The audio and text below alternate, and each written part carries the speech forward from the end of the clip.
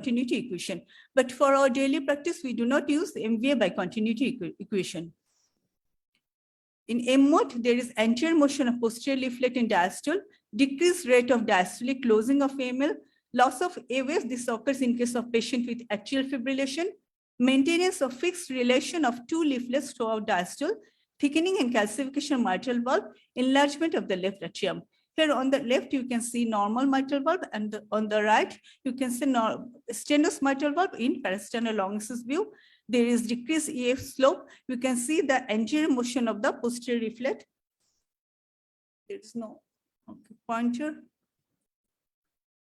Okay, the anterior motion of the posterior leaflet. This result fixed relation between the anterior and posterior mitral leaflet. Mitral valve orifice area by planimetry. For evaluation of severity of mitral valve obstruction, the most useful descriptor is the mitral valve orifice area. The narrowest cross-section area at the leaflet tips when 2D imaging is used. It is important that the scan start apically, slowly moving the image plane toward the mitral valve to identify the smallest orifice. With a low overall gain setting, the inner edge of the black and white interface is traced. So here is the tracing, and we find that both commissural are fused and the area is about 0.9 centimeters square. Echo Doppler include evaluation of color Doppler flow characteristic, mean and peak transmittal pressure gradient, Doppler pressure half-time valve area, pulmonary artery pressure, and coexisting mitral regurgitation. Okay. The continuous Doppler of MB, Doppler echo can be used to determine the left atrial to left ventricular transvalvular gradient. It is the single most important factor in determining the physiologic significance of mitral stenosis. Here, which one? Here you can see that the continuous Doppler alignment is parallel to the color Doppler flow. For evaluation of the continuous wave Doppler spectrum, and by tracing the continuous Doppler spectrum, the peak pressure gradient and the mean pressure gradient are calculated. Pressure half time is defined as the time interval in milliseconds between the maximum early diastolic transmittal pressure gradient and the time point at which the pressure gradient is half the maximum value. Pressure half time is calculated from the deceleration in mitral valve area equal to 220 by pressure half time. Here you can see how the pressure half time is calculated from by tracing the deceleration slope. There are some factors which affect pressure half time by influencing LA pressure. More rapid LA pressure decline shorten pressure half time. As for example, is in case of ASD, LA draining to a second chamber, does LA pressure drop rapidly? Pressure half time shorten, and there is overestimation of mitral valve area. In case of stiff LA, low LV compliance, LA pressure drop rapidly, thus pressure half time is shortened and mitral valve area is overestimated. More rapid pressure rises shorten pressure half time. If there is aortic regurgitation, LV pressure rise more rapidly, pressure half time will be shortened. If LV is stiff, low ventricular compliance, LV pressure may rise more rapidly, pressure half time will be shortened and overestimation of valve area. So pressure half time measurement of mitral valve area sometimes may be misestimated and not accurate. If pressure half time more than 22 milliseconds, MS is considered severe. If pressure half time is less than 220, consider other methods to assess severity. Unreliable immediately post-mitral commissurotomy, that's post-Ptmc, causes underestimation of mitral valve area. This is we not practice in our daily lab, so I will skip it. Continuous wave Doppler for calculation of pulmonary artery systolic pressure and pulmonary artery mean pressure. Pulmonary systolic pressure is equal to RV pressure plus RA pressure. This is validated in absence of RV obstruction and pulmonary stenosis. RV systolic pressure is estimated from tricuspid regurgitation, velocity, and gradient. Here you can see that the continuous wave Doppler is placed parallel to the color flow, and the peak tricuspid regurgitation velocity is calculated. and RA pressure based on inferior cava diameter and collapse. But in a very high volume echo lab like us, we actually add 10 millimeter mercury to tricuspid velocity peak gradient. Thus, we add the everyday practice, we get the pulmonary systolic pressure. But for accurate estimation of pulmonary systolic pressure, IVC diameter less than or equal to 21 millimeter and collapse with sniff more than 50% is considered normal RA pressure, that is 0 to 5 millimeter, average 3 millimeter mercury. Intermediate pressure when IVC diameter is equal to less than 21 millimeter, but respiratory collapse is less than 50%. And when IVC diameter is more than 21 millimeter, collapse is more than 50%, then the pressure is intermediate. So 8 millimeter should be added to the tricuspid peak gradient. And high pressure when more as IVC dilated as well as there is decreased collapse with sniff, then it is high pressure, and 15 millimeter mercury should be added to tricuspid valve peak pressure gradient. Tricuspid regurgitation peak pressure gradient. So estimation of mean pressure, PR velocity is obtained with continuous wave Doppler from the short axis of RV outflow. This is the view. Here peak early diastolic velocity and end diastolic velocity of PR are calculated and RA pressure is added to get the mean pulmonary pressure and the end diastolic pulmonary pressure. So this is 2008 guideline, but still Indian Academy of Echocardiography recommend this one. And for Bangladesh, we follow this guideline for severity of MS. In this guideline, valve area is more mild when it is more than 1.5, moderate 1 to 1.5, and severe less than 1. And supportive finding mean gradient less than 5 mild, 5 to 10 moderate, and more than 10 severe. Pulmonary artery pressure less than 30 mild, 30 to 50 moderate, and more than 50 severe. In 2020, ACC and AHA valvular heart disease guideline established the stages of mitral stenosis. A is a stage at risk. B, actually progressive MS, it comprises the mild and moderate MS. So there is mitral valve area more than 1.5 centimeter square, diastolic pressure half time less than 150 millisecond. And there is mild to moderate enlargement, normal pulmonary pressure. This is asymptomatic. C and D. C is the asymptomatic severe and D is the symptomatic severe. So the morphology and the hemodynamic consequence are the same in case of the asymptomatic and symptomatic. Only difference that C there is asymptomatic and D is asymptomatic. And in both cases, the mitral valve area is less than 1.5 centimeters square and diastolic pressure half time is equal to or more than 150 millisecond. And in both cases, hemodynamic consequence that there is severe LA enlargement and PSP is more than 50 millimeter mercury. What are the symptoms? Usually the symptoms are decreased exercise tolerance and exertional dyspnea. So if we want to correlate the severity with the stages, usually the at risk, there is no MS, but only the valve morphology changes and there is no symptom, moderate and milder in the stage of progressive stage, and severe, asymptomatic severe is C, and symptomatic severe is D. So when stress echocardiography is indicated, to unmask symptoms in case of MVA less than 1.5 centimeters square and no or doubtful complaints. Discrepancy between resting Doppler and clinical findings, semisupine echocardiography exercise, 30 to 60 seconds of leg lifts is now preferred to post-exercise echocardiography. Allows monitoring gradient and pulmonary pressure in each step of increasing workload.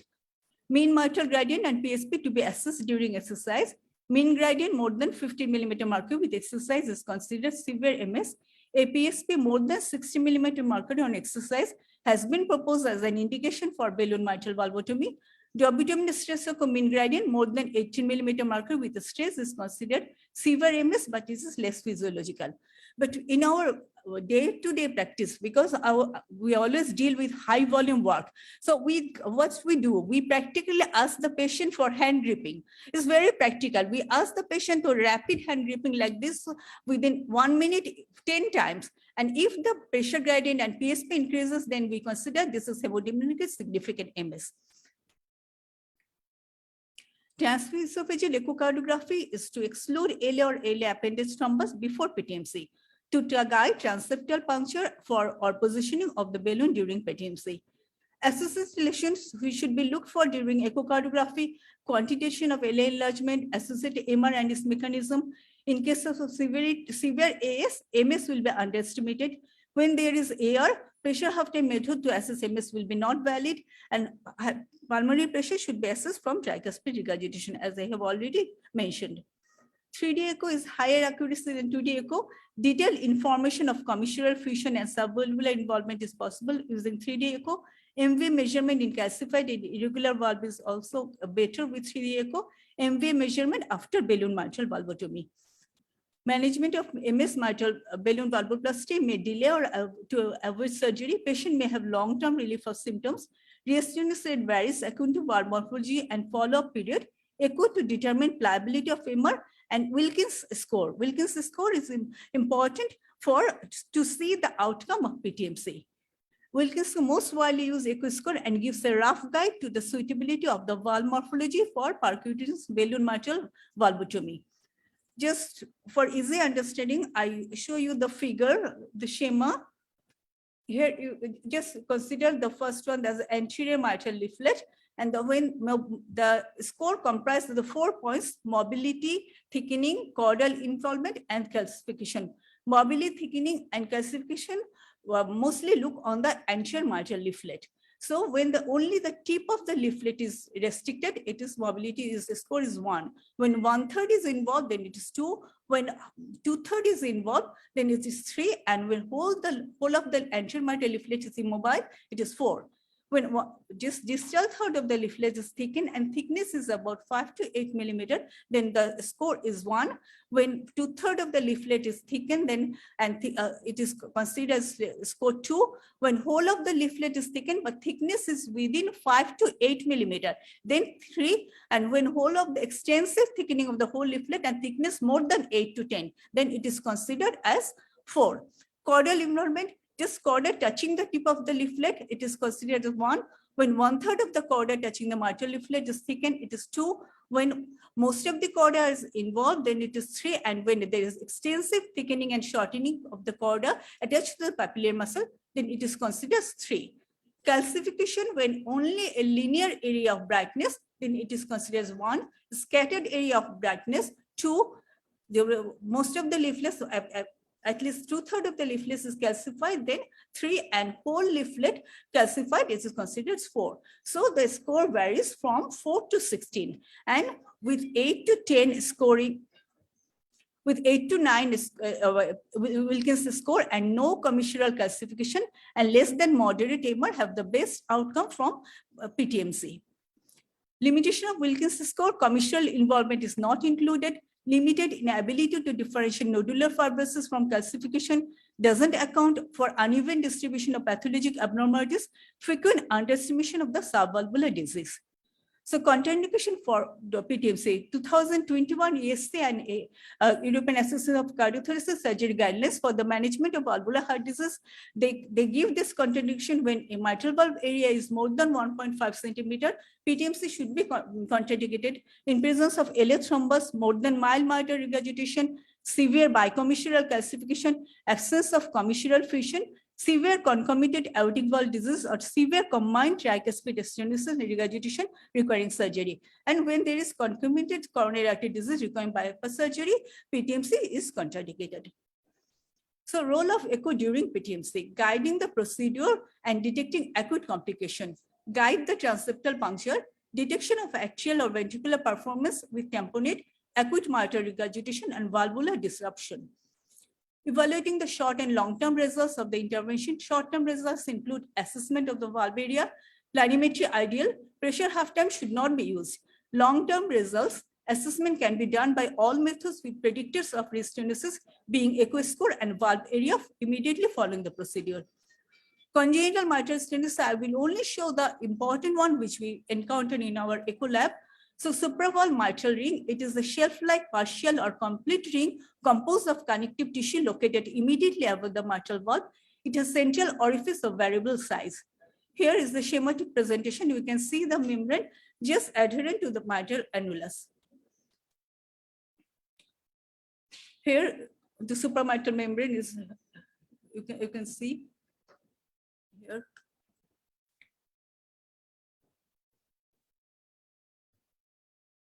lupus.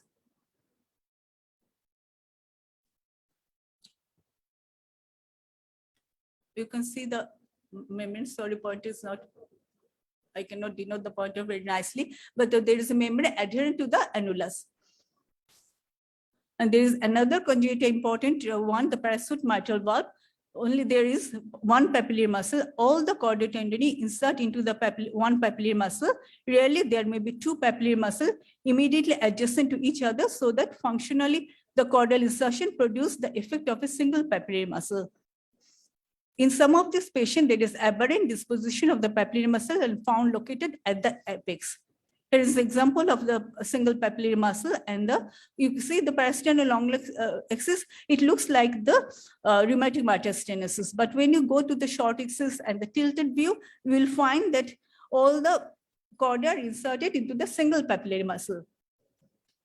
Apical four-chamber view, you can see that the chordae are inserted into the single papillary muscle. Here, the subcostal view, seeing the single papillary muscle with insertion of both leaflets.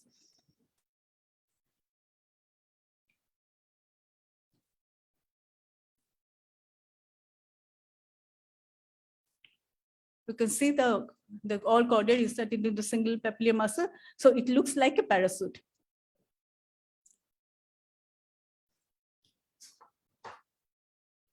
Okay.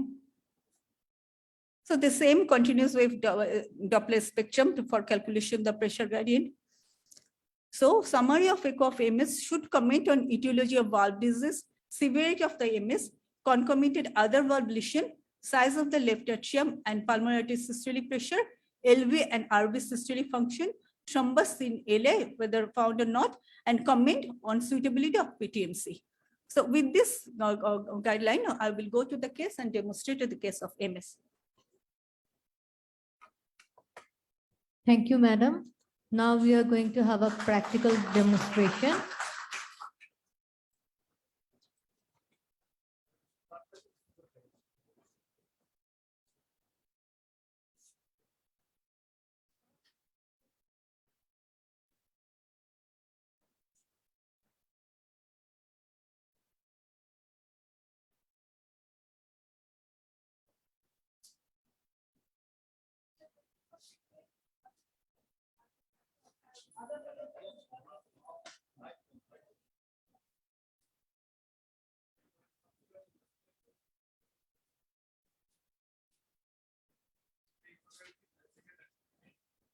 Okay, to the picture.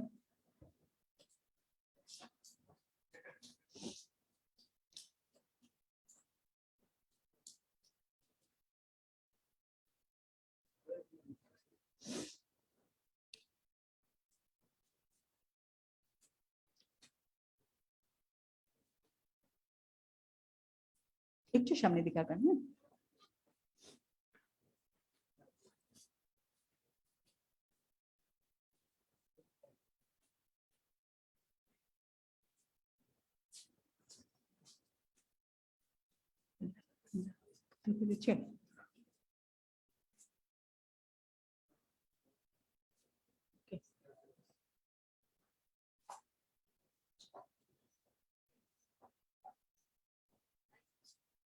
লাইটটা নিবালে ভালো হবে।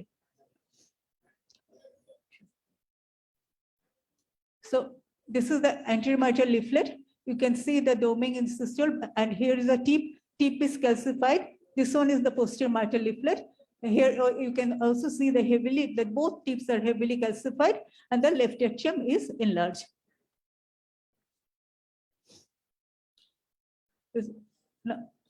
Now I tilt here. Again, we can see the chordae. Okay, here chordae, you can see the chordae. The chordae are very much thickened, and sometimes, okay, I will try to localize the chordae. Okay, you can see the chordae are very much thickened. So the chordial thickening is about moderate to severe thickening of the chordae. Now I go to the short axis view.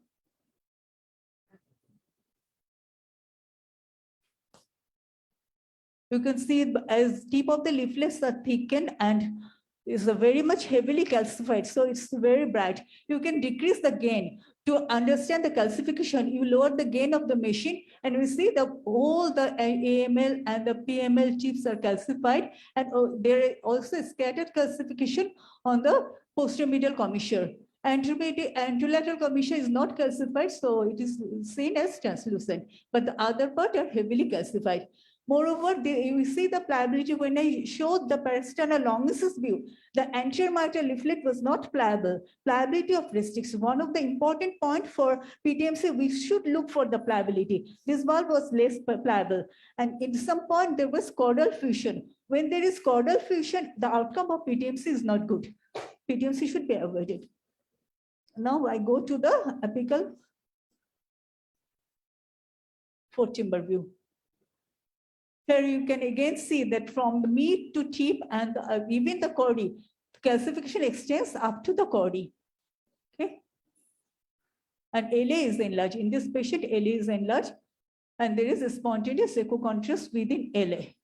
So I turn on the color flow imaging, and you can see the turbulent flow of the MS.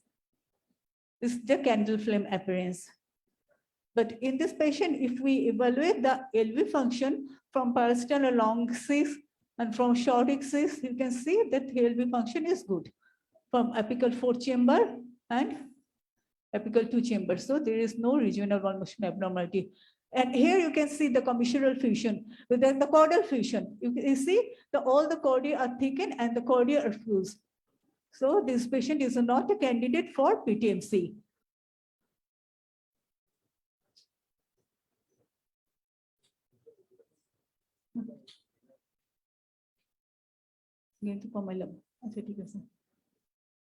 Now for Doppler, I will place the continuous wave Doppler parallel to the color flow.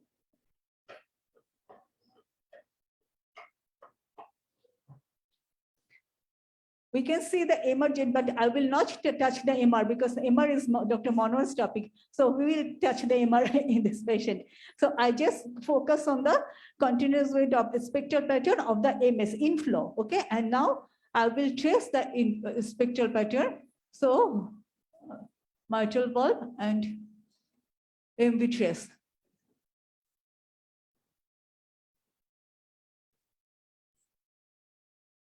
Just trace the dense part, not the noise and the light part. Dense part, you always trace the dense part.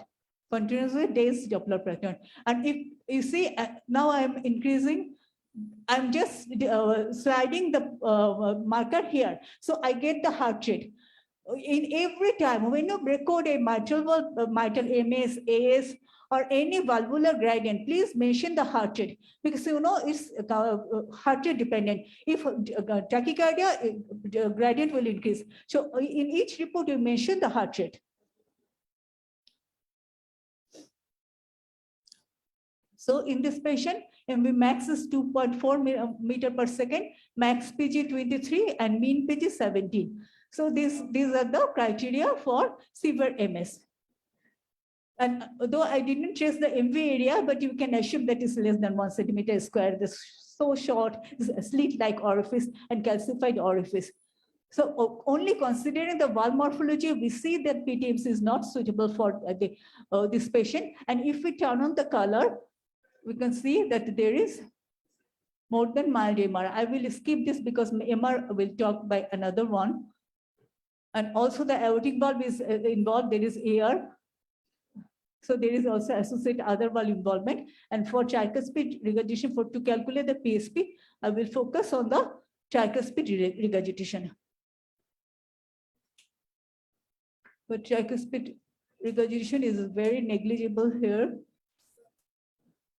It's not clearly visible. So I have already demonstrated in my lecture, so I will not try for this. You know how to place, when TR is visible, to place the continuous Doppler parallel to the flow and record the TR max velocity and pressure gradient.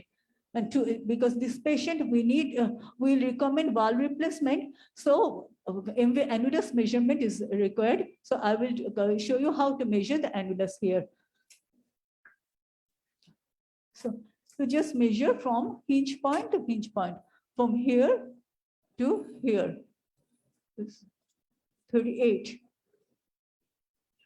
Okay. So an appendage, I should look for here. You can see the L appendage.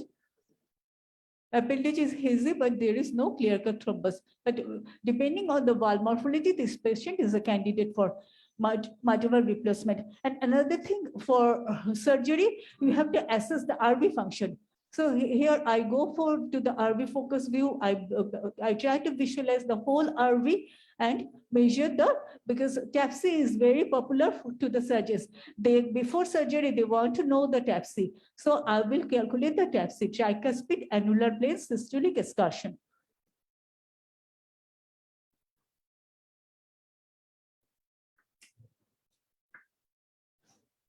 So from diastole to systole, the movement of the tricuspid annulus. So it's good. It's 20, more than 17 is normal. So this patient LV and RV function are good. This is a young patient, 30 years. If valve morphology was suitable, then we should consider Ptmc, but valve morphology is not suitable for Ptmc. So this patient, considering all other factors, is a candidate for mitral valve replacement. Okay, this is in short. Do you have any Thank question? you, madam. Yes. Any question regarding MS, you can ask. Or Manor can proceed to MR, and if you have any question later, we can also discuss. You think? Yes, if you have any question, you can ask also later to our speaker.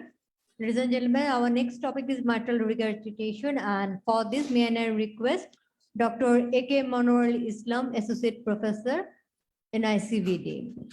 Sir, now we'll have the slide presentation and later on, as usual, practical demonstration. Assalamu alaikum and very good morning. Thank you for inviting me here. Because of the time constraint, I like to highlight just some common things, more examples than discussion, than theory. And at the end of my presentation, Dr. Shahana will show you practically how to interrogate the things that we are going to discuss. I think you should at least put some questions to madam. You are very lucky that such a very competent eco department. I think this is the most competent eco department in Bangladesh. Thank to you. my sense. Thank you, Manor, for And Suhin Haq madam, Kobirujaman sir, and other persons are very competent here. So you should have so many questions. Say you can ask madam how to determine the mitral annulus correctly. In what are the views that should be taken into consideration? In whether it should be taken in systole or diastole. These are the very practical things that should be known, I think.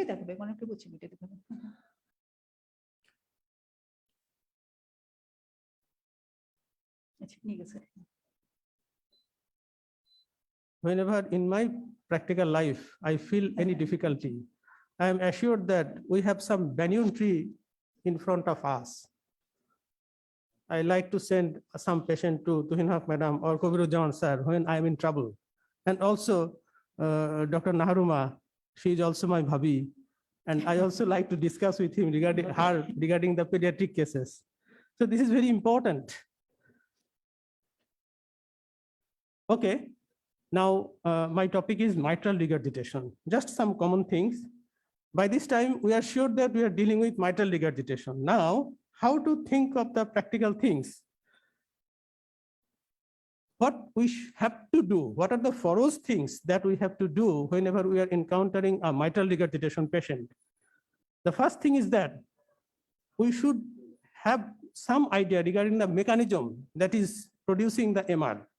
And the next one is, what is the severity of mitral regurgitation? And we, at the same time, we have to look for the consequences of MR on the nearby structures as well as on the pulmonary circulation. This is also very important, that determines the prognosis and also that determines the modality of treatment that should be optimum for the patient. So first of all, we have to determine the mechanism of MR. This is not very easy. That is sometimes very practical and misleading. I like to show you some examples next. At first, we have to divide the MR in two main types. One is organic, another one is functional, primary or secondary. And certainly, there are some cases in which you will get mixed etiology. That is, there will be primary and secondary contributors in a single case. What are the primaries? Most common in our country is rheumatic. Primary means the mitral valve apparatus is itself affected, and for this reason, MR is being produced. And in case of secondary MR or functional MR, mitral valve apparatus is okay. The primary pathology is not with that. Main pathology is in the left ventricle. So some abnormalities in the left ventricle is preventing the normal functioning of the mitral apparatus that is responsible for producing the MR. And in certain cases, there are the mixed etiology. Next, rheumatic etiology. What are the hallmarks of rheumatic etiology? Sometimes, even in this stage, I feel difficulty whether I should think of it is due to rheumatic etiology or not. The most important things are if there is concomitant MS, you are more or less sure that you are dealing with a case of rheumatic mitral regurgitation. If AML thickening is more than 3 millimeter or 3, caudal thickening, restricted leaflet motion, these are the hallmarks of rheumatic etiology. So we have to meticulously think of this. Look at this. Madam has demonstrated a beautiful case of mitral valvular disease, rheumatic mitral valvular disease. And here you are seeing that there is diastolic doming and the mitral regurgitation, at least moderate on the right side. You are seeing moderate. In this case, I think even the novice echocardiographer will not have any confusion regarding the etiology. I am not going into the details. Look at this. This is another case of obvious MR. Look at this. There is beautiful non-coaptation. The tip of the leaflets are not coming to meet with each other. Whether this is mitral, this is due to rheumatic heart disease or not, there may be some debate. But look at this, there are some degree of diastolic doming. So it may be a case of rheumatic mitral MR. And certainly this is severe mitral regurgitation. Another important entity that often we encounter in our day-to-day practice is degenerative mitral regurgitation. Commonly, we encounter that there are some thickening, some calcification of the leaflets of the mitral valve, but contrary to the rheumatic etiology, the valve leaflets are moving relatively well and they are opening okay. This is the commonly encountered etiology, the type. But in some cases, we certainly come across myxomatous degeneration that is producing mitral valve prolapse. And also there are some other things that are not so commonly encountered. Look at this. This is a case of mitral valve prolapse. Here, look at this. The tip of the mitral valve leaflets are thickened. And if you measure this, it will certainly be more than 3 millimeter, especially at the tips. And whenever they are coming to each other, there are some gaps and more orientation of the tip of the AML into the LA. Just I will show you in the next part.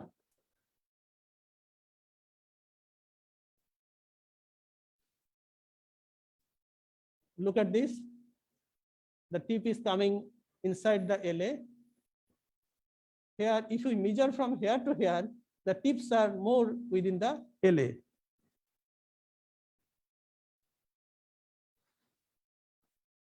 Commonly, we see the prolapse of AML, but sometimes the PML may even prolapse, as is the case here.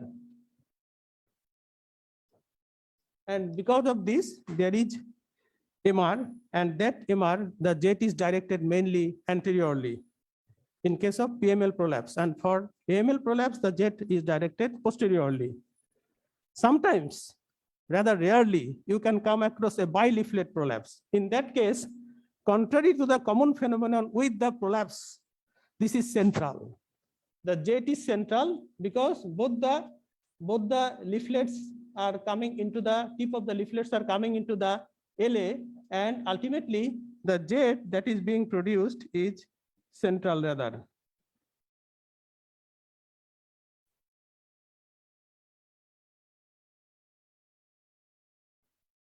Sometimes we rather suffer from confusion whether I should diagnose this as a case of prolapse or flail leaflet.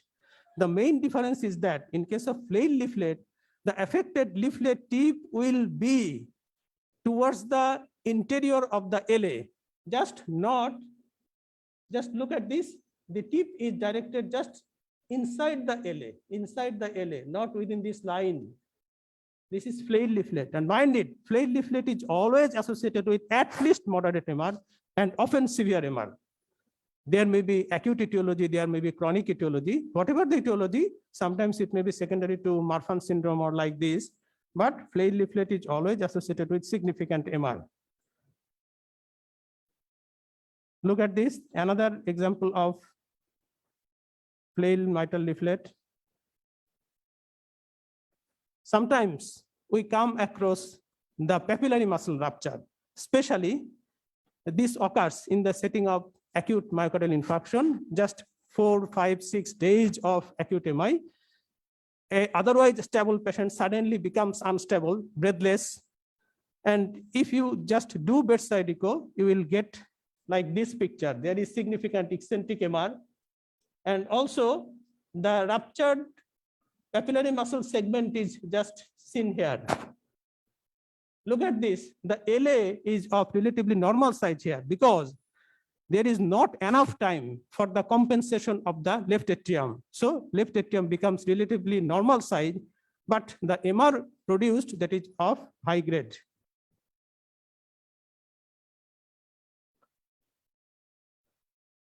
There is some confusion regarding the terminology of mitral valve prolapse. Mitral valve prolapse, we often talk about primary prolapse, that is due to myxomatous degeneration, but sometimes there are some secondary etiologies that can lead to just fulfillment of the criteria for mitral valve prolapse. Like here, we are sure that this is a case of rheumatic etiology, rheumatic mitral valve involvement, but the AML is moving towards the interior of the LA, fulfilling the criteria of MVP. This is rather secondary MVP. So sometimes you can come across the secondary MVP. Secondary MR. This is another very important and practical entity, but this is to some extent hopeless, very difficult to treat and often non-rewarding. So in your clinical practice, you have to differentiate between primary and secondary MR because the prognosis of primary MR is relatively good, except some cases. But in case of secondary MR, the prognosis is of relatively bad. Look at this. You are seeing in the short axis view that there are some akinesia of the segments. And because of this, there is some tethering effect on the wall affected segments of the left ventricle. It hinders the proper movement of the papillary muscle. So the papillary muscle and the corresponding leaflet are not coopted well. Because of this, there is significant MR.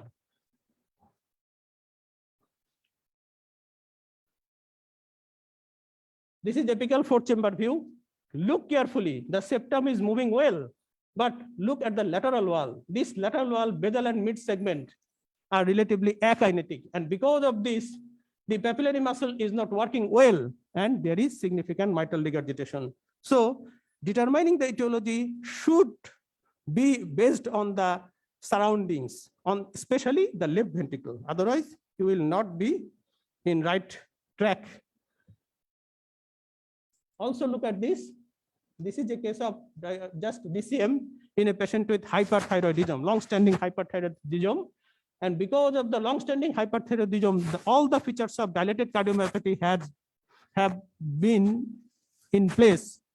And along with this, there is ring dilatation. And because of the ring dilatation, ultimately, the relatively normal morphology, AML and PML, fails to meet with each other properly. And there is significant mitral regurgitation.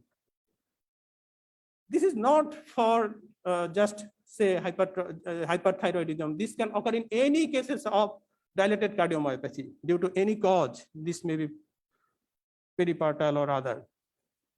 This is very grave situation for the patient. Another PET question and topic is the MR associated with hypertrophic obstructive cardiomyopathy. This grade of MR, this is rather severe MR. This severe MR is relatively uncommon in the setting of hypertrophic obstructive cardiomyopathy. We often see mild to moderate MR. And the mechanism of MR, I am not going into the detail in the setting of hypertrophic obstructive cardiomyopathy, but here you are seeing presence of the asymmetric septal hypertrophy.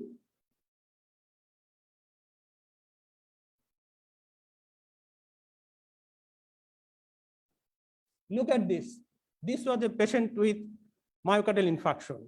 And because of the presence of myocardial infarction, there was mild MR at first. But suddenly the patient becomes unstable. And when further interrogation was made that, I just showed you the picture in a previous slide. There are superadded papillary muscle rupture. And because of this, there is dual mechanisms producing rather severe MR. And initial mild MR has been turned into a severe MR. The initial MR that was due to the MI was secondary MR. But whenever the papillary muscle ruptures, this is part of the mitral valve apparatus. This is rather primary MR. So in this particular case, there is a combination of mechanisms.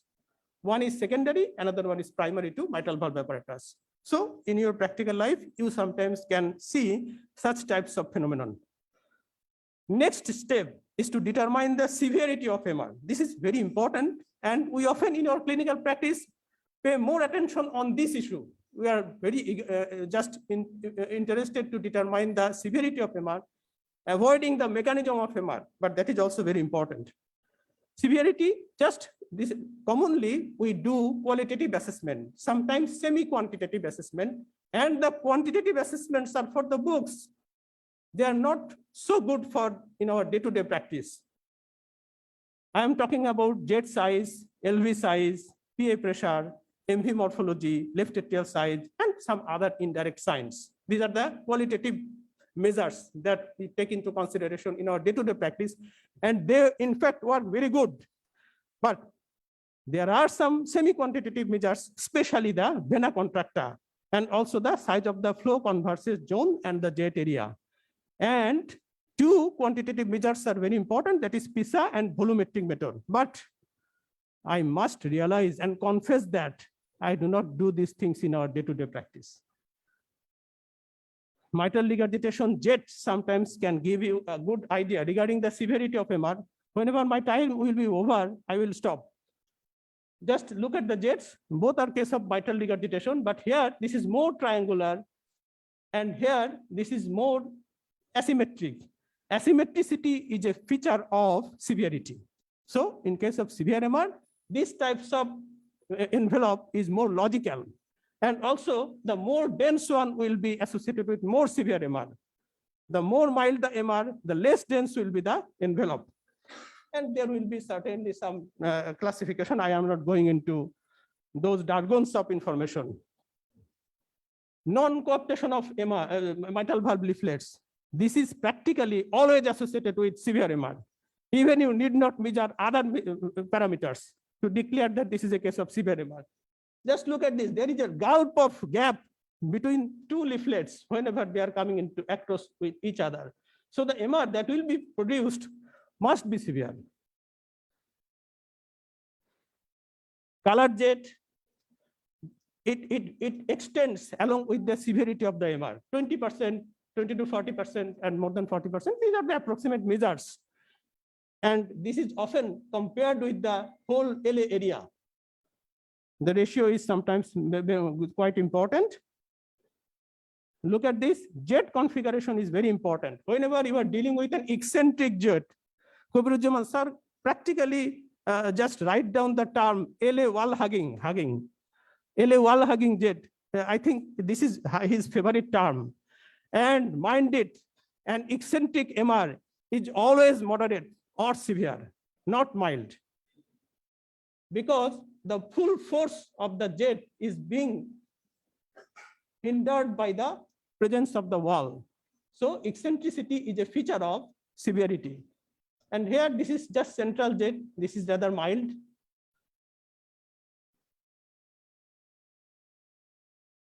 LA wall hugging jet.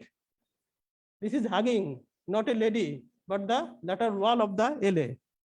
And this is TR jet. This is not seen in full. This LA may be hugged along the lateral wall, along the medial wall. This is medial wall, this is lateral wall. This is more common, this is less common.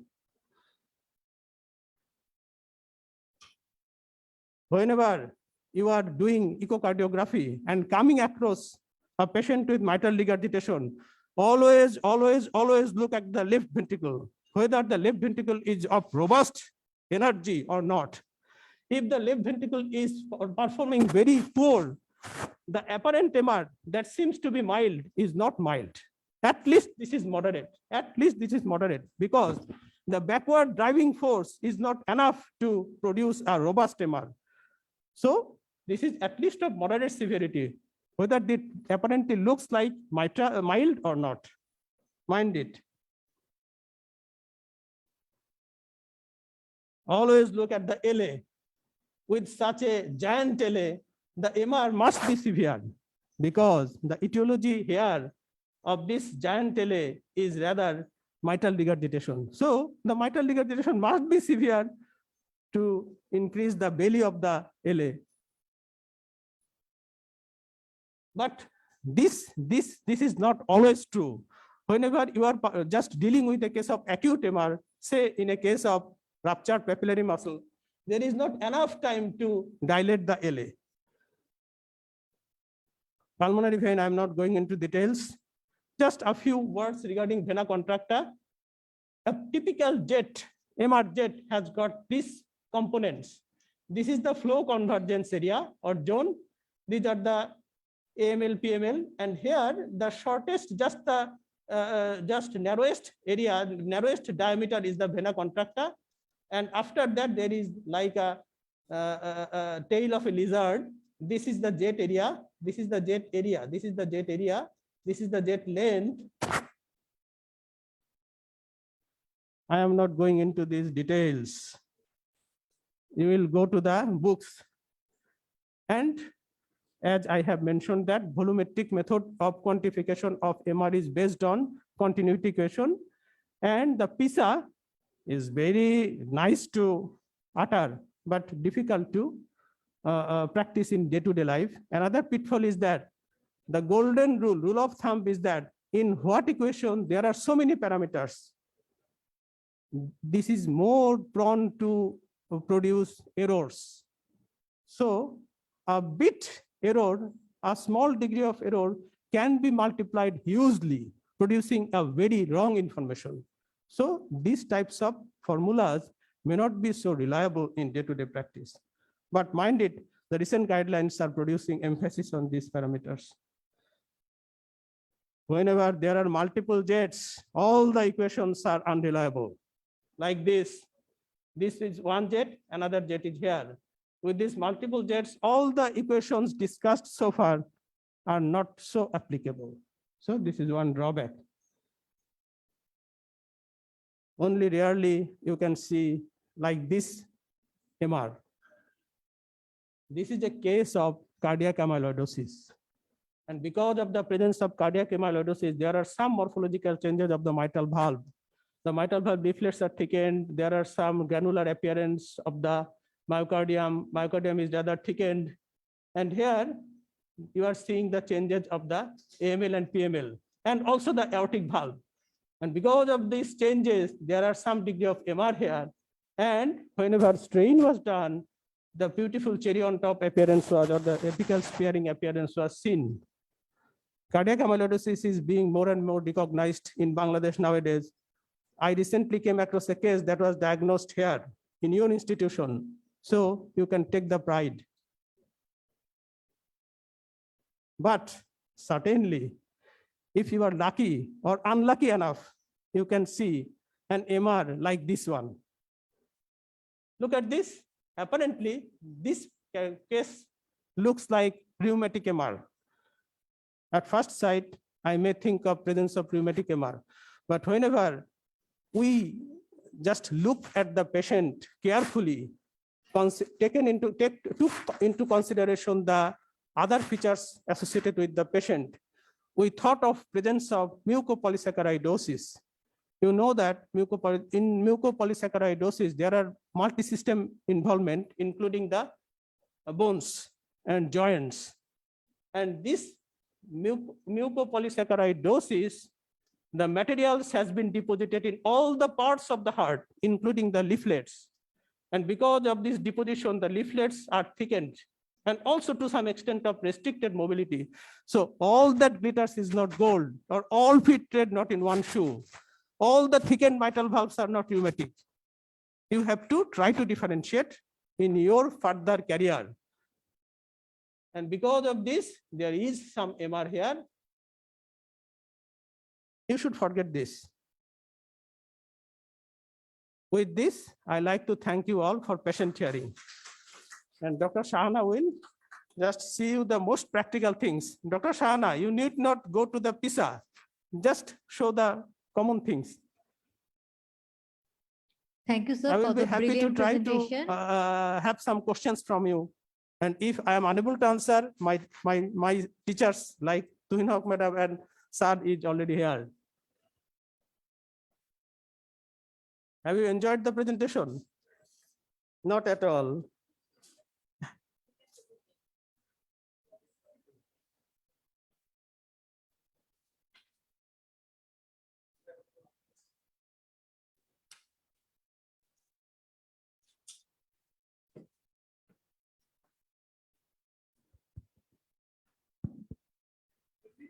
Monor have spoken the right things in right way, in smart fashion. Yes, one term is very favorite of me. That is the wall impinging emergent, swelling in the LA cavity. It's a criteria for severe MR. Criteria for severe MR. And always look for LV dimension. Is LV and LA is dilated, it is severe MR. Okay. Other things he has very intelligently avoided PISA method, volumetric method. And he mentioned that so many variables are needed to calculate these parameters that you will have a very erroneous and different results in each and every calculation.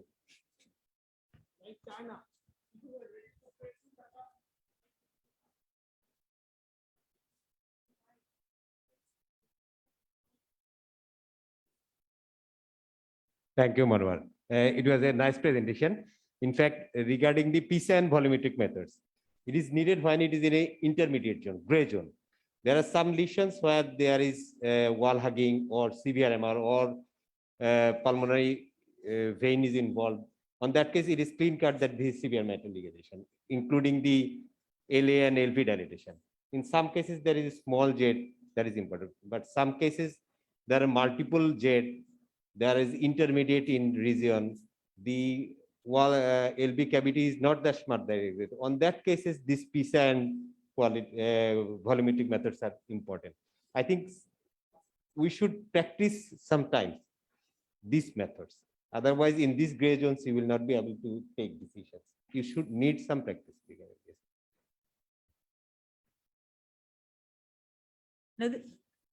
Another point, PISA is applicable only in case of central MR.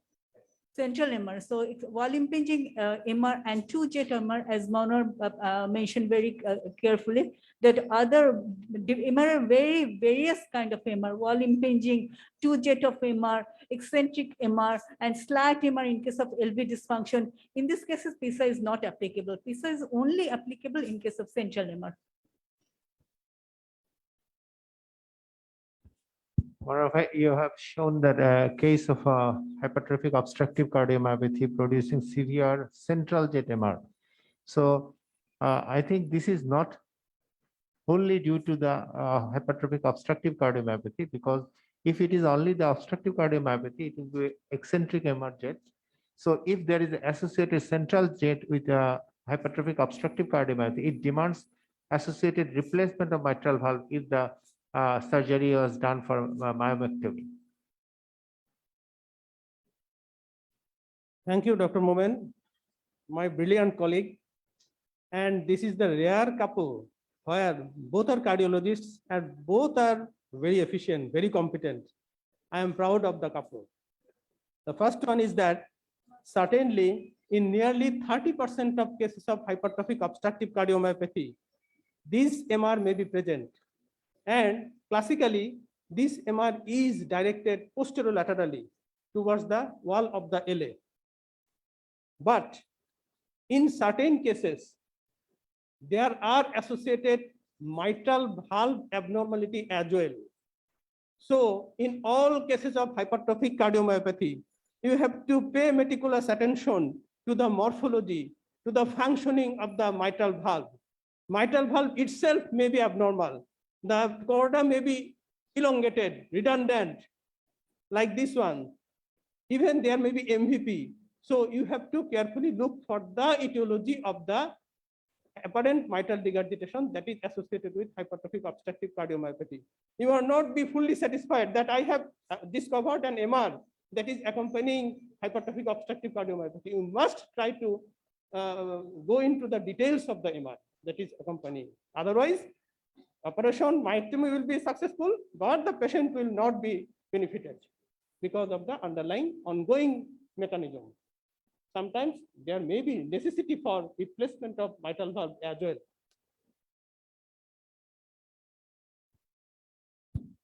I want to add few points to Manohar. Very important. Nowadays, there are many surgery for hypertrophic cardiomyopathy in our country. So one thing he mentioned, the redundant chordae and AML.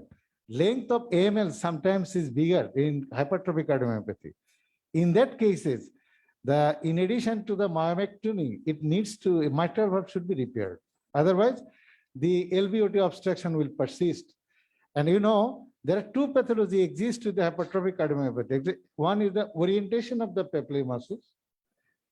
These are not normally oriented. Sometimes orientation may differ. Another things, AML may be longer, elongated, and I have did mistake in my initial life. This shape like projection, I have mentioned like this, there is subaortic membrane, fixed membrane. It is an fibromuscular tunnel type. I have described like this. But later on, the surgeon strikes me. And then I gone through the literature. Then I find that, yes, there are some redundant mitral leaflet. And I have seen in India, they have repaired the mitral valve as well as they have myomectomy. So mind it in your very important point. Okay, thank you.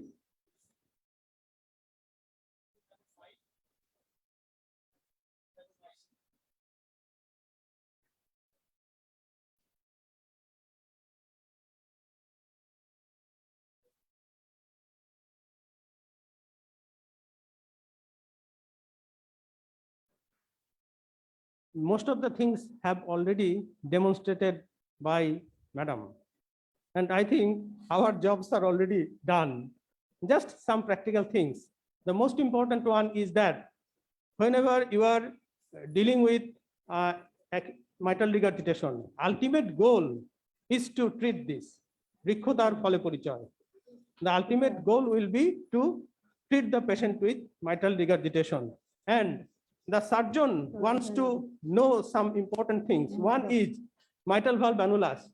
Mind it, for the young fellows, the mitral valve annulus is measured in two classical views. In two classical views, aortic valve problems, aortic annulus is measured in one view classically. In case of mitral regurgitation, the two essential views are parasternal long axis view and also another one is apical fourth chamber view. And the measurements taken in diastole, not in systole. In case of aortic annulus, the measurement is taken in systole. In case of mitral valve annulus, the measurements are taken in diastole. And as Madam has mentioned that the classical measurement is taken from hinge point to hinge point. Sometimes in practical life, this is very easy to say, but very difficult to identify. And another important thing is that the surgeons are more interested to know odd figures, odd numbers in case of mitral annulus, and even numbers in case of aortic annulus, because the commonly available prosthetic mitral valves are of say 31, 33. 29, not 30. On the contrary, the aortic valves are available mostly in round numbers, even numbers, like 20, 22, 24.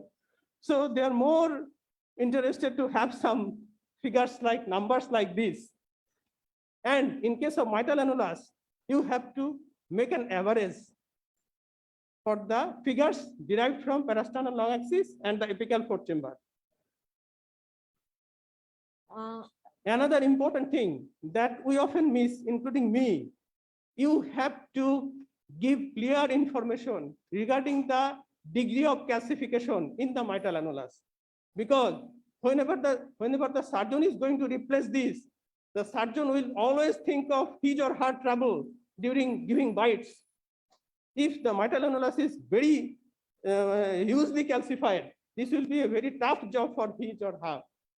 Okay, so you have to give information regarding the mitral annulus is not calcified, mitral annulus is mildly calcified, mitral annulus is heavily calcified, so that he or she can take this into his consideration during operation.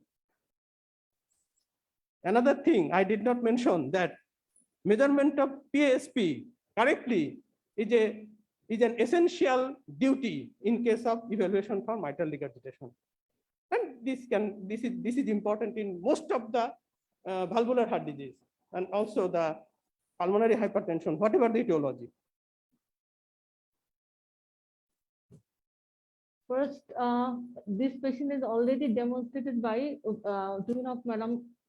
I have chosen Dr. Shahana because she is my very favorite and she is very competent.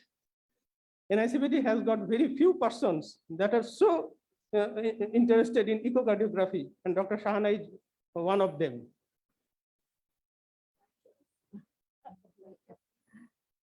This is a patient of chronic rheumatic heart disease, and as we have seen, both aortic and mitral valve is involved.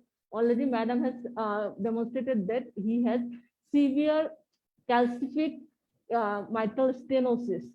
And we also demonstrated here he has some degree of mitral regurgitation. Mitral regurgitation.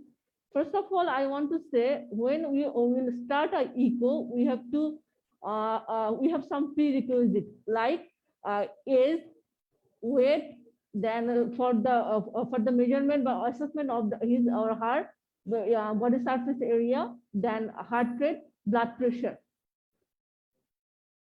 And here a patient is in sinus rhythm and patient's heart rate is 73.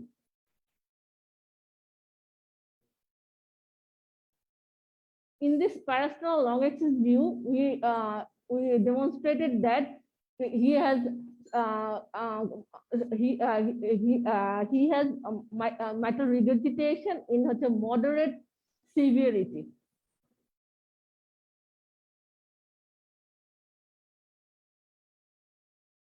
And this is his vena contracta.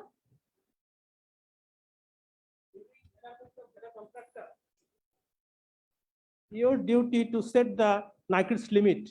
Just the scale should be optimally set between 20 and 40, or better 30 to 40. Number one. Number two, you have to zoom up the view, zoom up the area of your interest. Number two. Number three, you should have two views side by side. One is with color, another one without color.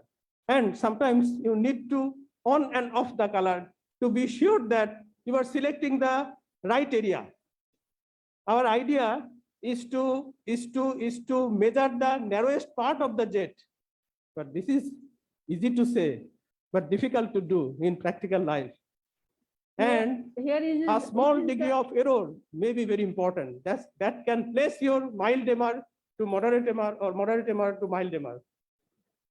And another golden rule is that don't rely on single parameter in your day-to-day practice. Whatever the parameter can lead you, you must correlate everything. You must correlate every parameters available in your study. Otherwise, you will be in trouble. Here we are measuring the vena contracta, which is about 0.6 millimeter or 0.06 centimeter. which is under in the moderate mitral regurgitation. And in the parasternal long axis view, also want to measure the mitral annulus. And what Monor sir already said, it is very easy to say but difficult to measure. We have to measure the hinge point to hinge point and in diastole. Look at the chorda. Chorda are thickened and calcified. So without calculating Wilkins score, I can safely say that there are moderate subvalvular changes, at least. This measurement is during diastole, mainly end diastole, and we have to look in the ECG cursor in the end diastole. Then we will measure from hinge point to hinge point. This is how will you be sure that you are dealing with hinge point correctly? Just you have to scroll your image so that you can identify the point at where the bending occurs. You correctly try to identify this, and then you must correlate in apical fourth chamber view. Say in parasternal long axis view, the figure is 27, and apical fourth chamber view, this is 33. Absurd. This should not be. So you have to rectify yourself. Here, this is the hinge point, one hinge point, and another hinge point is here.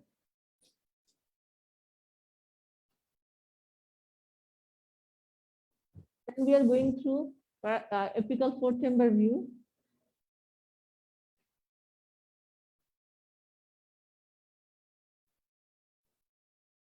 This is a very big LA. What was the cause of this enlarged LA? Two. One is mitral stenosis and another one is regurgitation. So this is not only due to regurgitation.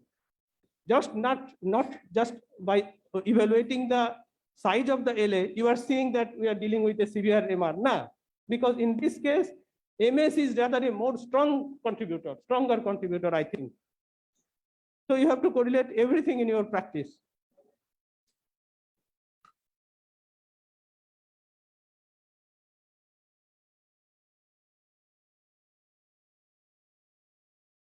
In my machine, I also practice with Vivid E97, and I must realize that I am a fan of GE machine.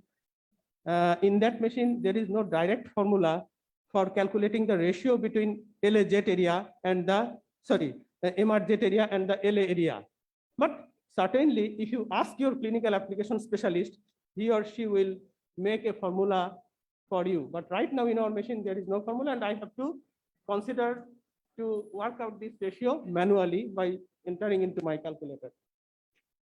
According to guideline, 4 to 6 millimeter square when the MR mitral regurgitant jet area, it is mild, 6 to 8 moderate, and more than 8 centimeters square, it is severe. Here we are seeing it is 9.8 centimeters square, which goes under severe mitral regurgitation.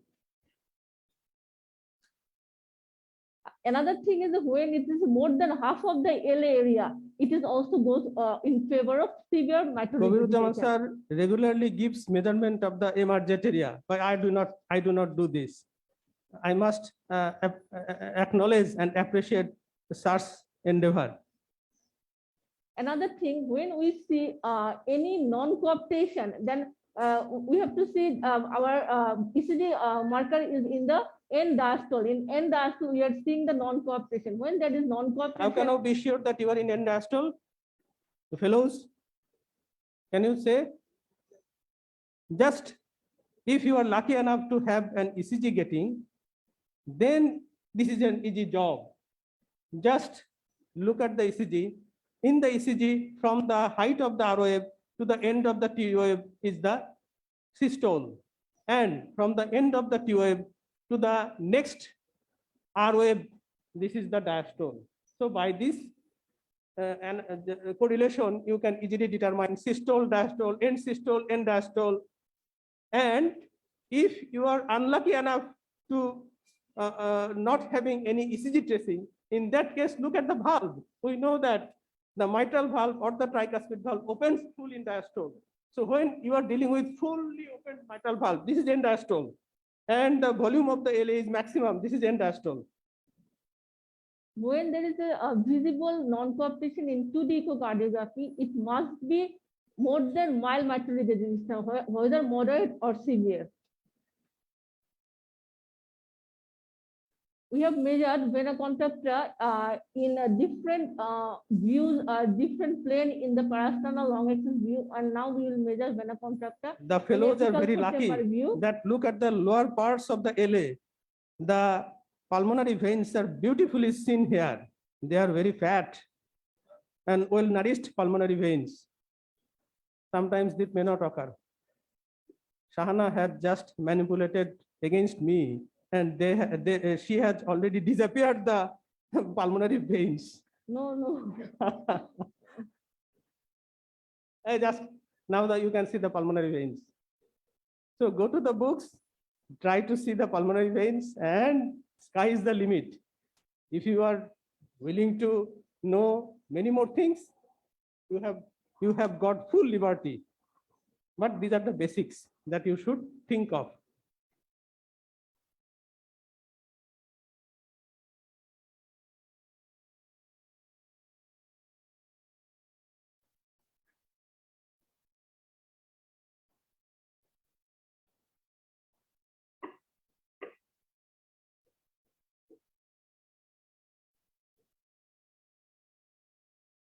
You can ask any questions to Dr. Shahana.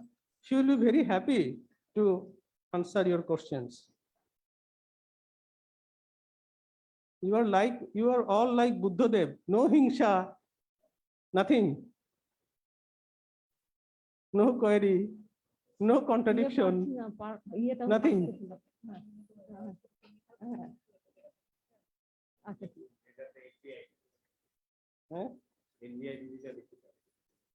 LVIDD, certainly. LVIDD measurement is very important because this is another surrogate marker for MR severity. These are giving you circumstantial evidence that you are dealing with mild MR, severe MR, and moderate is certainly in the no man's land. No one is giving clear information regarding moderate severity. We can just visually, qualitatively assess mild and severe confidently, but moderate may differ. এই মেটা কালো, এই মেটা শ্যামলা, এরকম বলতে পারে। The parasternal long axis view, we have found vena contracta is about 0.7 millimeter, but in the apical fourth chamber view, we are assessing, appreciating it is about 10 millimeter. Now we have measured, already measured mitral valve annulus in the parasternal long axis, and now we will again measure in this view and supplement that measurement.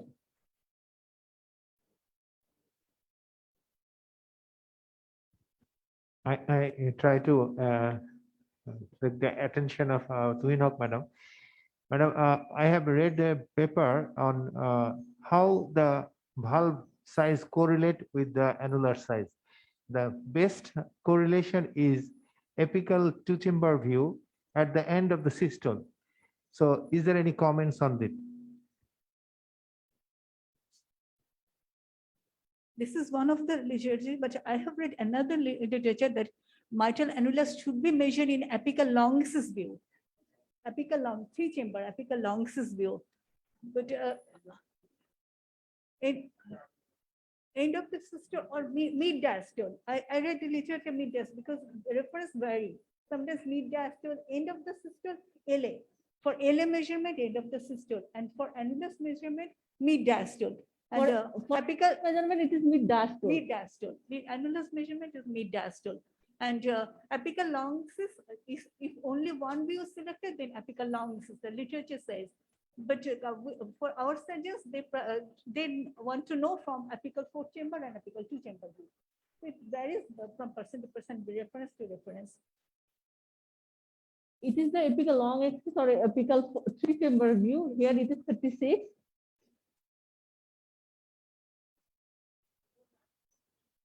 And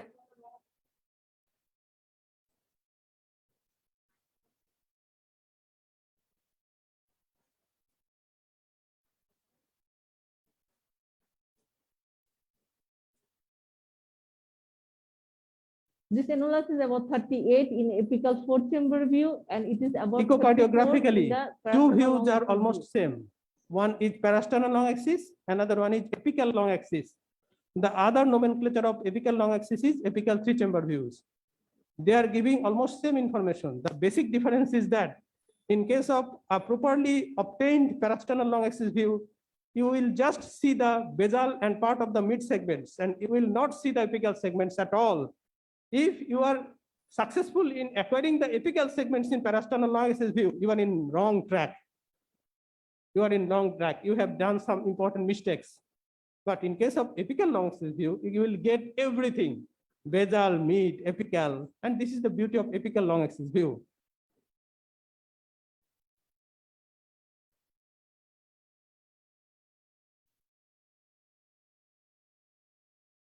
Shahana is more interested to No, bring I'm all not of you to interested. the realm of PISA.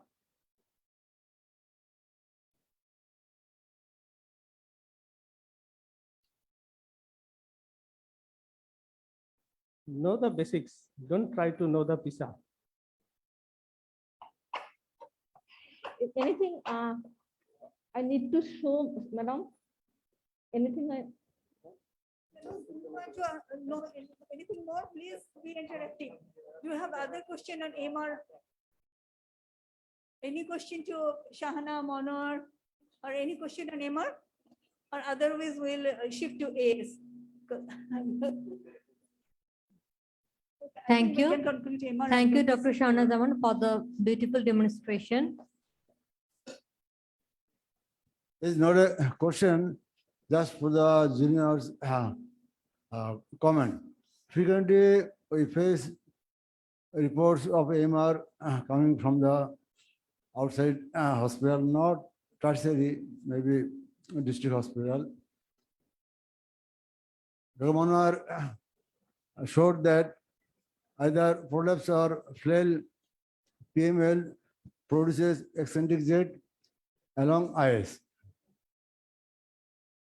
Frequently, we see the report of severe aortic stenosis because a MRZ goes along IS while picking the gradient of aortic valve is the MRZ. This is frequent mistake. Not blaming the seniors, just novice. Be careful, everybody. Thank you, sir. Distinguished guests, now we are moving to our another valve, that is aortic valve. First, the aortic stenosis, and for the demonstration and presentation, I would like to request Dr. Mohammedullah Firoz, Associate Professor, Sir Solimullah Medical College and Mitford Hospital.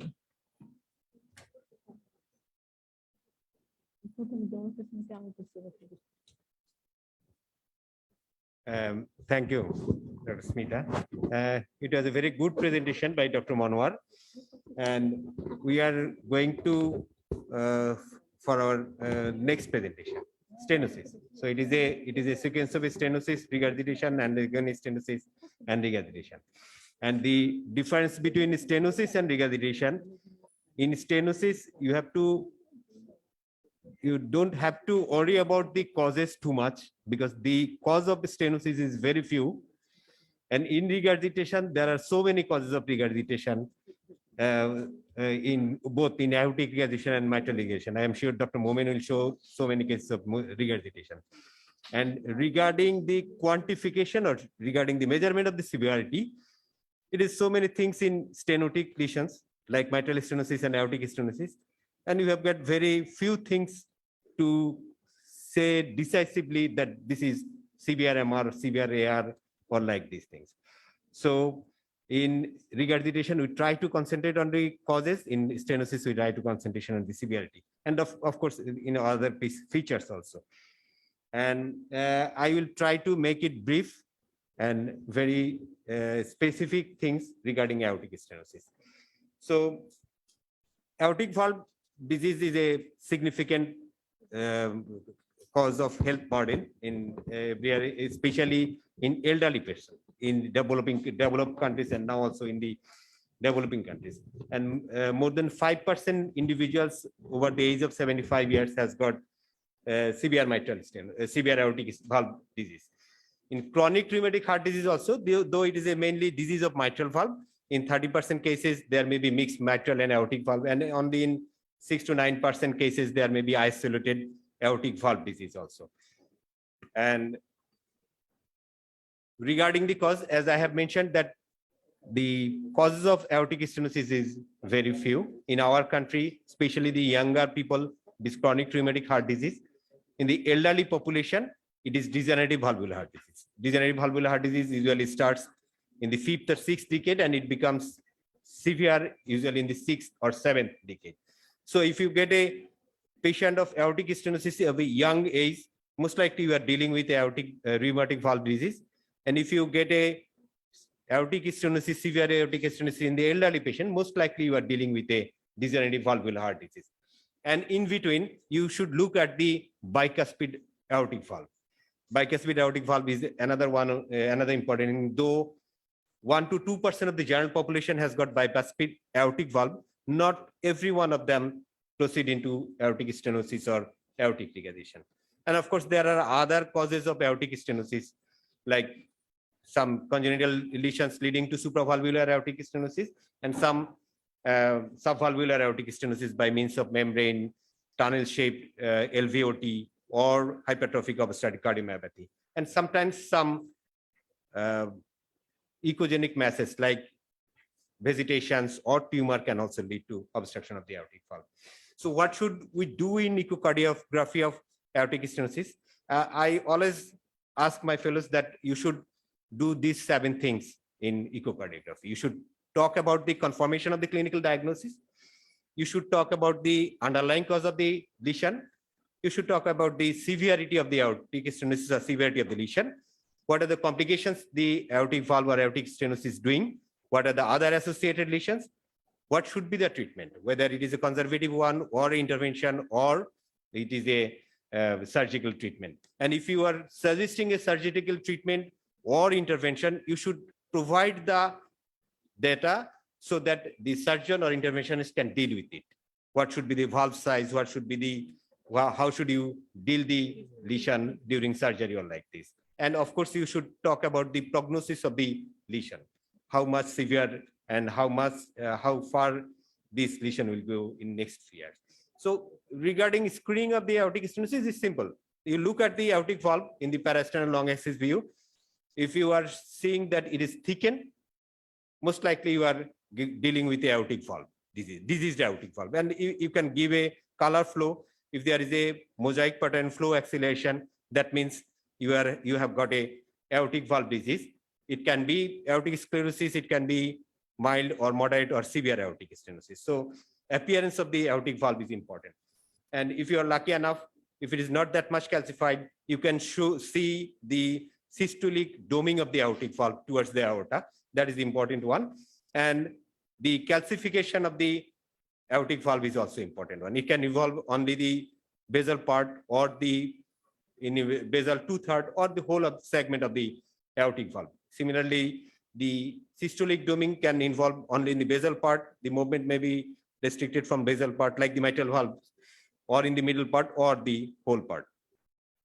This calcification is very important because the calcification indicates that this is a aortic valve disease, and without calcification, it is unlikely to be a severe aortic valve disease without calcification. In some cases, we cannot measure all the parameters for measuring the severity of the disease, and severe calcification by echocardiography or by CT angiography indicates that this is a severe aortic stenosis.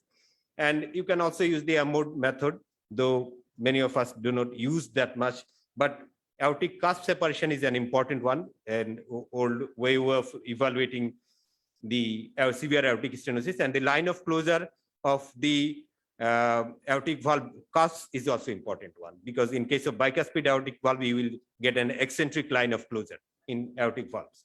And this is a chart every one of you know that if the aortic cusp separation is more than 12 millimeter, most likely you are dealing with a mild aortic stenosis, and if it is a less than 8 millimeter, maybe you are dealing with a severe aortic stenosis. But it has got many other parameters or many other variables which can deal with it.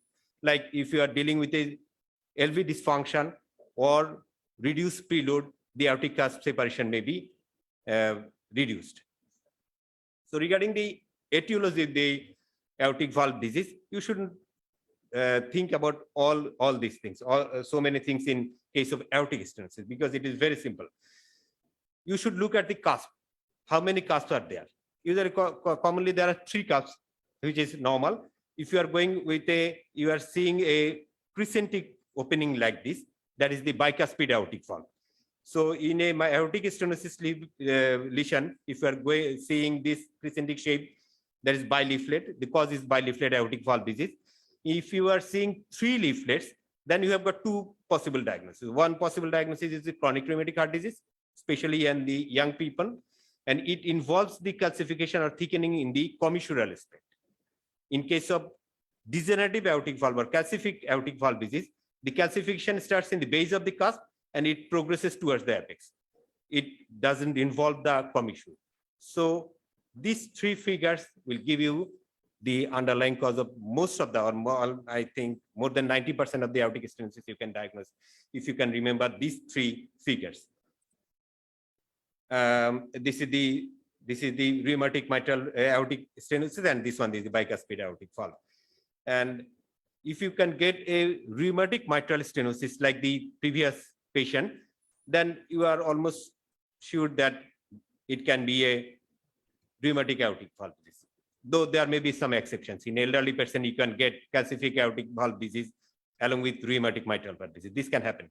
But if you get a rheumatic mitral valve disease, think first about the rheumatic aortic stenosis. And you should look at the part of the LVOT that is below the aortic valve and above the aortic valve, whether there is any membrane or muscular ridge which is giving the obstruction, especially when you will give the flow, color flow, then you can see the point of flow acceleration, at what point the mosaic starts. That will give you the diagnosis whether it is a supravalvular stenosis or subvalvular stenosis, and accordingly you can diagnose the underlying cause. So how to define the severity of the aortic valve disease? One simple thing is symptom. If a patient is symptomatic, most likely you are dealing with a severe aortic stenosis, whatever your data is, unless there is an associated lesion. And in case of asymptomatic patient, it can be severe also. And calcification of the aortic valve cusp, as I already mentioned, is also a sign of severity. LV hypertrophy is one important thing. If you are not able to measure the severity of the aortic valve directly, a thickened LV valve is an important word of severity. But the guideline says you have to measure 3 important things to tell about the severity of the disease. One is the peak transvalvular velocity or peak pressure gradient, whatever you say, mean transvalvular gradient, and valve area by continuity equation. Both American Society of Echocardiography and British Society of Echocardiography, both are recommending that these 3 parameters should be measured in each and every case of aortic stenosis to say the severity of the disease. And regarding the gradients, regarding the peak pressure gradient or mean pressure gradient or peak transvalvular velocity, you should, commonly we practice in the apical 5-chamber view. This is the commonest one. In 80% cases, you can get the peak transvalvular velocity or mean pressure gradient by a 5-chamber view. But you should know about the other views before telling that this patient has got severe aortic disease. What are the other views? Apical 3-chamber view, as Dr. Manwar and Tuinok madam already mentioned. Right parasternal view is one important thing. Suprasternal view is another important thing, and subcostal view is another important thing. So these 5 views should be tried before telling that this patient hasn't got severe aortic stenosis. And you should mention in which view you are getting the maximum transvalvular velocity or maximum mean pressure gradient, so that the next time you are going to measure this transvalvular velocity or peak pressure gradient, you can go for that view specifically and measure the valvular gradients.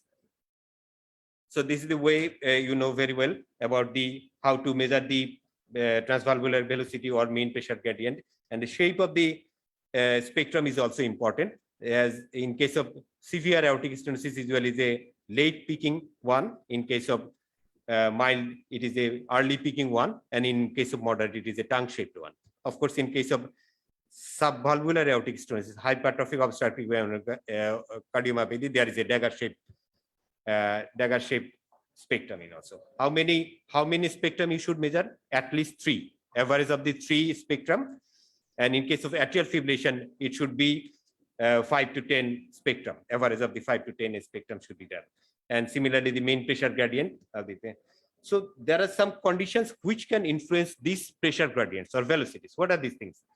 Number one is the left ventricular systolic function. So if the left ventricular systolic function is reduced, the force which will the power which will force the blood through the aortic valve will be reduced. So with a severe aortic stenosis, you may get a reduced transvalvular velocity or peak pressure gradient or mean pressure gradient. So systolic function of the left ventricle is very important. Left ventricular hypertrophy is also important. I'll talk about it later. If the left ventricular hypertrophy is there, the preload will be reduced, and LV end diastolic volume will be reduced, and the velocity, transvalvular velocity and pressure gradient will also be reduced.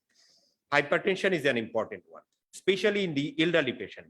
In case of calcific aortic valve stenosis, in 30 to 45% patients, they have associated hypertension. And in elderly patient with hypertension, 10 to 15% cases has got aortic stenosis. So you should measure the blood pressure before evaluation of the aortic valve, because the transvalvular velocity or PPG or MPG, it is the difference between the LV pressure and aortic pressure. If the blood pressure is not controlled, the aortic pressure will be high. So the transvalvular gradient or transvalvular velocity will be reduced, despite having a severe aortic stenosis. So for that reason, hypertension is an important one, especially in elderly patient. In young patient, the common teaching is the blood pressure will be reduced, but in the elderly patient, it may be hypertensive. Aortic regurgitation is an important one. In case of aortic regurgitation, the LV end diastolic volume is high because of the regurgitant volume is added to the LV end diastolic volume. So the velocity will be increased. Velocity will be increased, or pressure gradient will be increased if there is aortic regurgitation. So this is an important marker that in the presence of aortic regurgitation, you are overestimating the aortic valve severity. Mitral valve disease. In case of mitral stenosis, the preload is reduced because the less amount of blood is coming to the LV. So the transvalvular velocity and peak pressure gradient will be reduced. In case of mitral regurgitation, some of the end diastolic volume is going into the LA and some part is going to the aorta. So the transvalvular gradient will be reduced. It will be underestimated. In case of mitral stenosis, that is only underestimated. In case of aortic regurgitation, it will be overestimated. So these 3 associated lesions should be taken care of. High cardiac output is an important one, especially in patients with anemia, thyrotoxicosis, any AV fistula, PDA. This high cardiac output state can overestimate the aortic valve severity if you use transvalvular gradient or velocity or peak pressure gradient. And ascending aorta is an important one, especially if there is associated coarctation of the aorta, the transvalvular gradient will be reduced.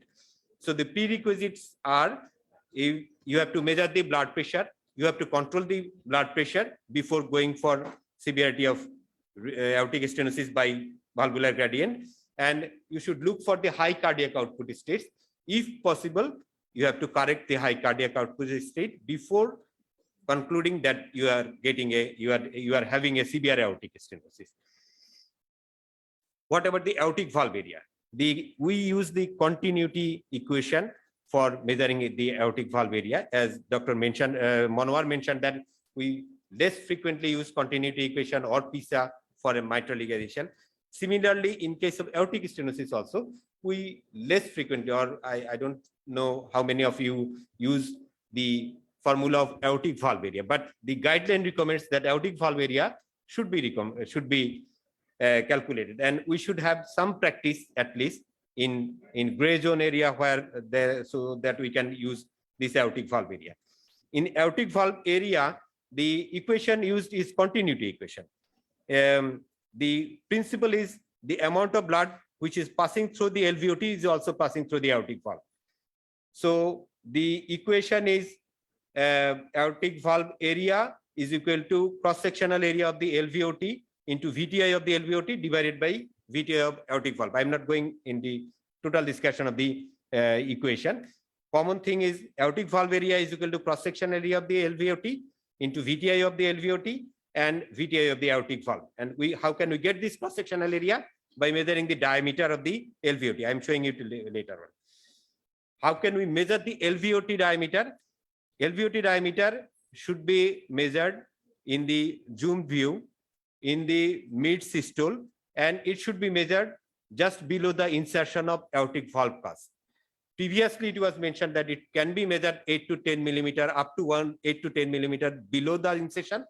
But now the British Society of Echocardiography recommends that it should be measured just below the insertion of the aortic valve cusp. And it should be from inner edge to inner edge. You should exclude the calcification. That will give you the diameter of the LVOT. You should get the LVOT VTI. In case of LVOT VTI, we use pulse wave Doppler. Pulse wave Doppler, we start measuring the pulse wave Doppler from the aortic valve. We move it apically, and if we are in the valve area, we'll get the spectrum like this. If you go too far apically, the spectrum is reduced, and in the proper part of the LVOT, you will get a beautiful spectrum like this. So that is the perfect area for LVOT measurement. So you are getting diameter of the LVOT, you are getting VTI of the LVOT, and you can get the aortic valve VTI by means of continuous wave Doppler. By measuring 3 parameters, you can get the aortic valve area by continuity equation. Definitely, there are other measures. The drawback of that this formula was measured or calculated by thinking that LVOT is a circular structure, but it is not always a circular structure, so there may be mistake, and this mistake is multiplied. That's why the aortic valve area is that much complicated. It is so many mistakes are done with aortic valve area, but it should be practiced. Other ways of measuring aortic valve area is by 2D planimetry, but it is most of the time it is done. It is not properly done because you cannot cut the aortic valve in the proper plane. There are calcification. You cannot trace the outline properly. That's why 2D is not a good way of measuring the aortic valve area. If you are if you are using the 3D echocardiography, that is a very good idea of using or measuring the aortic valve area directly. If you want to avoid the continuity equation, there are some other indices for measurement of the aortic valve severity. One is known as Bti ratio or dimensionless index. This is very simple. VTI of the LVOT divided by VTI of the aortic valve. If it is less than 0.25, that means you are dealing with a severe aortic stenosis. In many patients where you cannot decide whether it is a severe aortic stenosis or not, this is a very good idea of measuring the determining the severity of the disease. So this is how we can. This is the LVOT VTI, and this is the aortic valve VTI, and the ratio is 0.21. So this is a severe aortic stenosis. I have mentioned about the ABA planimetry. So in severity, measuring the severity, you should think about the maximum velocity, mean gradient, and aortic valve area. And you know very well about this chart. How can we tell that it is a mild, moderate, severe, or very severe aortic stenosis? And there are some conditions where there may be this valve area and pressure gradient mismatch, where the aortic valve area is low or high, but the pressure gradient is not in relation with this aortic valve area. On this case, there may be mismatch. One of the important one is low flow, low gradient aortic stenosis. That indicates that if a patient has got a gradient mean gradient less than 40 millimeter of mercury, aortic valve area is less than 1 square centimeter, that indicates that by aortic valve area it is severe, but by mean pressure gradient it is moderate. And that case, this is you have to look for the flow or stroke volume index of the patient by measuring the stroke volume through LVOT. I'm not going in details of that measures. And if this sort of situation develops, you should go for other measures. I'm showing you a flow chart directly, and usually it occurs when there is a reduced ejection fraction of the LV, but it can happen also with a preserved ejection fraction, or some technical error, or some small body size, or if the hypertension not is properly evaluated. In case of hypovolemia also, mitral stenosis and moderate stenosis. So if a calcified valve with restricted motion, mean gradient aortic valve maximum is calculated. If it is severe, you can go for the treatment one and other things. And if it is a mean gradient is less than 40, aortic valve Vmax is less than 4, but the aortic valve area is more than 1, that is non-severe. And if it is less than 1, then probably you are dealing with a low flow, low gradient aortic stenosis or mistake in calculation. So there are different charts to how to calculate these things. But the practical thing is that these sort of lesions are available, or you have to consider only when there is too much hypertrophy of the LV or the ejection fraction is too much low. On that cases, you will get this low flow, low gradient aortic valve stenosis. Important thing, important measures, information you have to provide to the interventionalist or surgeon is the annulus measurement and the information of the ascending aorta. The annulus should be measured at the hinge point of aortic valve cusp. It should be measured in the mid systole, and it should be measured in a zoom view. These are the 3 points you should keep in mind, that it should be done in a zoom view, mid systole, and from hinge point to hinge point. That you will give the aortic valve annulus measurement. This aortic valve annulus measurement is very much important in case of aortic valve rather than in mitral valve, because in mitral valve you have got a large mitral valve area. They can fit any mitral valve in with. They may need annuloplasty, but you can get a good mitral valve, prosthetic mitral valve. In case of aortic stenosis, if you are not giving the exact information about the annular size, then the surgeon will be in trouble during surgery if you proper one. And if you are giving an undersized valve, if a undersized valve is put into the patient, there will be patient valve mismatch, which will create a persistent aortic stenosis even in postoperative period. And you should give the information of the ascending aorta, what is the size of the ascending aorta at the level of sinus, at the level of sinus aortic valve, and ascending aorta level. It should be measured in the end systole, end from inner S to inner S. Important thing is you should look at the aortic ascending aorta in each and every case of aortic stenosis, because in some cases they will get the aortic ascending aorta dilatation, especially in case of bicuspid aortic valve.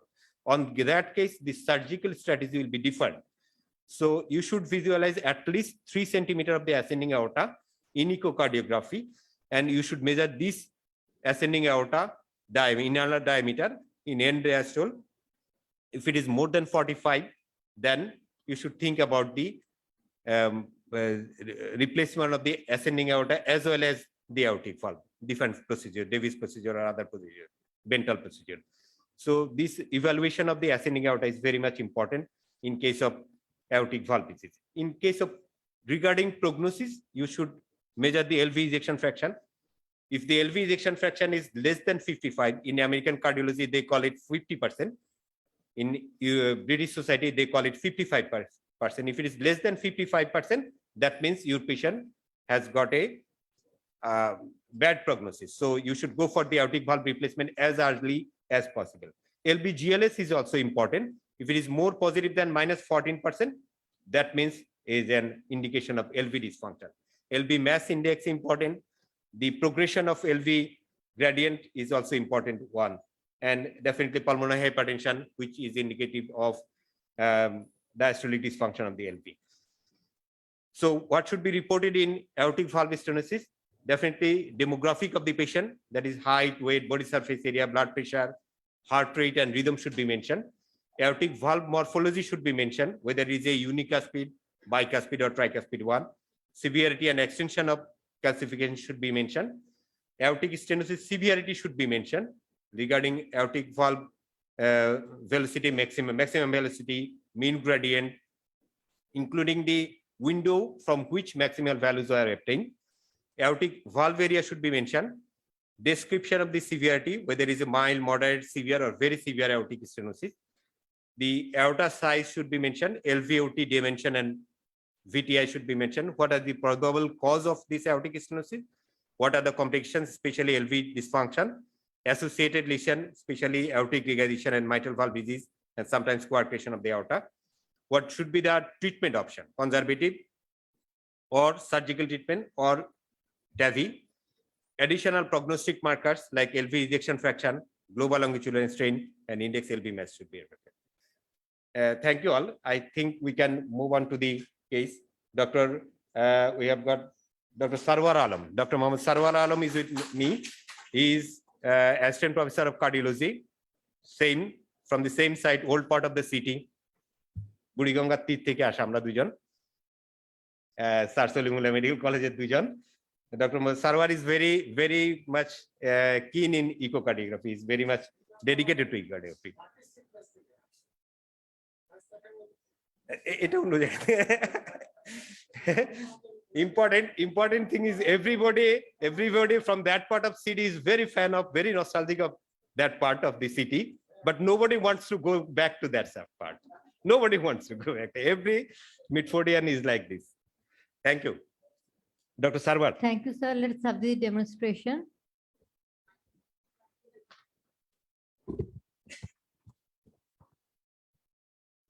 Just my few observations. Whenever you are doing echocardiography, sometimes there may be a tendency to increase the width of the sector. This should not be so. Whenever you are increase the width of the sector, the resolution will go down. So always try to optimize the width. The default width is usually enough.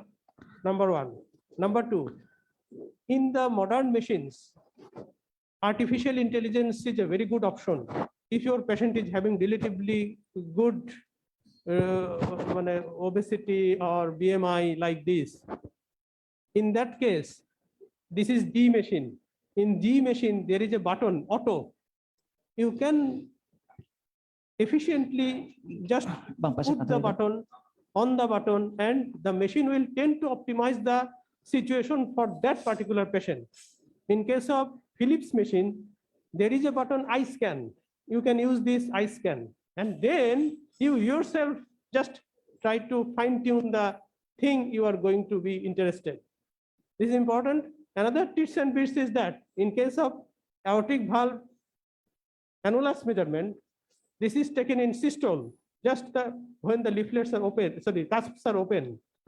But whenever you are using just the sinotubular junction or sinus of valsalva and the ascending aorta, all the three measurements are taken in diastole, not systole. Mind it, diastole.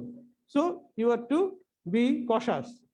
Number three, sometimes this will be very difficult to visualize the part of the, as stated by my brother Firoz Bhai, that first 3 centimeters of the ascending aorta should be taken into consideration. But sometimes it will be very difficult to visualize the 3 centimeters. In that case, you have to increase the sector width to acquire the part of the proximal aorta. Even by your all attempts, you can fail to just include the proximal aorta. In that case, you have to take into consideration other views like suprasternal or apical long axis. And whenever you will fail, I think you must fail in certain cases. In that case, please admit your drawbacks and then advise the clinician for aortography, CT aortography. This is another very important modality to manage aortic valve lesions in the days we are dealing with. Before going to the aortography, we can also take the TE 120-degree view, which will visualize the aorta at least 33 centimeter. So it is very important to take a TE 120 view. 120 degree. This one is very important because we have to finish all the echocardiographic modality. So before advising CT, we should advise TE for clear visualization. And one important point, as Monor mentioned, because all four measurements was shown in one view, that aortic ring, aortic sinus, sinotubular junction, ascending aorta. This should not be done. Already Monor mentioned, only the every ring should be measured in mid-systole. Other three measurements in diastole. And for aortic annular calcification is very important. Like my mitral patient, aortic annular calcification should be measured because the surgeon has to be careful. So aortic annular calcification and ascending aortic calcification should be mentioned when you do a patient of AS. Yes, I'm adding few points. I'm in this favor. I'm not in favor of T, in the sense that whenever there is aortopathy, that aortopathy get dilated to the ascending aorta, there is every possibility of dissection. So, and there will be calcification. So CT aortogram will answer all the things. They will have assess the calcification burden and so on. So it is easy for surgeon to decide about the surgical plan. And nowadays, the dental surgery is practicing in our country. So be careful about mentioning the all three measurements: sinus, sinotubular junction, ascending aorta. And one thing Monar have mentioned very nicely, if you cannot see the ascending aorta, then you mention your report. The echocardiographic image regarding the ascending aorta is very poor, should not be measured. So requested for ancillary investigation. Okay. Thank you. Exactly. I agree with Kabir Jaman sir, because the guideline also recommended about the CT angiogram, because that will give a better visualization of the aortic ascending aorta as well as other parts of the aorta. That gives a better, especially in patient with bicuspid aortic valve. Bicuspid aortic valve is not a disease of the valve only, it is also a disease of the aorta, ascending aorta. And regarding the ascending aorta measurements, it is mentioned in American College of Cardiology in end diastole specifically. British Society of Echocardiography has given a good recommendation. They have said that you should measure the maximum dimension, whatever the phase. In which phase, it doesn't matter. It measures, you have to give the maximum dimension. Ascending, maximum aortic sinus dimension, maximum sinotubular dimension, maximum ascending aorta dimension. Because regarded during in practical life, you may not be able to visualize the maximum dimension in end diastole specifically. So the maximum dimension, whether it is systole or diastole, doesn't matter. You can give it. Dr. Mono. Procedure. Because I have seen some of the surgeons, they have replaced the aortic valve in presence of the huge dilatation of the ascending aorta. And that needed reduced surgery. So your choice, just I have write down like this, the option. Sometimes surgeon ask me, you have write down these are option. You have to correlate with the clinical and other scenarios, then you decide it. I have write down it, need mental procedure or David procedure. So mention it so that you can strike his thinking process. The patient may not suffer from this. Huh? Thank you. Thank you. I think we can go for the live case. Dr. Sarwar, the first view, the parasternal long axis view. So in this view, the aortic valve, if you look at the aortic valve, this is calcified, reduced opening of the aortic valve, restricted opening of the aortic valve. That indicates that the patient has got some aortic valve disease. And with the amount of calcification, it should be at least moderate or severe aortic stenosis. If you, he has already zoomed the aortic valve, so it is more evident the calcification one. If you look at the mitral valve at the same time, the mitral valve is showing there is diastolic doming, the rheumatic change in the mitral valve. So most likely this aortic valve disease is also of rheumatic origin. The rheumatic mitral valve disease with aortic valve disease, most likely this aortic valve is of rheumatic origin. Can you show us the short axis view?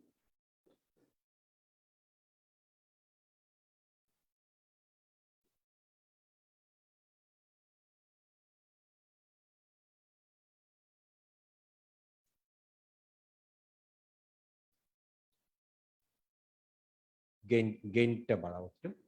It's a very poor echo in here.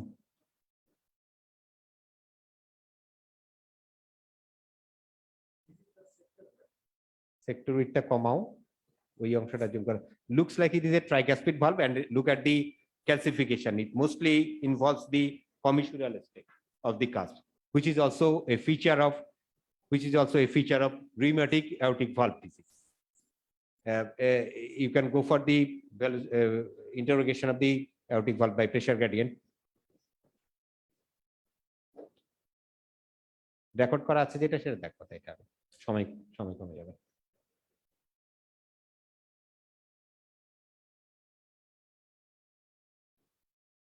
This is the pressure gradient across the aortic valve in the 5-chamber view. This is showing that the aortic valve Vmax is 5 meter per second, 5.03 meter per second. The mean gradient is 65 millimeter mercury. So the other measurements also showing the same, that the Vmax, it indicates that this is a very severe case of aortic stenosis. So very severe case of aortic stenosis, if you can get this sort of measurements, you don't need to go for other things like aortic valve area or any other thing. It is very much indicative that this patient has got a severe aortic stenosis. Next, aortic valve annulus ta dekhao ekটু। VTI of the LVOT. ঠিক আছে, I think if you get a pressure gradient of mean pressure gradient of 65, you don't need to go for other parameters. So you have to measure the aortic valve annulus in the parasternal long axis view.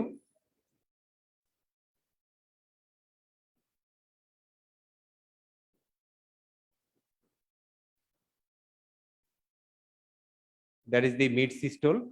The hinge point is around 20. Now it should be up. আর উপরে, নিচেরটা আর উপরে যাবে তোমার। আবার calculate করো একটু। Sometimes it is very difficult to get the hinge point when there is calcification. This is a good one. Yes.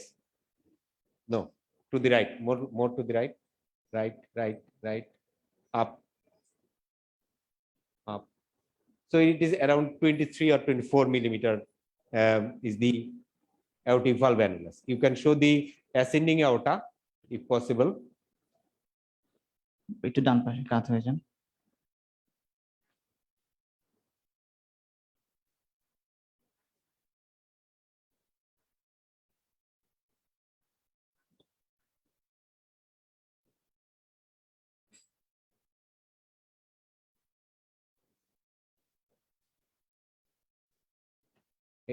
এটা ধরতে পারো।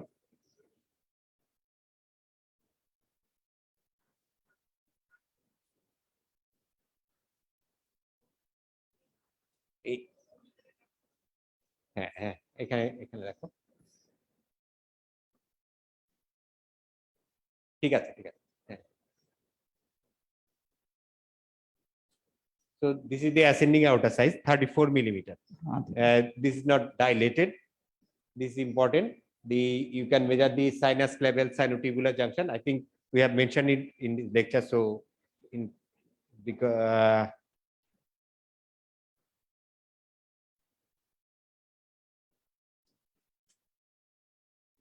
that's it.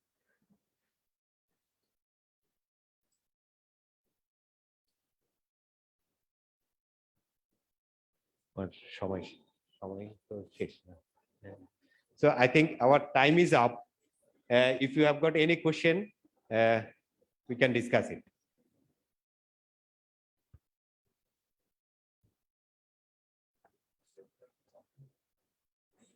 Can we have the aortic regurgitation and then together Okay, both the thank you. aortic stents, as we are running short of time.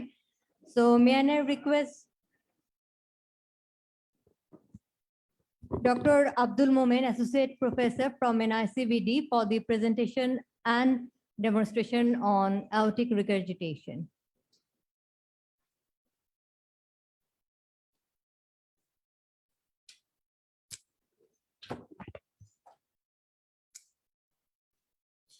Thank you, sir. And thank you, Mahmudullah Firoz Bhai, for excellent demonstration. And it's my pleasure to present in this August gathering in front of giant echocardiographer of the country. I have some little effort on aortic regurgitation, mostly based on practical approach of aortic regurgitation.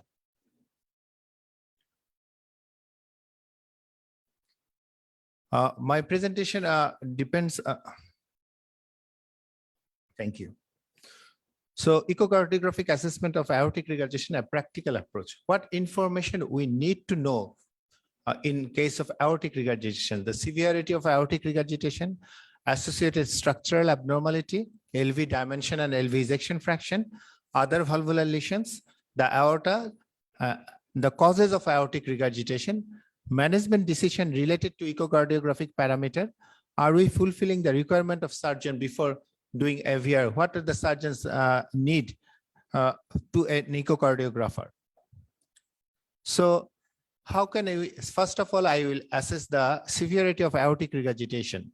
The Doppler assessment of aortic regurgitation is the qualitative and quantitative, but I will focus on the first 4 qualitative approach, because these are the 4 approach which we are doing in day-to-day life practice. So width of color jet and width of LVOT jet, Doppler vena contractor width, ARPST, and diastolic flow reversal in the aorta. These are the 4 parameters we practically use. And the quantitative is the PISA, regurgitant volume, regurgitant fraction. These are done in thesis purpose or research purpose. So color Doppler jet width with LVOT width. Less accurate and measure in Planck's view and or 120 TD. Never measure the width in parasternal in apical 5-chamber view. The jet width and LVOT width measures within 10 millimeter apical to the aorta, aortic valve leaflet. So it should be measured within 10 millimeter of aortic valve leaflet. And this is the vena contracta just at the level of the aortic valve, and these are the jet width area. So it should be measured within 10 millimeter of the aortic valve, within 10 millimeter of the aortic valve. So because if we measure distally towards the apex, it will be measured overestimated. And this is the jet width. Jet width is demonstrated here. So before going into AR jet, these are the, any cursor?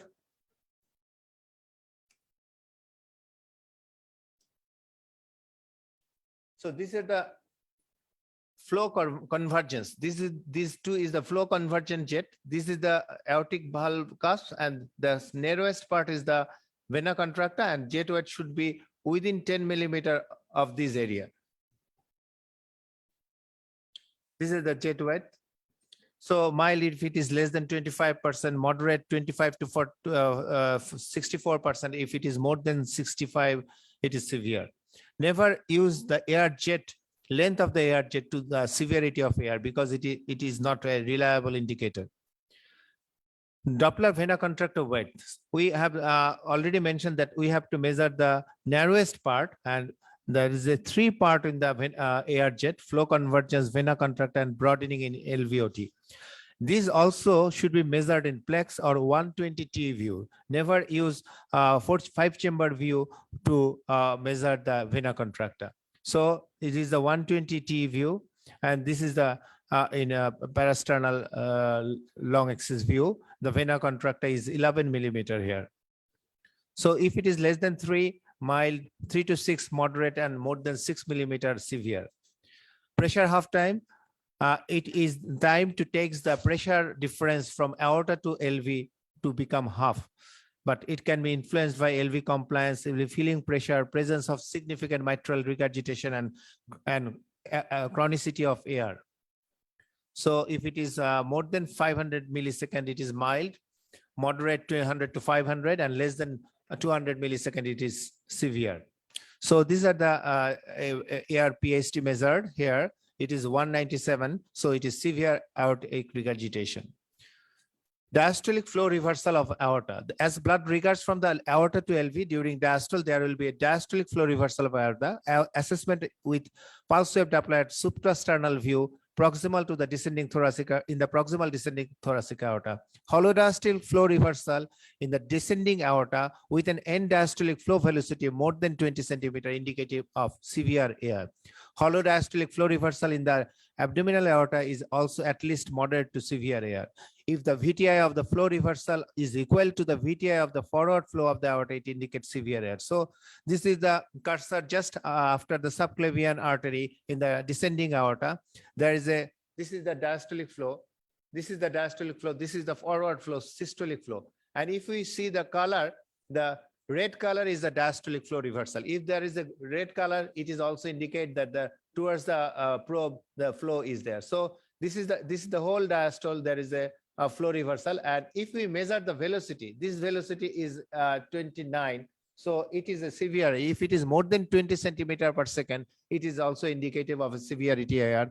And if we measure the VTI of this and VTI of this diastolic flow and systolic flow, if it is equal, so it also an indicator of severity of AR.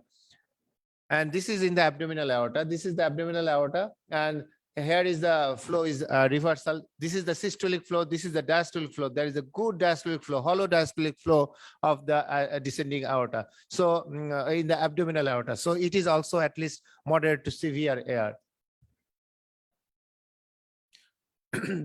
There are some LV dimension is very important for decision making of surgery. If the LV IDD, here the LV IDS is more important than LV IDD. If the LV IDS is more than 50 millimeter, if there is patient, even if the patient is asymptomatic severe AR, there is the indication of surgery. And if the LV IDD is more than 65, there is an indication of class 2B indication of surgery. So LV dimension is very important. LV function is very important. LV ejection fraction, if it is less than 50% in the previous guideline of ASCC AHA in 2014 guideline, but here the guideline changed in 2020, LV EF, if it is less than 55%, if the patient, even if asymptomatic, it is an indicator of surgery class 2A. So look at the size of the aorta. Aorta size is very important. Here the aorta is almost equal to the LV. So this is the case of Marfan syndrome, and aortopathy may be present in associated bicuspid aortic valve, hypertension, Marfan syndrome, syphilitic, chronic syphilitic aortitis. Dilatation of aorta may change the operative modality. The indication of Bentel procedure, that means the replacement of the root, replacement of the aortic valve, and rerouting of the coronary arteries are indicated in case of in some cases if the ascending aorta diameter is more than 45 millimeter in dysfunctional bicuspid aortic valve, and if the diameter is more than 50 in asymptomatic bicuspid aortic valve. So the aortic diameter is very important here. Use ultimate criteria for severity assessment. So single criteria is not enough. If all the criteria are concordant, that's fine. If the 50% are discordant, 50% are concordant, we have to take the assessment of CMR. If only single one criteria is discordant, then we'll discard that. So sort out the causes of aortic regurgitation. So acquired causes, these are the chronic aortic regurgitation, rheumatic, hypertension, degenerative, connective tissue disease, ankylosing spondylitis, and syphilitis, chronic aortitis is one of the causes. Congenital bicuspid aortic valve, aortopathy as in Marfan syndrome, Ehlers-Danlos syndrome, and others. So this is a case of rheumatic mitral valvular disease, because both the mitral valve and aortic valve are disease, and the non-cooptation of aortic valve is there. So this is the severe aortic regurgitation of rheumatic cause. Look at that. If you stop the when the valve closes, it looks that there is a three cusp, but when it opens, it looks there is a bicuspid aortic valve. So during we should assess the bicuspid or tricuspid during opening of the valve. Here it looks like the tricuspid, but here one is the raphe. So it is the bicuspid aortic valve, but it seems to be tricuspid when it closes. So bicuspid aortic valve and eccentric closal line. This is the closal line here. So this is the eccentric, this is the normal central closal line, and the eccentric closal line is marker of bicuspid aortic valve. So it is a case of bicuspid aortic valve. And here the aorta is hugely dilated, almost like that of the LV. And there is a non-coaptation of the aortic valve cusp. And so this is the case of Marfan syndrome with aortic regurgitation. Here also the aorta is dilated.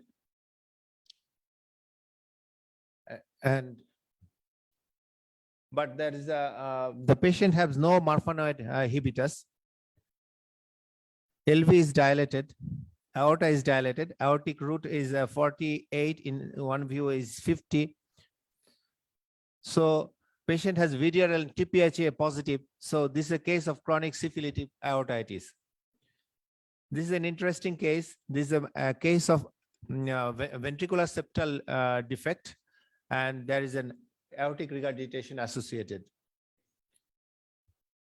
So there is a subaortic membrane also, and there is a prolapse of NCC. So the NCC prolapse is producing the aortic regurgitation. And this is the NCC prolapse. So this is the VSD producing NCC prolapse with aortic regurgitation. Acute aortic regurgitation may be due to infective endocarditis, type A aortic dissection, aortic cuffs rupture, and iatrogenic or trauma.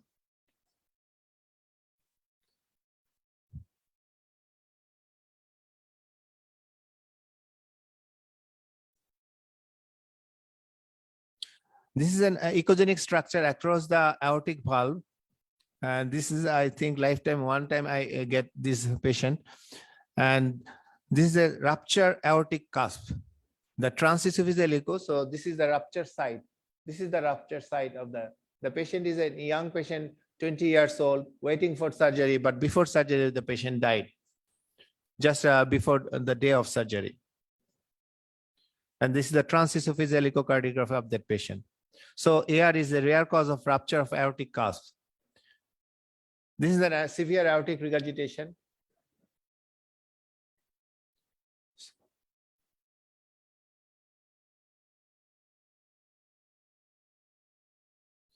This is a dissection. The dissectant flap is there. This is the dissection flap. The previous slide. So this is a case of aortic dissection. This is the whip-like structure in the aorta.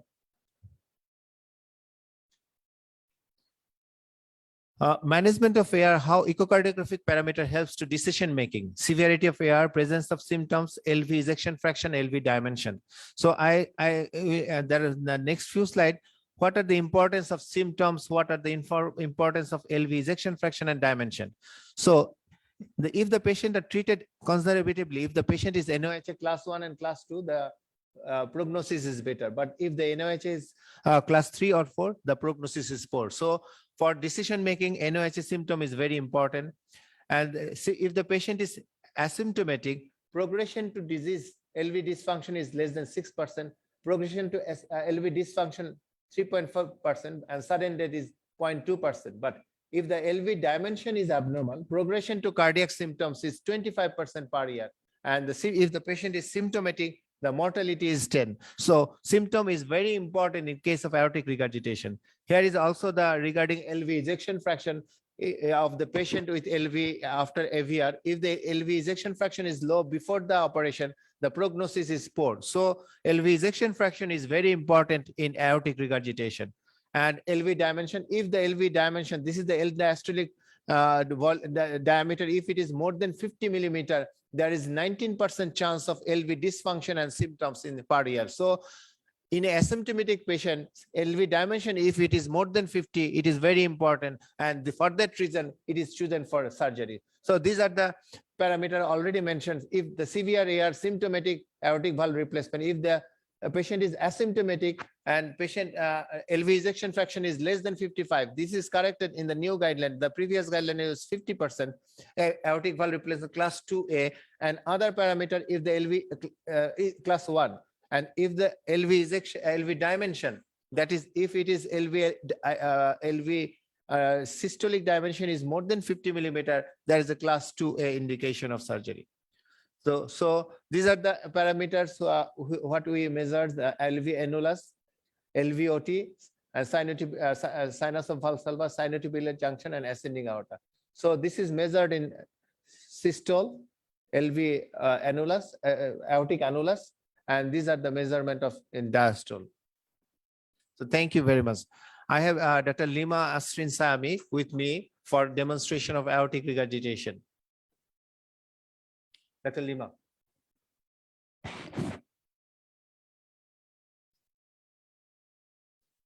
She is assistant professor of cardiology in SAVD.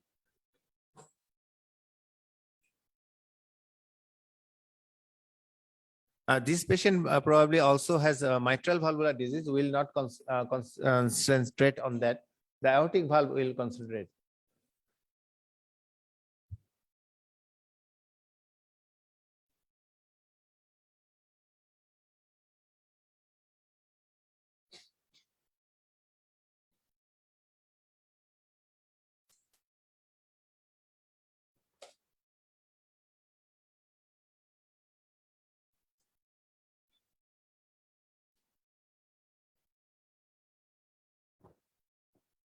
So during assessment of the aortic valve disease, we have to first look at the appearance of the valve.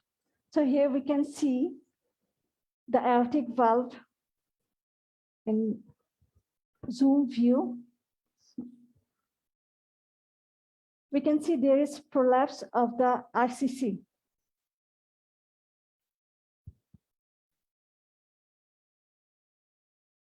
So the aortic valve, NCC and RCC, so RCC is prolapsing.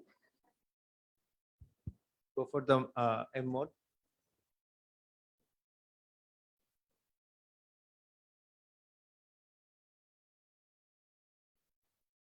If you see the closer line, it seems to central, but so it may confuse that there may be no bicuspid aortic valve. But if we go in the short zoom,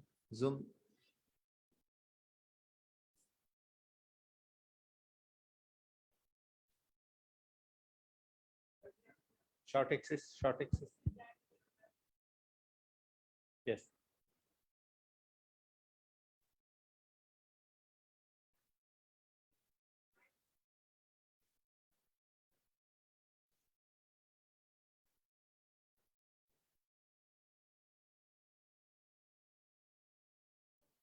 Yes. So it seems that there is a bicuspid aortic valve. So eccentric closal line is not a surrogate for bicuspid, not always. Madam, any comments? A long view showed the prolapse of RCC. So it is not RCC prolapse. If it is bicuspid, then it is prolapse of the anterior cusp, prolapse of the anterior cusp. So you measured the LV dimension? Only the end systolic and end diastolic dimension. M mode.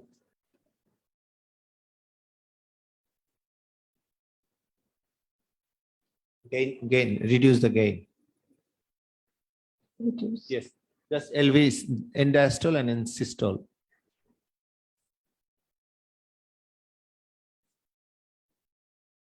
So it is 77, is hugely dilated LV, and LV systolic dimension is 51.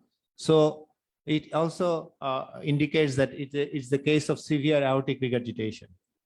Next, go for the 4 parameter which we mentioned earlier, that there is associated mitral valve prolapse also and associated mitral regurgitation also. So these are the she is measuring the aortic annulus in systole, the hinge point or attachment of the cusp site. So it is 25 millimeter. And the other hand, yes. So we have a good view of aorta, at least 3 centimeter, and aortic annulus. You measure the aortic annulus, sinotubular junction. Yes.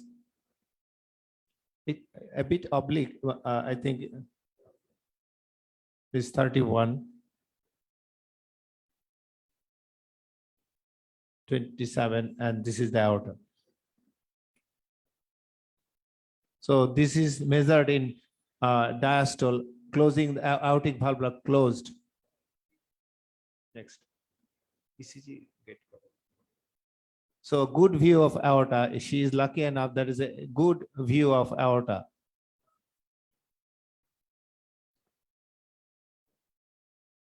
Next.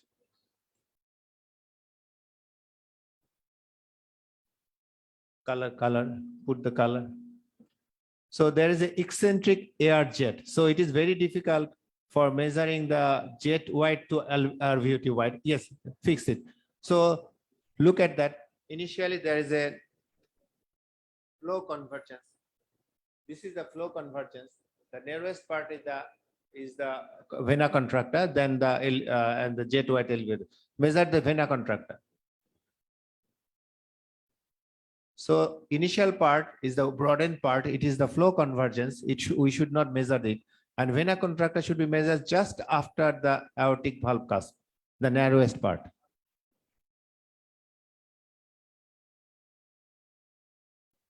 Measure.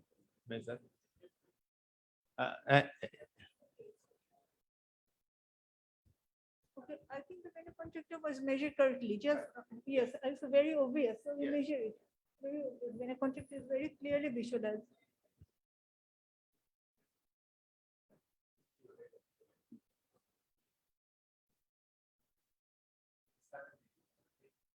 Okay, more than 6 is severe, so it's the case of severe.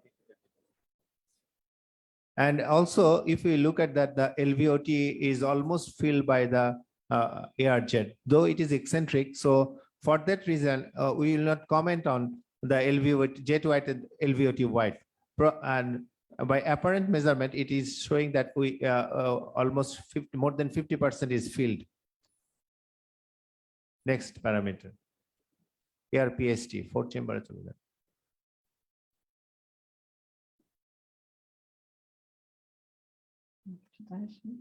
Hugely dilated LV.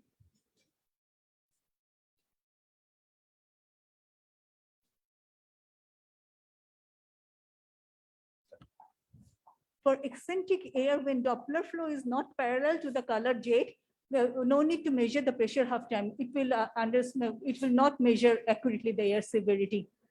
So you can go to the suprasternal view. Yeah.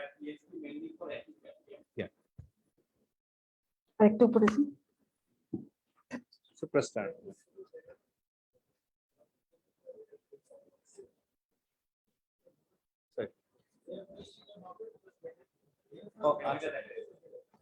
যাবো এয়ারপিএস আচ্ছা এয়ারপিএসটিটা দেখান।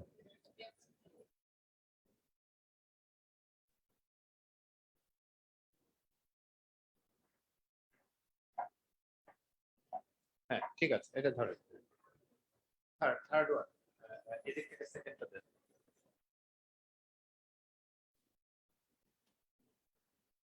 আচ্ছা ঠিক আছে।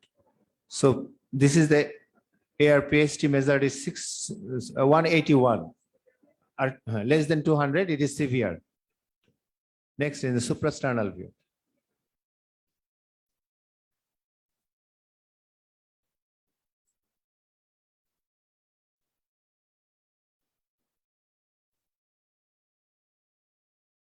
So we are seeing that subclavian artery is pulsatile subclavian artery. So we will, and this is the red flow. Our cursor is in the suprasternal notch. So towards the cursor, the red flow indicates that diastolic flow reversal, and huge throughout the whole cycle, there is the red flow. So this is the flow reversal. And if we put the pulse wave Doppler, color with pulse wave Doppler, color and pulse wave Doppler.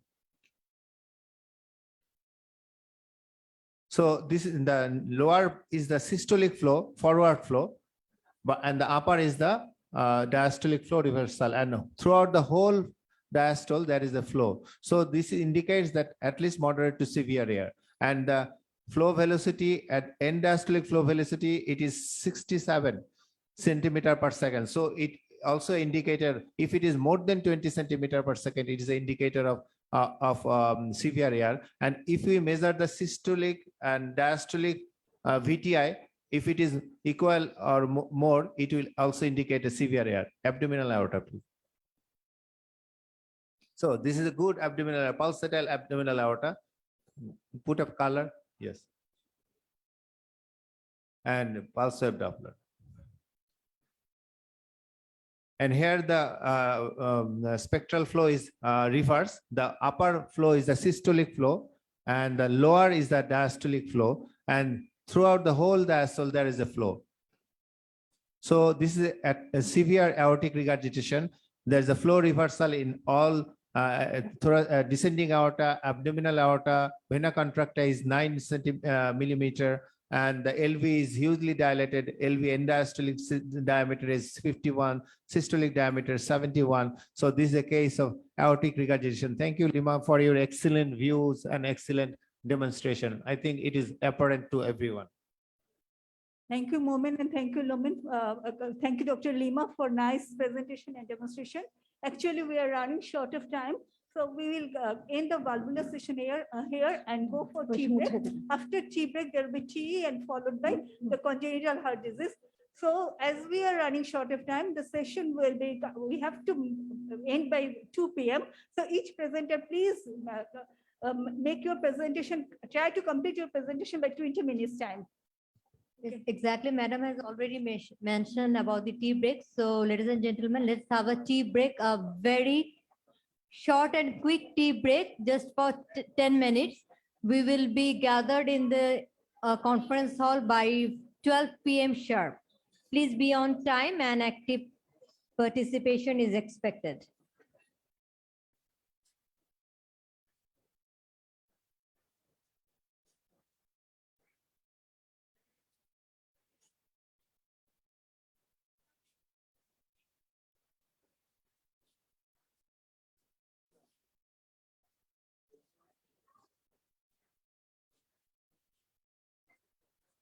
Tea is arranged in the garden just beside this conference hall.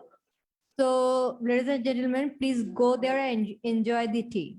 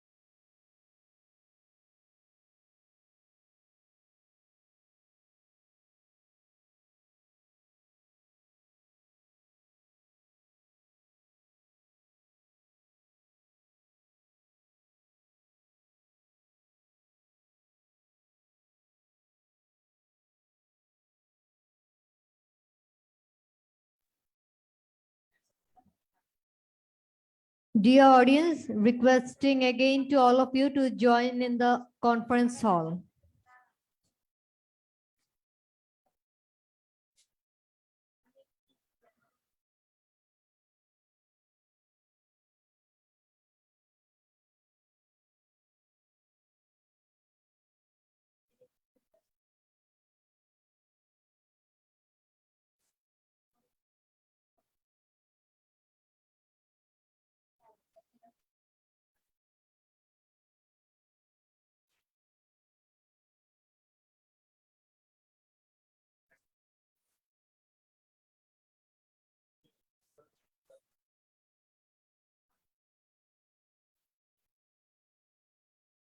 Distinguished guests, please join in the conference hall for our next exciting part, transesophageal echocardiography and congenital heart disease.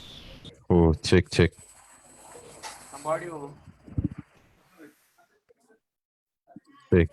1, 2, check.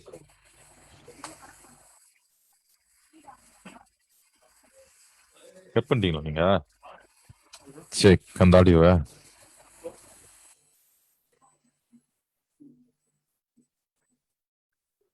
Check. 1, 2, check.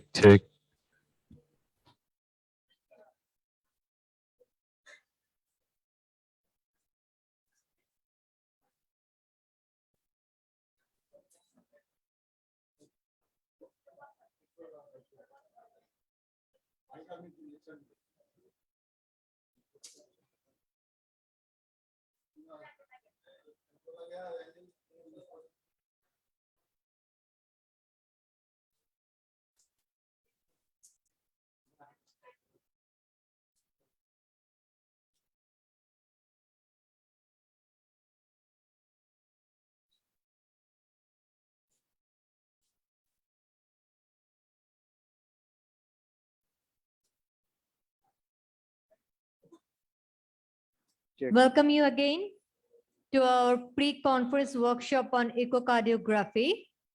By this time, we have gathered knowledge regarding the valvular heart disease. Now we are going to have a demonstration on transesophageal echocardiography, which will be done by Dr. M.A. Mazid Khan, Associate Professor, Cardiology Department, National Heart Foundation Hospital and Research Institute.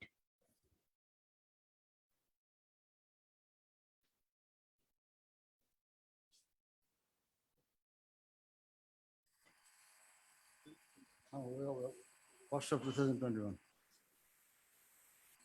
May I now request Dr. M.A. Mazid Khan for the presentation.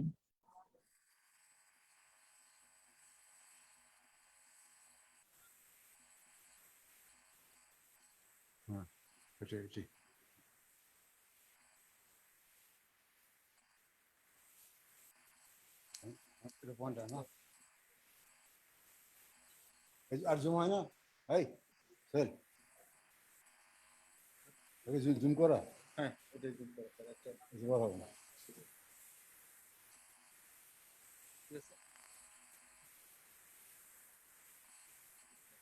ঠিক আছে।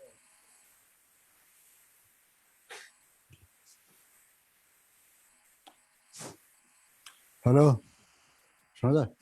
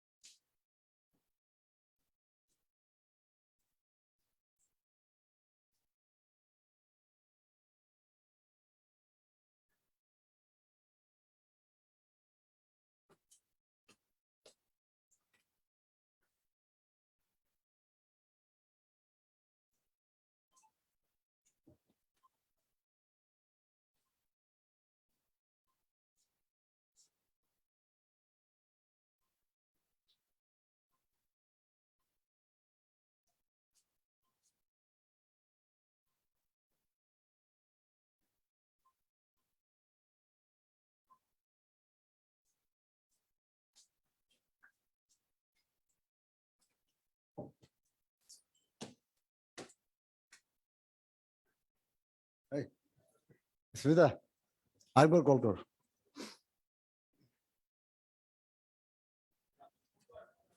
Ladies and gentlemen, just we are going to have the presentation on transesophageal echocardiography. So requesting all of you to join in the conference hall.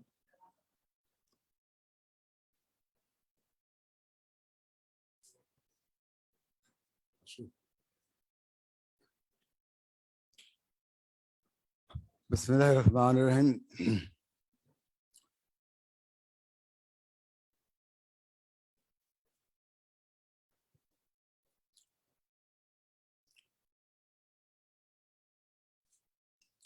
Today, after excellent presentations on transthoracic echocardiography by different presenters from our hospital and NSCBD and Sassalmura Medical College, all the presenters were excellent and enriched with knowledge in comparison to 2 years back. So I think all of us, we gained up-to-date knowledge about the valvular disease. Now from non-invasive to semi-invasive.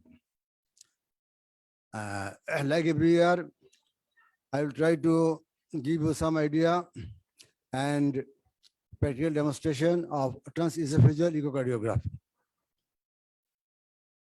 Welcome, everybody. Before starting, first we should know why should we do transesophageal echocardiography. There must be some indications. As it is a semi-invasive procedure, even not common, there might be some fatal complications. The common indications, poor echo window, the informations which we cannot obtain by transthoracic echocardiography. The assessment of cardiac valve and functions for establishing valve replacement or valvuloplasty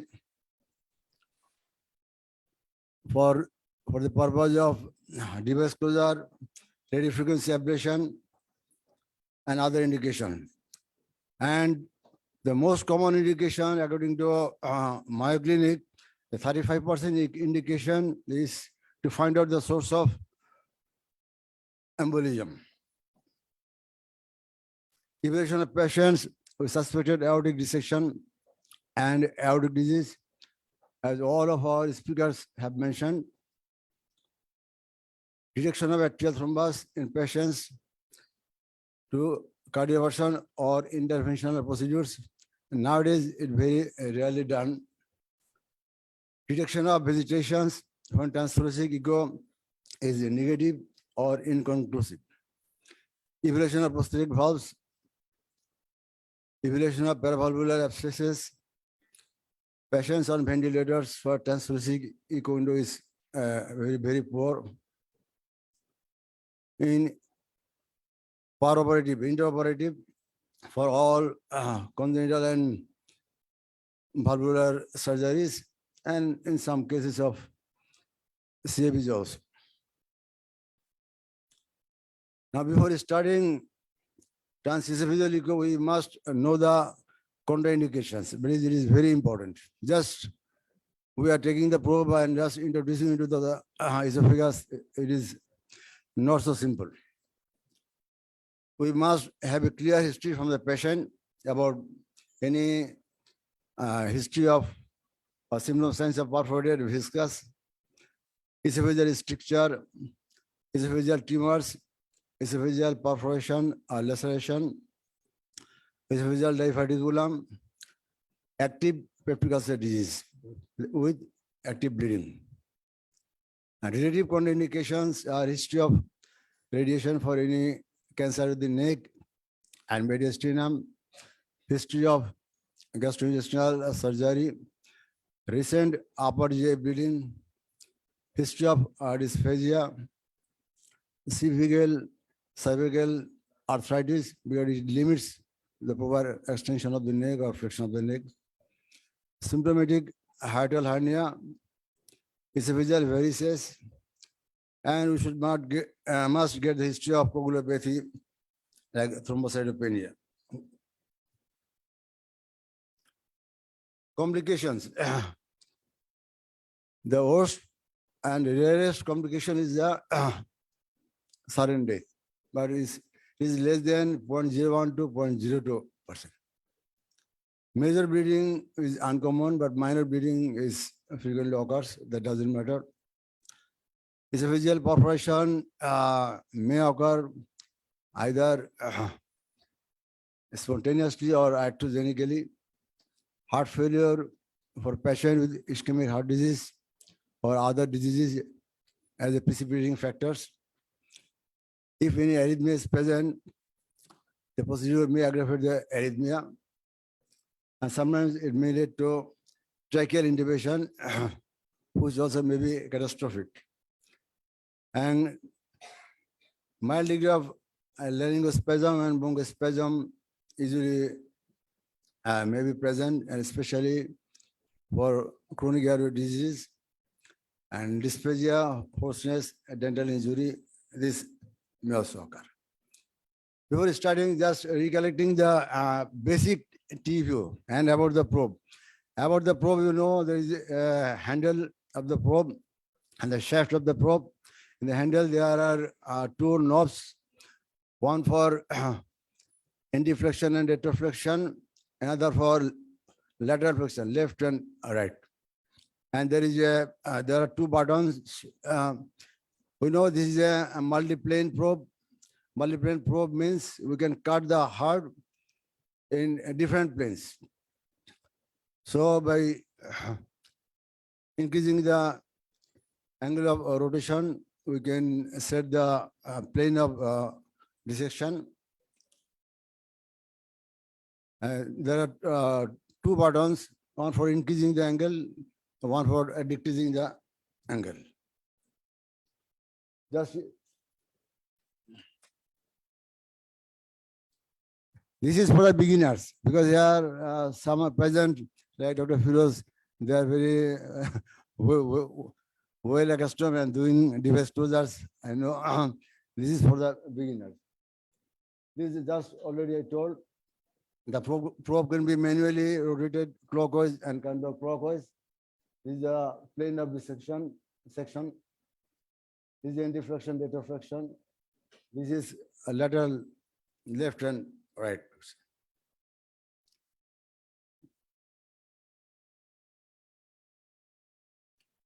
There are different levels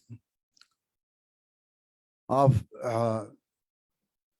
esophagus from where we can have the images. Upper esophageal, mid esophageal, lower esophageal, and transgastric views. And commonly, as gag reflex is present, some authorities advise to begin with the mid esophageal views, because when the tip of the probe is at mid esophagus, there is less chance of gag reflex. And then after performing the mid esophageal study, then we go to transgastric and finally the upper esophageal. But the latest protocol from Mayo Clinic,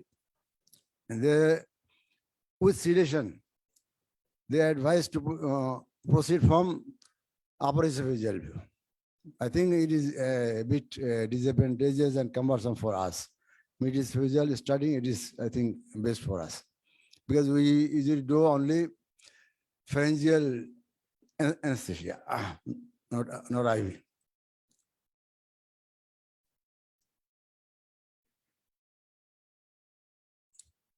Commonly, at the fourth mid esophageal, like the transthoracic echo, the common views are parasternal long axis, short axis, then two-chamber view, four-chamber view. In the mid esophageal also, there are four-chamber view,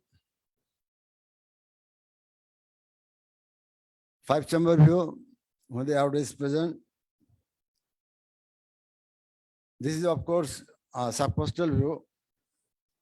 This is bicable view. This is a like parasternal long axis of transthoracic echo, the long axis view.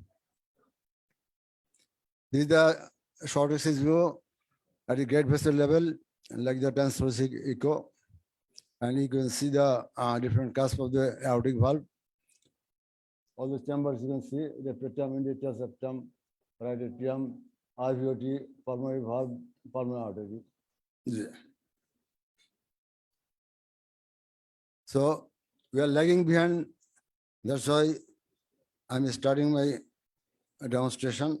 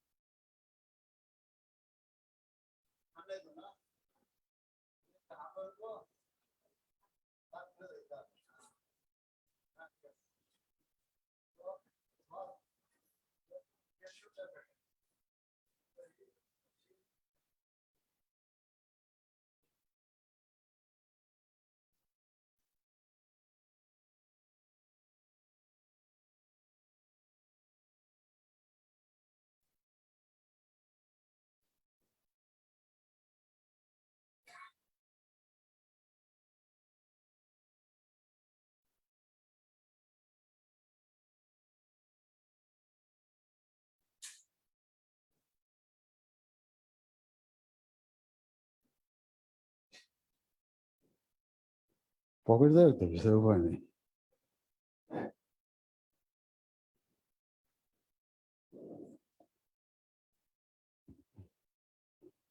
Hello. So we were starting. Wait. What is it? Where? There you go. After getting a brief history, there's no difficulty in deglutition, no history of bleeding. শুনেন আমাদের দেখান এই ওষুধটা মুখে দিলে আপনি একটু 1 minute ধরে রাখবেন, বড় করে হা করেন, বড় করে বিসমিল্লাহ হা করে থাকেন। হ্যাঁ, 3 space is lasting 30 seconds enough. If you give more spray, there will be more salivation, more secretion. That's why. Shabaran.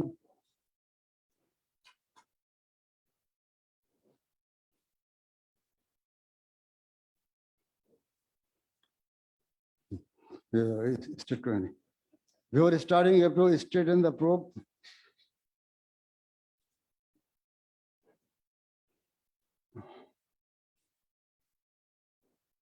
Checking the angles is moving.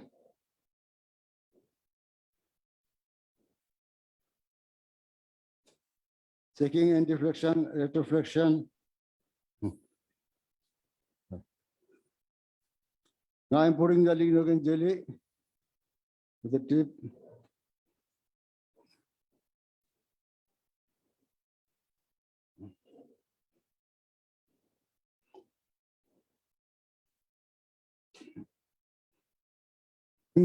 খেয়ে ফেলেন মুখেটা গিলে ফেলেন হ্যাঁ এ বাম দিকে কাঁথান এই একটু পরে আপনার সাজা হবে ইনশাল্লাহ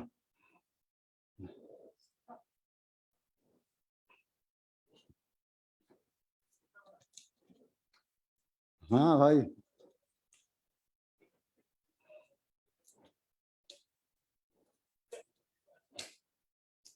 but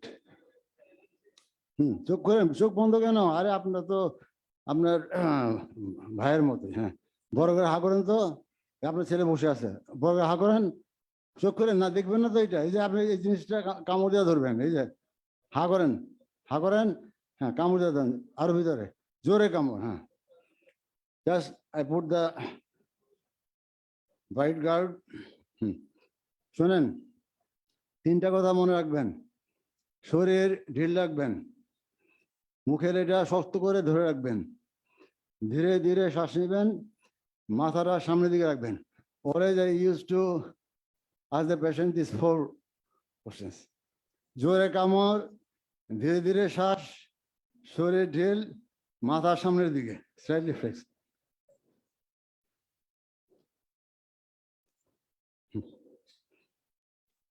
just a bit anti-flexing the probe not too much if you is too much bend it will go into the trachea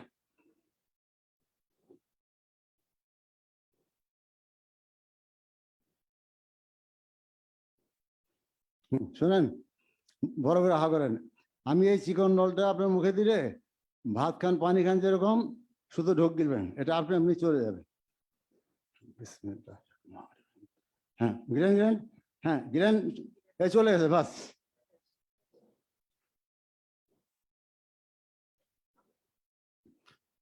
শোনেন আপনার ব্যথার কাজ শেষ এখন আপনি মুখেরটা জোরে কামড় দিয়ে রাখেন বলছি না 4টা কাজ জোরে কামড় ধীরে ধীরে শ্বাস শরীর ঢিল মাথাটা যেভাবে আছে এইভাবে রাখেন 1 মিনিট পর টের পাবেন না যেটা গলে আছে ঠিক আছে শরীর ঢিল শরীর শক্ত কিনা দেখেন শরীর ঢিল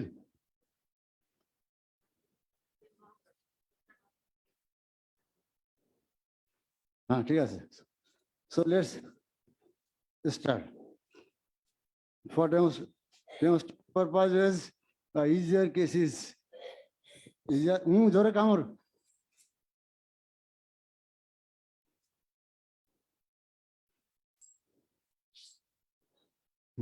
if patient coughs you should give some time to settle down জোরে কামড় হ্যাঁ জোরে কামড় দেন তাহলে আপনার কাশি আসবে না এখন দেখনি তুমি আগে তো আসছিল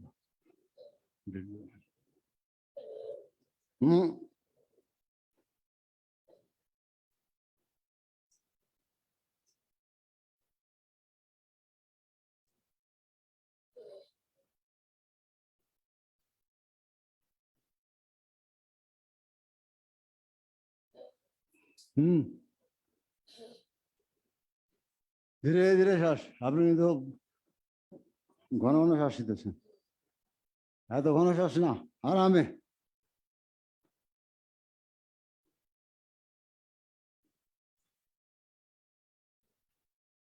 so at 0 degree angle this is the transverse axis first we get the 4 chamber view you can see the intertial septum the pointer ওখানে একটা পয়েন্টার আছে ওটার উপর ওটার উপরে 4 চেম্বার ভিউ ওই কালো লম্বা ওই তোমার সামনে আর এই পাশে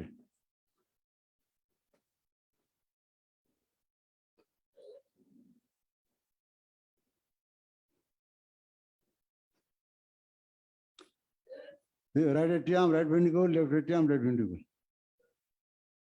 So if you don't get the proper view, erroneously, such as in this view, it seems left atrium is dilated.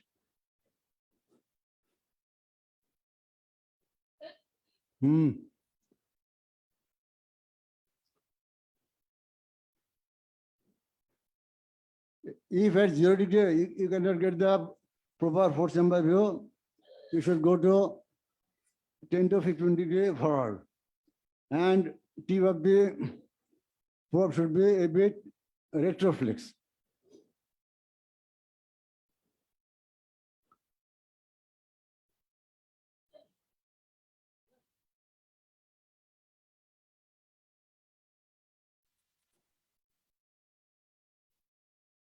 Now you can see, instead of left atrium, right atrium seems to be dilated, and right ventricle also seems to be dilated a bit, not too much.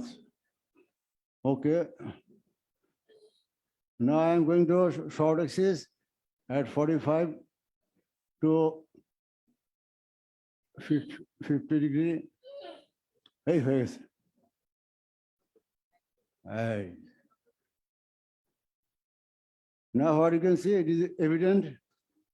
There is a echo dropout adjacent to aorta.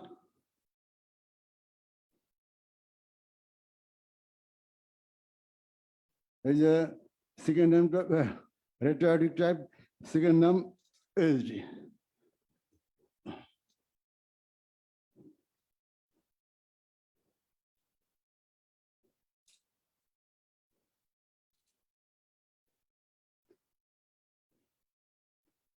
Left shunt, left atrium, right atrium, intertest septum, echo dropout adjacent to aorta. Now for device closure, we have to get the maximum diameter of the ASD and the rims also. Here you can see the posterior rim is a bit floppy but long enough.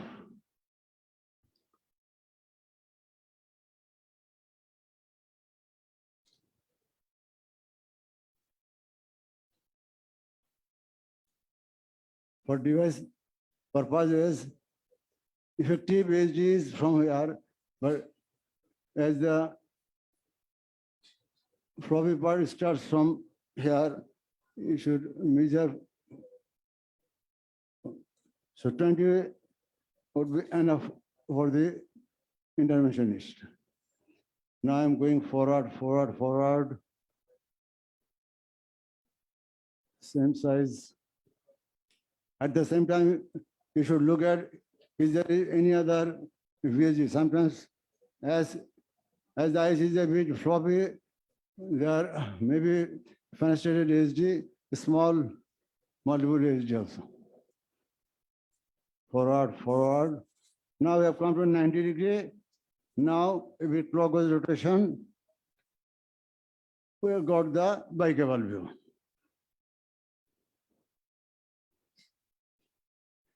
This is SBC, this is IBC. It is like aneurysm of intertest septum.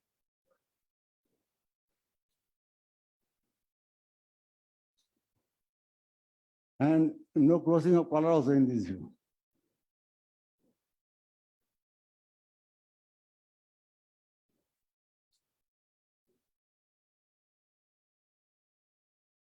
Bicaval view, we should go up to 120 degrees.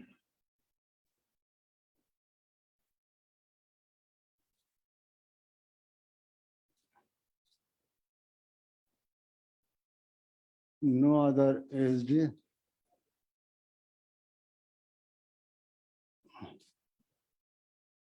No other ASD.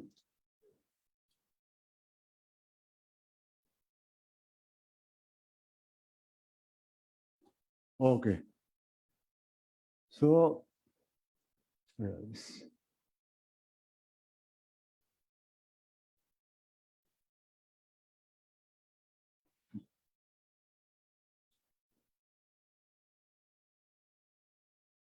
This is the IVC rim.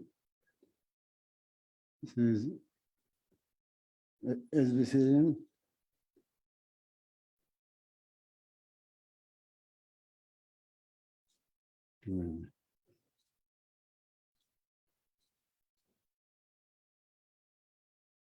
So we have got adequate all the rims. This I think is for device closure. So as is a workshop, in addition to PhD, I have to show other views also. Already I have shown 4-chamber view, short axis view, and the bicable view. Now, if we go to 130 to 140,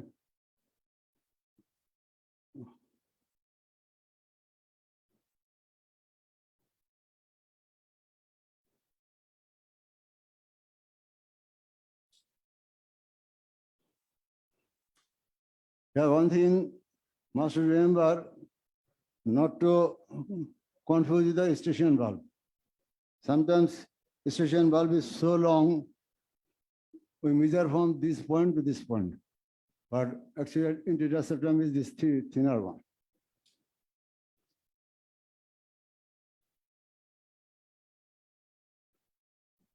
So at 135 degree, it is a bigger long axis view.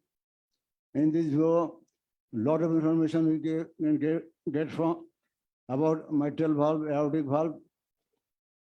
All our previous presenters showed AS, AR, MS, MR. So if any MR underestimated in transthoracic echo by transesophageal, you can get the proper MR. So here, this is anterior mitral leaflet, this is posterior mitral leaflet. If any prolapse of AML, then you can get Z. Here, in 4-chamber view, I told you that the prolapse of PML, Z goes along IS, and AML is lateral eccentric Z.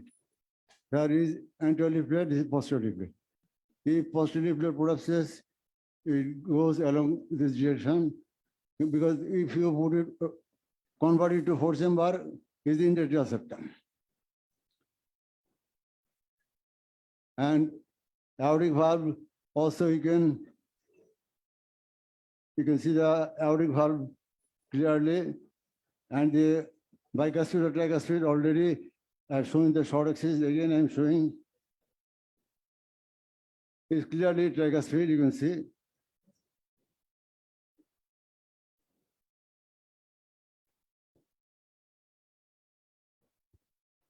Any vegetation, any paravalvular abscess. Last week I've seen a patient called pseudoaneurysm of the aortic valve. There is previously it was para-aortic abscess. The abscess was posteriorly placed. Dr. Farhad showed me the case. Para-aortic abscess was adjacent to left atrium and is communicating with the LV cavity. And it is called pseudoaneurysm, not paravalvular abscess. So ascending out also you can see, and aortic dissection, you can see 2 weeks back I've seen a patient post-AVR with a dilated ascending aorta. Because ventral procedure was not done. It's done by Dr. Prashant. A patient came with severe chest pain. He was admitted in a district hospital with unstable angina. I've seen aortic dissection, post-operative, 2 years. So it's a catastrophic condition. He was getting warfarin. So then he has to go bypass surgery again. So aortic dissection is starting from ascending aorta up to distal arch. So I did Dr. Prashant for CT angiogram and further.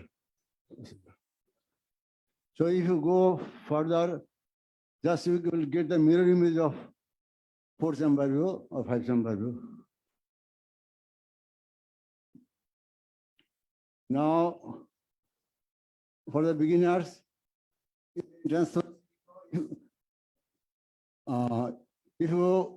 the LA appendage is hazy, suspected thrombus in the appendage, you should go to T. T appendage view starts from the short axis view. And this ridge sometimes confused with the thrombus. Because this ridge, it is between the appendage and the left upper pulmonary vein. So go downward.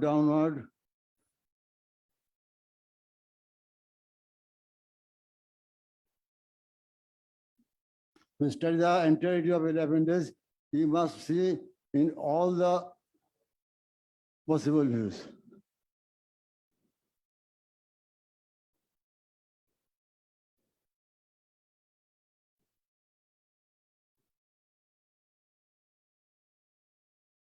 Madam has shown the pectinate muscles. You can see the pectinate muscles in the appendage. These are the pectinate muscles. Can you see, please? And you should put color. If color goes inside the appendage, no question of thrombus. So now about pulmonary veins.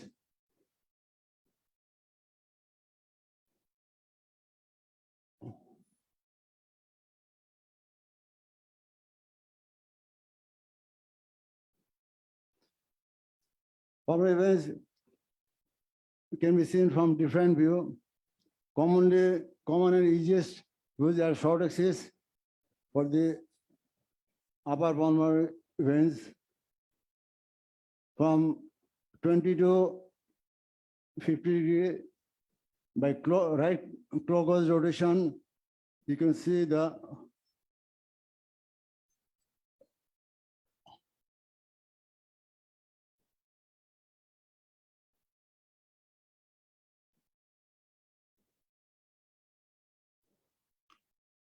inverted Y. The right one is the right upper pulmonary vein, right upper pulmonary vein, and this is a right lower pulmonary vein. Inverted Y. When you go to 70, 80 appendage view, just to find the appendage view.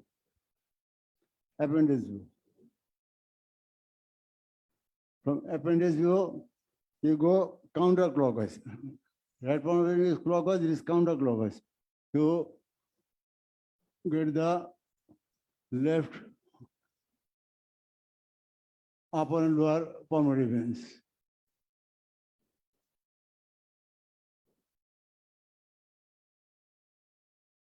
You can see left upper and lower pulmonary veins.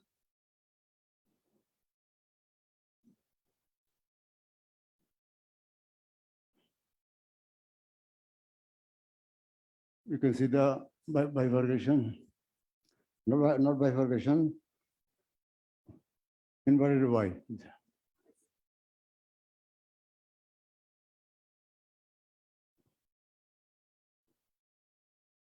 Now I'm going back to fourth chamber.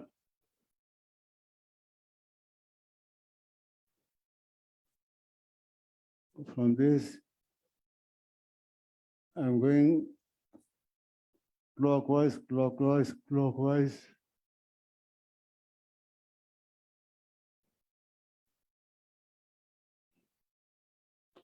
This is the short axis view of ascending aorta.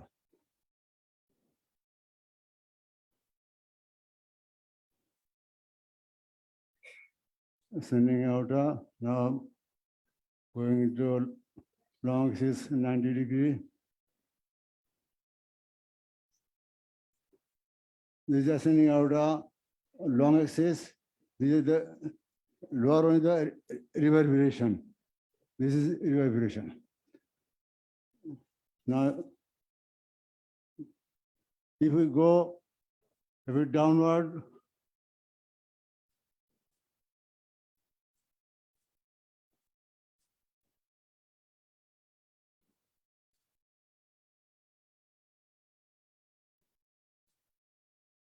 This is fourth chamber.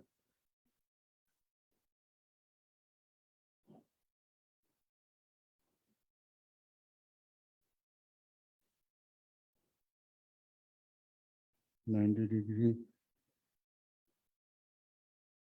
And surgeons prefer this view also. I didn't show this two chamber view. This is left atrium, left ventricle.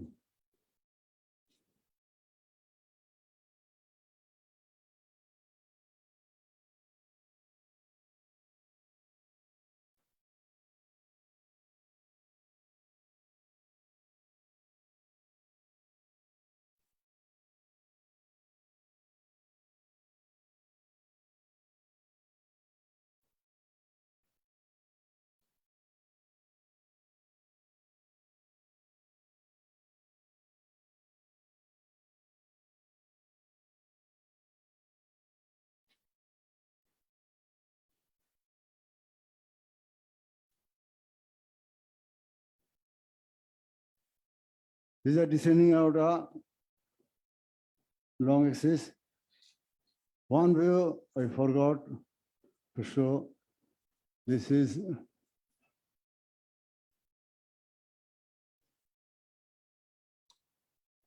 there is RVOD view to see the pulmonary valve.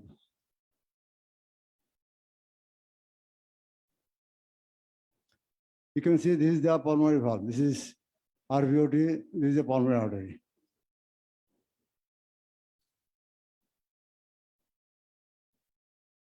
This can also be seen at 70, 80 degrees also by manipulation.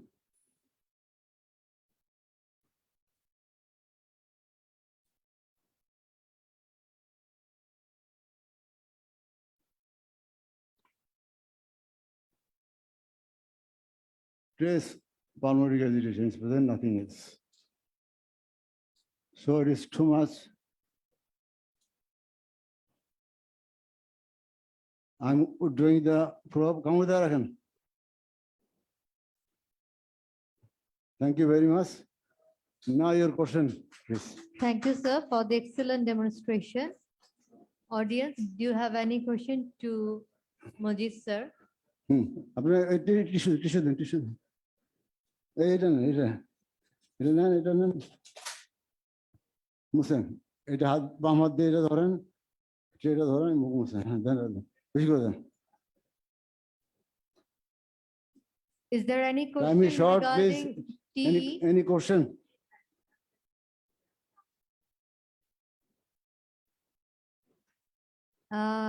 If there is no question, so we can move to our next speaker.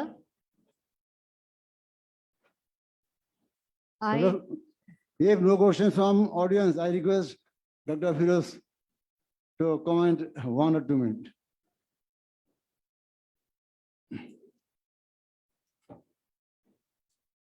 Thank you, sir. It was a nice presentation, sir, for the beginners and everything. We have seen how the patient was approached first, the examination of the patient, assuring the patient that it is a simple thing, it will not hurt her, examining the dentures, how the echocardiography probe is introduced, and how anesthesia was done. And we have seen a beautiful presentation of all the views, especially commonly we see the interatrial septum, left atrial appendage, valves, and Saad has also shown us the descending aorta, in short. আপনার 15-20 minute I পরে think it's গলার a অবস্থান very থাকবে good presentation of transesophageal views of the common one. তারপর Thank you, আপনি sir. নাস্তা Thank you খাবেন very much. আচ্ছা বইটা শেষ ভালো আছে Regarding assessment of RIM of ASD, as I do my cases, all my cases, transesophageal echo, I always try to visualize in every the highest diameter should be taken. It's not fixed that in 30° and 40° we'll take the diameter. Which was the highest diameter? And nowadays many machines have 3D echocardiography, 3D transesophageal echo. If we can take the 3D views, and it can gives the maximum 3-dimensional view in face of ASD. So that is a very good option for assessment of the size of the ASD if the 3D is there. And it is not very difficult. We can if the 3D zoom view, then we can move the view in 2 or 3 directions, then we can get the ASD. So transesophageal 3D echo is a good option for ASD assessment.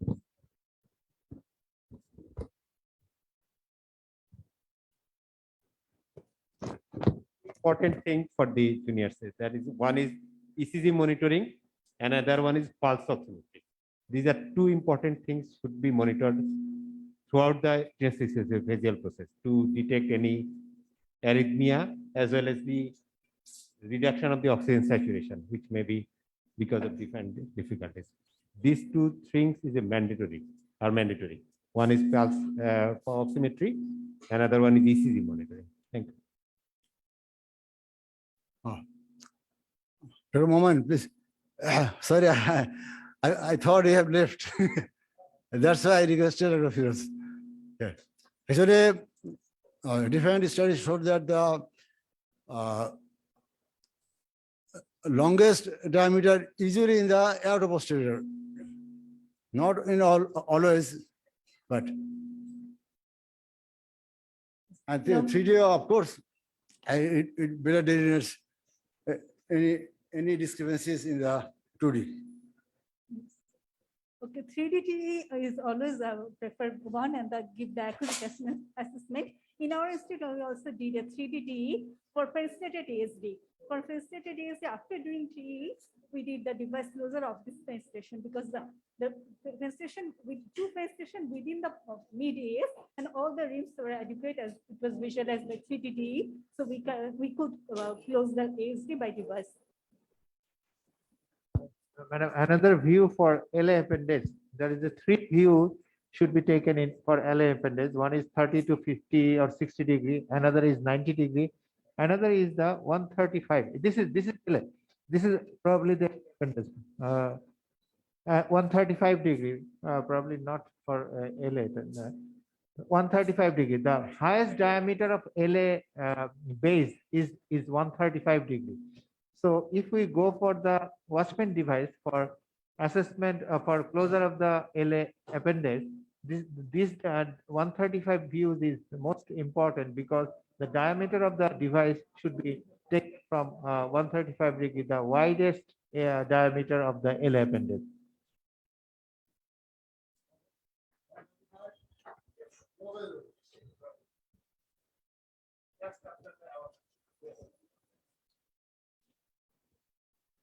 So thank you, sir, for the again for the excellent demonstration. May I now request Professor Mohammad Kabir Zaman, Cardiology Department, National Heart Foundation Hospital and Research Institute, for the segmental analysis and ventricular septal defect assessment.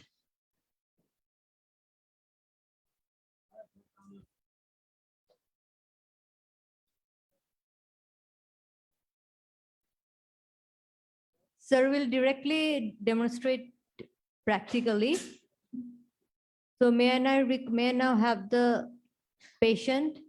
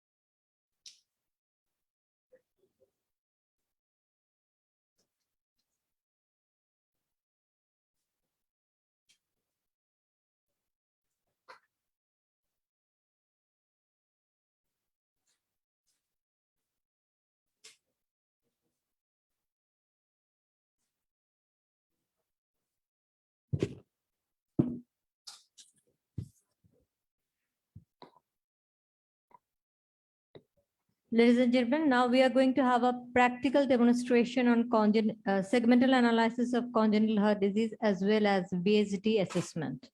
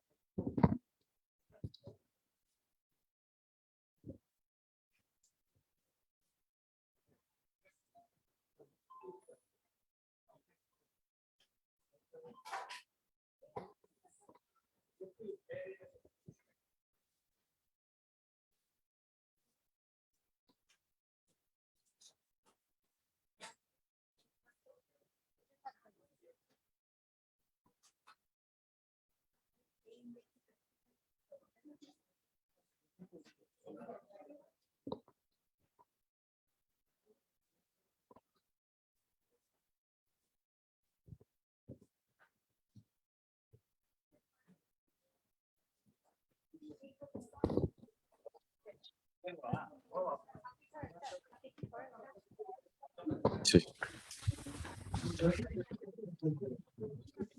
Check. Check this. Oh.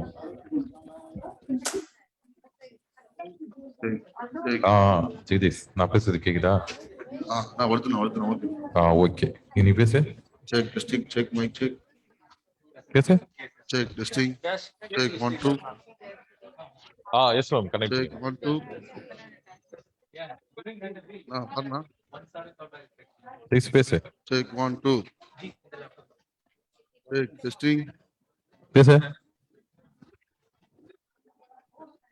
Check 1 2. ஜெய்சே நீ ஒண்ணா நம்பரா? இல்ல அது பரவாயில்ல. வராது இங்க கட்டு. ஒண்ணு ஏதாவது ஒண்ணு பாருங்க. எதுல வருதோ பாருங்க.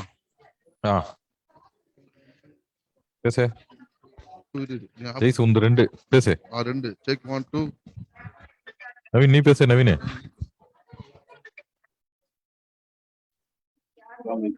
Hello. Check. Naveen okay. Naveen இப்ப பேசு. கேக்குதானா? பேசு. Check check. பேசி நீ செக் செக் சொல்லு. Check check. ஓகே. நவீன் உள்ள கேக்கும். ஆமா உந்த உள்ள கேக்கும். இப்ப கேட்காது கட் பண்ணிட்டேன். நவீன் பேசு. பேசு. Naveen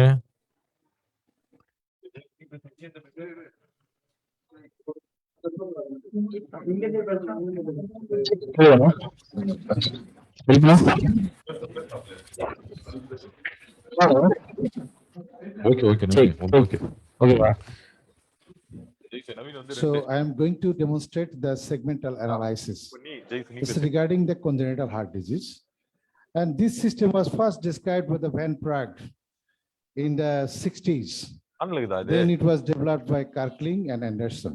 So if you describe the congenital defect, congenital heart disease, it's a very good approach and approach to study the patient segmentally.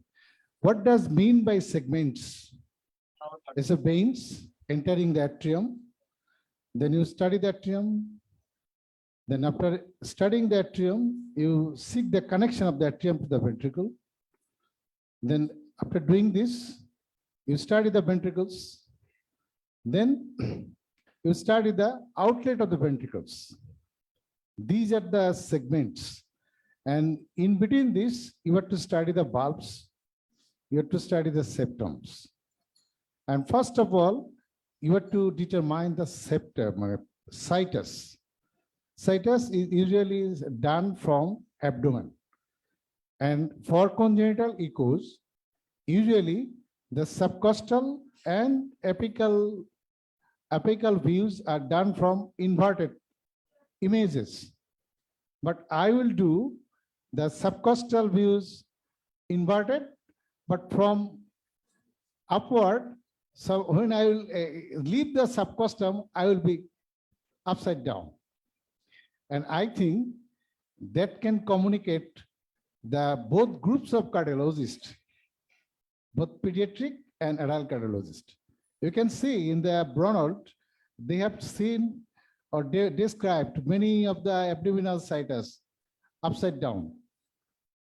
Okay. Then you have to position the patients.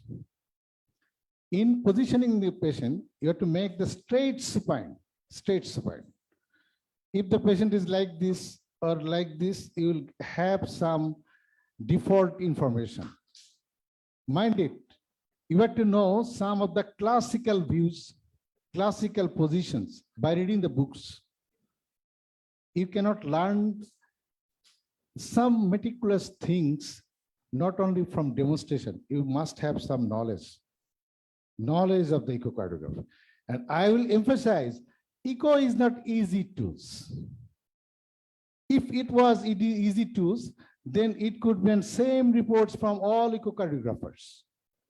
There are variables or versatile difference of echoes. So it's a very, very, very, very important sensitive tools. And you can study each and every disease of the cardiology.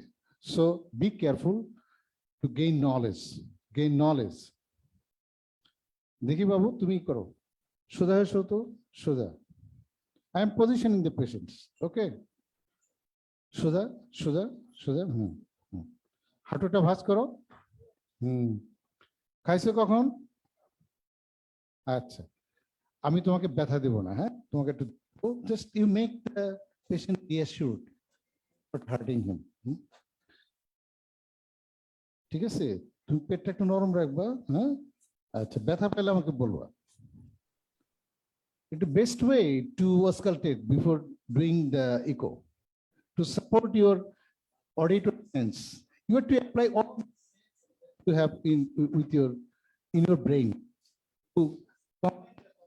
to conclude, interpret the images.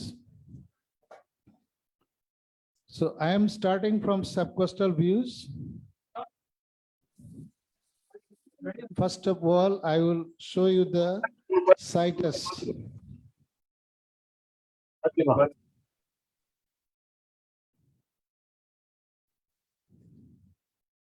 Select the transducer. I am selecting the adult transducer. Dr. Mozit. Then you have to adjust the image. Mind it, but I am going to upside down. So this is the upside down image. Shuja.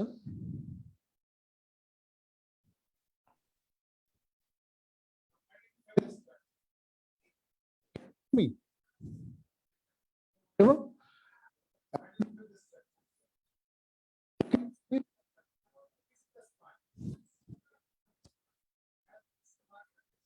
And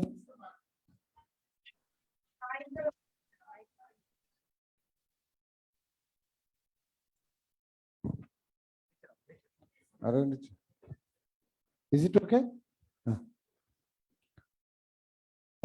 You have to know, just for fellows, not for experts. This is the marker. And I'm putting this marker here. This is the left side. So this is the right side. And this is the spine. There are two pulsatile blood vessels. But which one is genuine pulsatile, which one is aorta, which one is IVC, you have to determine it. Then put the colors. The color gain should be lowered because there are. Okay, then put the pulse wave Doppler. This is the pulsatile flow. Okay, so it is the aorta. This is the aorta. And another pulsatile, so another, this is the venous flow, IVC. So what does it mean? It means that there is aorta on the left side of the spine and IVC on the right side of the spine. This is the situs soleus. And we can see the liver, the right lobe of the liver. Check it, check it. And these are the images that indicates the structure. That is, it means the stomach is on the left side. So it is the situs. And all things will be the Then another two sites. One is the situs ambiguous. This, I think there's some mis. No? Okay. For the apex, the long axis of the heart. Just you are the transducer like this. I'm tilting the transducer upward. You can see this is the apex. And this is the left side. So this is the if the apex would be in through the midline, that is the mesocardial. If the apex were towards the right side, mesocardial. Okay. Now you can. This is the most important part. Subtly, you can assess it. Then you can assess the ventricles. Ventricles. Actually, to study the ventricles, to study the septums, to study the valves, these are the transthoracic views are more superior than the subcostal views, particularly for the children more than 7 to 10 years age.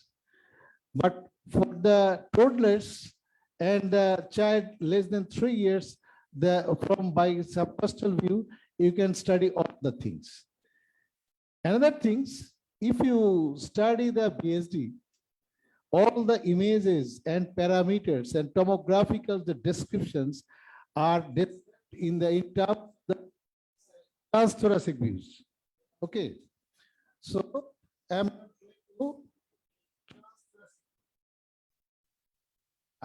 not going of the adult cardiologist, so I will not. This is the, I think more than 80% of the patient population are acquainted with this. So this is the apical fourth chamber view. And what is the classical apical fourth chamber view? And this is the classical apical fourth chamber view. What is the what are the criteria for classical apical fourth chamber view? You have to see the cracks of the heart. Right. The most appropriate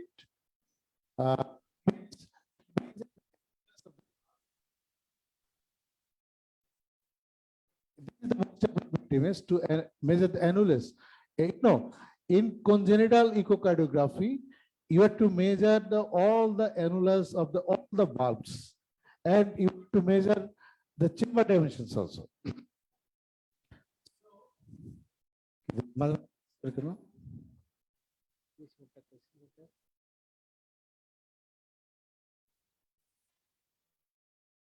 Oh, chapter muna.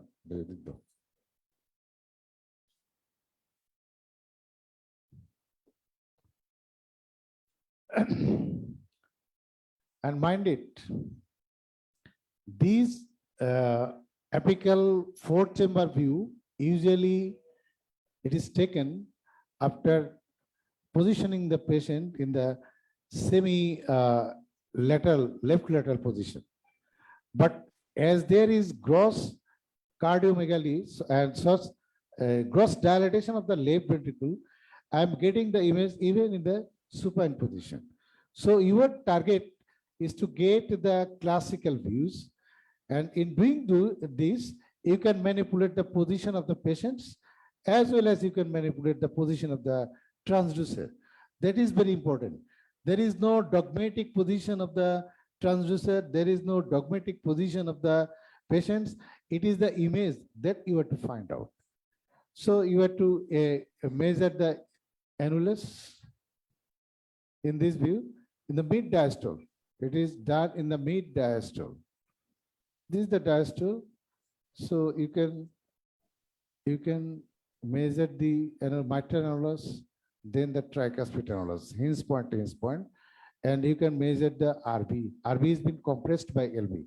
In this case, In this case, the LV is shape is globular. For congenital heart diseases and for the children under 17 to 18 years, you have to assess the LV dilatation by shape, because there are so many figures to normal and a dilated figure for this age group. You cannot remember the figure, exact figure. It is the shape that will dictate you to comment about that the LV is dilated or not. This shape of the LV is indicating that the LV is dilated. Now, you can, from this view, you can identify the chambers. Chambers. What is this? This is this LA? Why? If the pulmonary vein drains into the LA, then it is the LA. It's the one thing. But many of the congenital heart diseases, you will not get to drain the pulmonary veins in LA.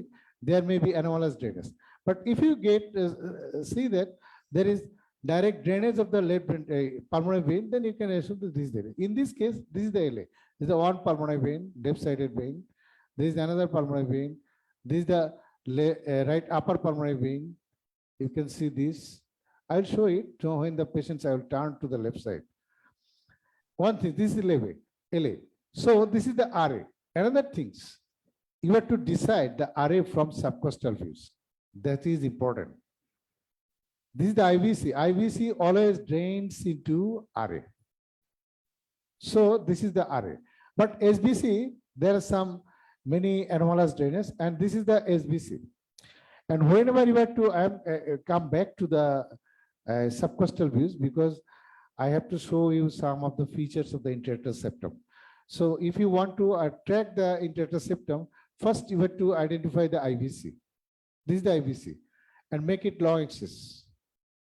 And enter the chamber. The chamber IVC, and this is the RA. So this is the left atrium. And in some of the patients, you can see the flap valve of the interictal septum, fossa ovalis. Here it is very inconspicuous, but this is the flap valve of the fossa ovalis, and this does indicate that this is the LA, and this is the RA. And in doing this, whenever you have to assess the sinus venosus ASD, then look for this IVC part, SBC part. This is the SBC, and this is the sinus venosus part of the SBC, interictal septum. This is the interictal septum that is intact under the SBC, and this is the IVC. So you have to then, if you want to study the interictal septum or the ASD, then rotate the transducer anti-clockwise.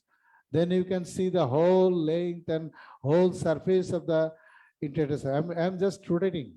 In that way, you can take time and study the interictal septum. And to study the interictal septum, the best window is the subcostal window, no doubt. And you can assess from this view the IVC rim, SBC rim, and other rims you can study from the transthoracic view. Now I am again coming back to the transthoracic views. Now from there, it is decided that this is the LA, this is the RA. What is this? What is the nature of this chamber, this ventricle and this ventricle? One important anatomical marker, it is very conspicuous. The offsetting of the AV valve. Offsetting of the AV valve means that the tricuspid valve is shifted towards the apex, then the mitral valve.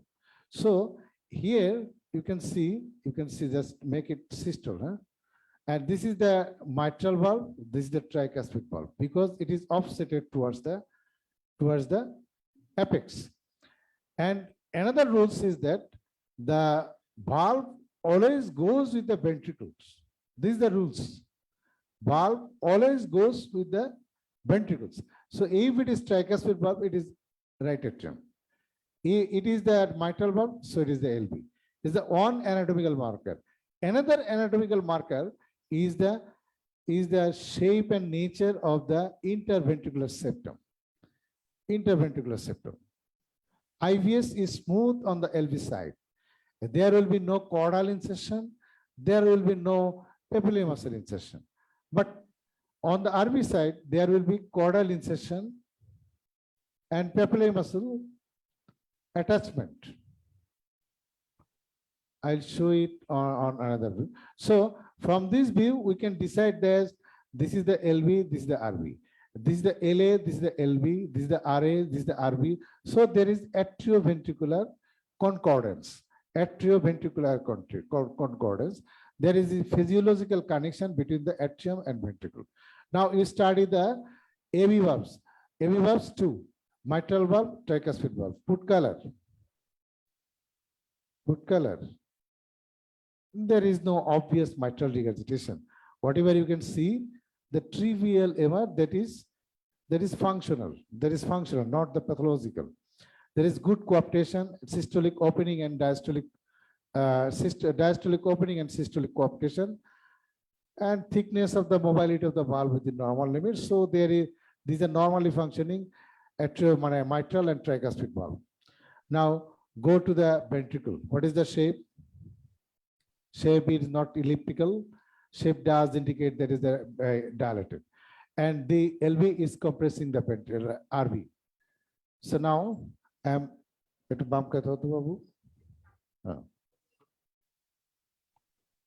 am now positioning the patient to have a better images of the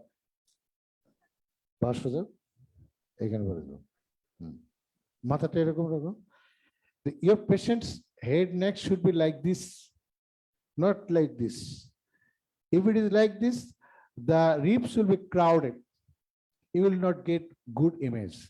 But if he is imaged like this, the rib cage will be wide open. You can study in better way. Okay. So you can see this is I have positioned the patient. Again, still I have done the steep left lateral. I'm not getting the good image of the apical fourth chamber. So again, I'm like supine. This is the in between supine and left lateral. Good image. So you have to manipulate the position of the patients.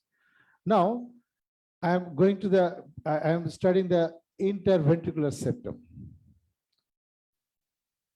To study the interventricular septum, first you have to study the outlet part of the septum. Which one is the outlet part of the interventricular septum? The septum that remains in between the LVOT and RVOT, that is the outlet septum. You can see this is the LVOT. This is LVOT. Okay, this is LVOT, and this is RVOT. So this part is the outlet part. Among this outlet part, the portion of the septum that remains incontiguous with the septal leaflet of the tricuspid valve and the commissures between the non-coronary and the right coronary cusp, that is the membranous part. That is very small part, and here it is not obvious. It is not very conspicuous, but for children you can see it very easily. Very small part. Usually the length and diameter is 3 to 5 square centimeters. So this part is the membranous part, and rest of the part are the muscular part of the outlet septum. So this is the outlet septum. If you get any BSD in this part, then you will try to locate it, which part it is occupying. Which part? Which part? It's an adult, semi-adult, age is 15, in between, adolescent. Okay. So in this case, he is carrying this type of, this is the BSD, huh? This is the BSD. This type of BSD from his after birth. Now his body is trying to compensate this defect. What are the compensating mechanism of the body to avoid the ominous effect of the BSD? What are the? One is the subcostal membrane, subaortic membrane. Another is the RVOT band. Another is the prolapse of RCC. Okay. And here you can see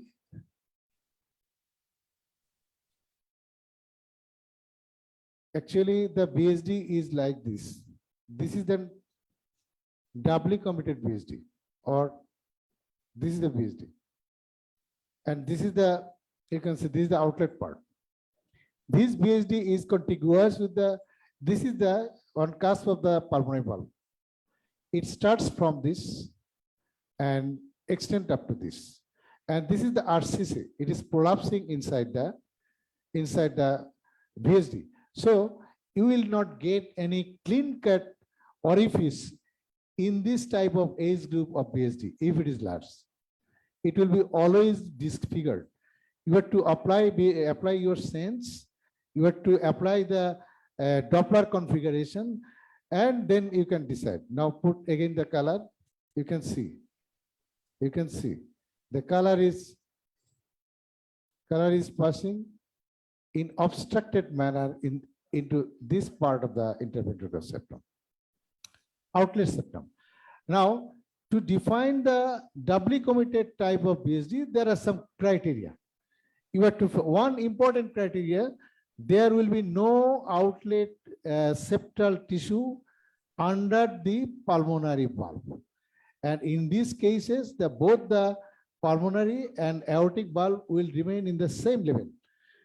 Physiological, what does happen? The pulmonary valve is set upward, more cranially, and it is detached from the fibrous skeleton of the heart. But in case of doubly committed BSD, that with both the semilunar valves will be the same size, same level, and this is most conspicuously visualized from subcostal views. But in this age group, you will not get that type of classical views. So I'm not going to try that. So I'm just I'm applying my gauging sense. In this case, you can see this is the pulmonary valve annulus, this is the aortic annulus, and in between these two, there is no tissue. There is no tissue. So it's a doubly committed, and this is the RCC. It is prolapsing inside the BSD, and rest of the part of the IVS is intact. This is one thing. You have studied the outlet part of the interventricular septum. Now come to the peristernal long axis view. Peristernal long axis view. Now, what does it mean by the peristernal long axis view? What are the criteria? Peristernal long axis view, classical view implies that you are to open the left ventricle in the long axis dimension. You have to see the proximal part of the aorta in long axis, and you can see the LA in its full dimension. And this is the view. You have to measure the annulus of the aortic valve. Very important. In sizing the BSD, you have to compare the size of the BSD with that of the aortic annulus. So you have to measure the aortic annulus in classical long axis view. This is the classical long axis view. Aorta is open. I can see both the hinge point clearly. I can see the aorta LA. I can see the widely open the ventricle. So this is the classical. Now measure the hinge point to hinge point. The hinge point to hinge point. It is 26. It is 26. Okay. I have seen that this BSD was in the image. It was about 22. And have two measurement of the BSD in orthogonal planes. I have taken one measurement in the short axis view, and another measurement I will take in the long axis view. And here you can see this is the BSD. This is the BSD. This is the BSD flow. But this BSD flow is being obstructed or restricted by gross prolapse of the RCC. So now I'm eliminating the color to exactly figure out the BSD. And this is in this view, long axis, this is another dimension of the BSD 16. Any BSD One is you have to compare with the aortic annulus, another the strip dimension. Strip dimension, it is more than 10 millimeter, it is large. If you compare with the aortic annulus, then less than 50% small, 50 to 100% it is moderate, 100 equal to or more than bigger than the aortic annulus, it is large. It is roughly, but many of the authors, they believe that any BSD size more than 2/3 of the aortic annulus large, 2/3 to 1/3 moderate, less than 1/3 it is small. Okay. So here the BSD size in one view I have seen it is 22 and that is a 16. It is a large BSD. Okay. I am in assessing the BSD. I have studied a personal long axis view, and I have studied this part of the interventricular septum. What is the component part of this interventricular septum? If this is a part of the interventricular septum, the part contiguous to the aortic annulus is part of the muscular part of the outlet septum, 3 to 5 millimeters. Rest of the part of the trabecular muscular part of the interventricular septum. Okay, now go to the, again, apical fourth chamber view. Apical fourth chamber view. Now you can study the component parts of the interventricular septum. This is the interventricular septum, the long part. And this part is the inlet part of the interventricular septum. Rest of the part are the trabecular muscular part septum. After which part you will encounter as an inlet part? The tip of the septal leaflet is roughly indicate that this part includes the inlet part of the IVS. Now there may happen two types of BSD in the inlet part. One is the inlet BSD apical type, another the inlet BSD muscular type. Which one will be the apical type? Apical type BSD will be very contiguous with the mitral and tricuspid valve. In that case, a mitral and tricuspid valve will remain in the same level. There will be no interventricular tissue, IVS tissue below the AV valve. But muscular IVS, inlet muscular BSD will be, there will be some tissue below the AV valve, and the VSD will be located in this part of the IVS. And rest of the part of the IVS is trabecular muscular. Now you have to study the interventricular septum in short axis view. And you have to level the interventricular septum in 3 levels. One level is the basal level. Which one is the basal level? Where you can see the movement of the AV valves. That is the basal level. Then you go to the papillary muscle level. This is the papillary muscle. So this is the,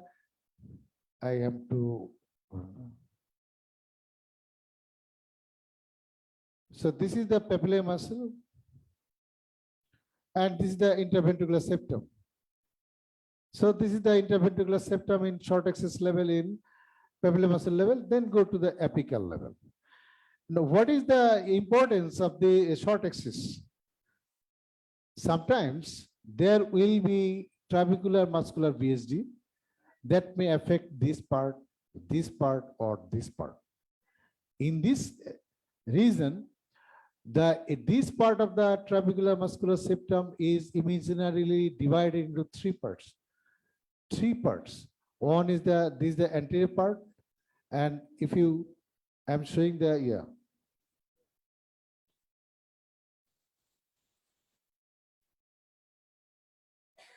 These are the imaginary line.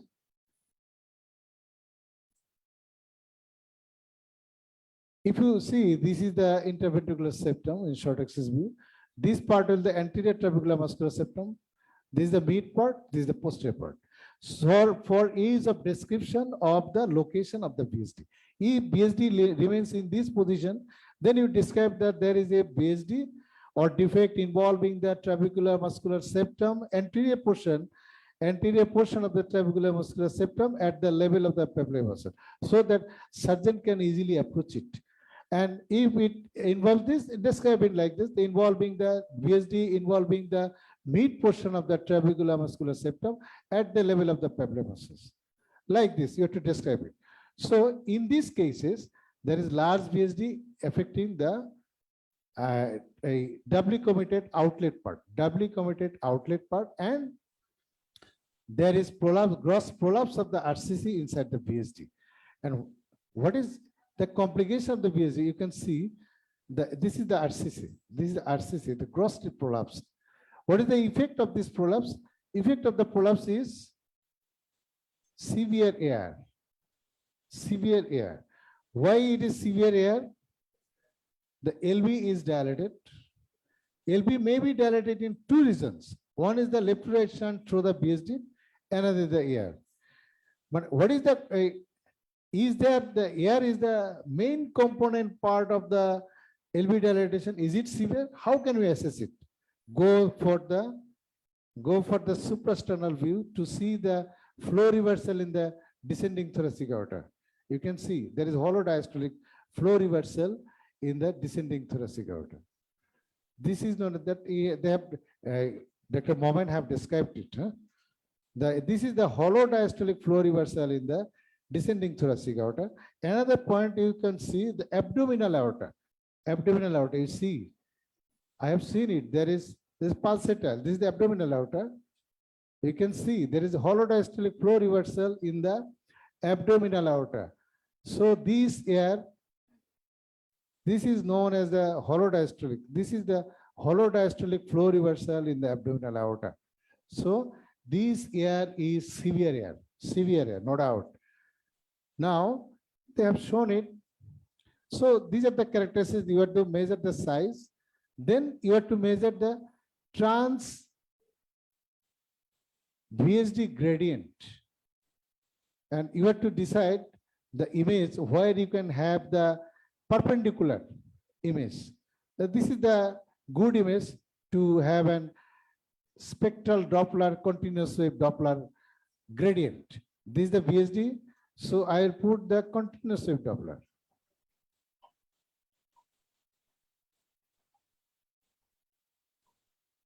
This is the VSD gradient. This is the VSD gradient. You measure it. It is restrictive in the sense of transventricular gradient, but hemodynamically it is very ominous. Okay. Now, in studying this, you have to measure the size, transvalvular gradient, and you have to describe this, the prolapse of the gross prolapse of the RCC. Is there is severe AR? So in this case, you have to measure the annulus, sinus, sinotubular junction, and ascending aorta. In measuring the ascending aorta and sinus, you have to make some sort of parallel, so that you can have the very good perpendicular dimension. You have to measure a perpendicular dimension. This is the perpendicular dimension, sinus. And you have to measure the sinotubular junction. Then it is the ascending aorta. If you choose that you want to make more straight the ascending aorta, then take another measurement obscuring this root of the aorta. So you can choose this image, but you have to measure perpendicular, end to end. Huh? Okay, 29. So these are and then you have to look for the RVOT band. There should be an RVOT band. Can you see the RVOT band? Put the color and observe for any aliasing in the RVOT. This is the RVOT, huh? This is the RVOT. And the color is going from this part to this part, but this is the VSD aliasing, but there is some sort of flow acceleration in this part of the RVOT. So look for this. Is there any fallacy?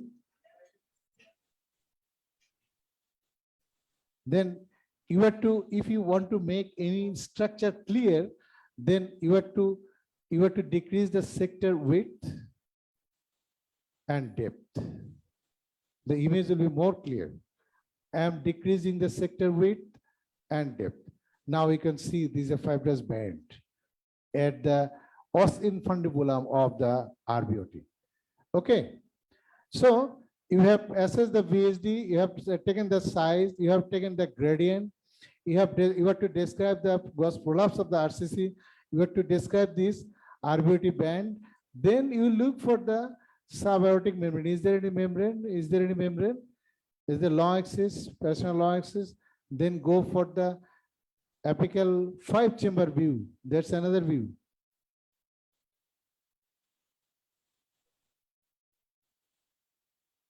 Five-chamber view. And you can see this is a very tiny structure, thin. And I think Professor Sharifuzzaman will see this tiny fibrous structure and he will cut it. Because this band will behavior is like that, it progressively increases.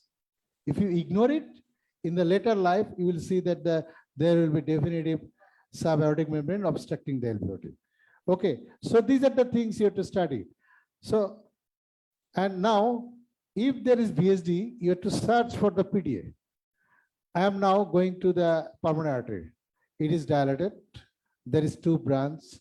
And so now you have to see, is there any PDA? PDA. Go for Kala flow, or no obvious PDA flow. Then go for the ductal view. Ductal view means that you have to adjust the image.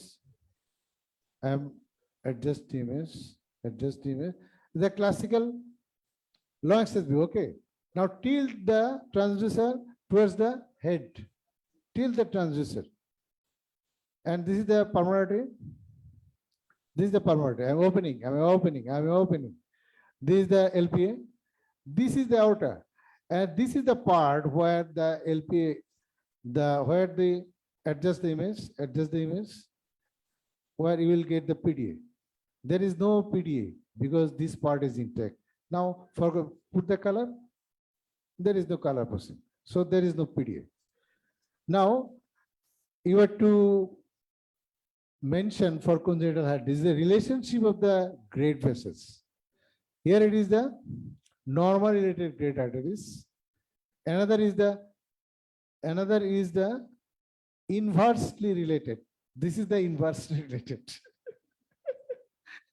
Okay, but I have just inverted the image. One thing, I have interesting things. In Delhi, one day we were looking for this inverse related, but the normal heart, we are very puzzled. Some of the fellow came, he just inverted this and make it easy. So look for the sidedness of your image and always look for this and this, so that you can identify the side of the structure you are studying. This is the left side, this is the marker. So left side, this is the normal here, situs inversus. There are different great vessels relationship. LP, L disposition, D disposition, like this. One things you have to keep in your mind. One is the TZA. TZA means the aorta from RB, left pulmonary from LB. Okay, this is the TZA connection. When TZA connection and malposition of the great arteries, these are different concept. So keep in your mind. Okay, then you have to decide the relationship of the great vessels. Now you have to assess the subcostal views. There are many talkings. I am not to elongate the because shortcomings. Other things you have to acquire by your knowledge. Now I am going to study the subcostal view. Dekhi, Sudha Baba, Sudha, make it Sudha. Mata to ocha karo, ocha. Apne pilo diben holo shoulder level. Now, they mata chula do. Look for the neck muscles, whether it is relaxed or tense. If it is tense, you will not get good damage. Now, again, you look at your marker, then put it. I am putting it to the left side. This is the one way to decide about the left-sidedness of the aortic arch. This is the left side, and my marker is towards the left side. So it is the left sided aortic. Another technique is there by visualizing the trachea, but that is a very cumbersome technique. I cannot apply in your practical life, but it is such, you need to search several times, you have to spend times. Ultimately, I have seen that this is a good way. And now rotate the, if you don't get that arch in this image, then rotate the transducer, rotate the transducer. If you get in that image, then it's the right sided. Now, from this image, you have to assess the arch vessels. You have to assess the coarctation. Then, and this is the suprasternal view to assess the diameter of the LPRP. Suprasternal views are accepted for measurement of the LP and RP. Okay. And from this, there are other utility of this view. You can observe, you can study the vertical veins, confirm if there is TABVC. But you have to correlate the pathology. Then you have to search that windows. Your pathology will guide you which views you are going to study. You need to study. It is not needed to study the every views for every patient. Pathology will guide you. Okay, thank you all. If you have any question, ask me a question. There is time constraint. That's why I'm just shortcoming and foreshortening my lectures and speaking. Okay. Now you can ask any question.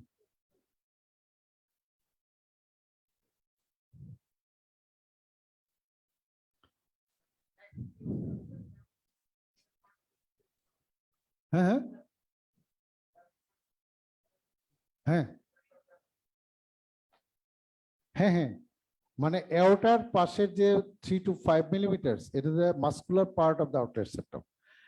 এইখানে একটা দেখবেন অনেক সময় যে large inlet VSD থাকে, ওটা যখন anterior septum পর্যন্ত অ্যান্টেরিয়র মাস্কুলার পার্টের মধ্যে এক্সটেন্ড করে, অনেকেই আমি দেখছি এটা পেরিমেমব্রেনাস ভিএসডি বলে ডেসক্রাইব করে। সেই ক্ষেত্রে আপনি অ্যাপিক্যাল ফোর্থ চেম্বার ভিউতে গিয়ে দেখবেন যে দুইটা এবি ভালভ একই লেভেলে কিনা, একই লেভেলে এবং তার উপরে ভিএসডি, তার মানে ইনলেট ভিএসডি।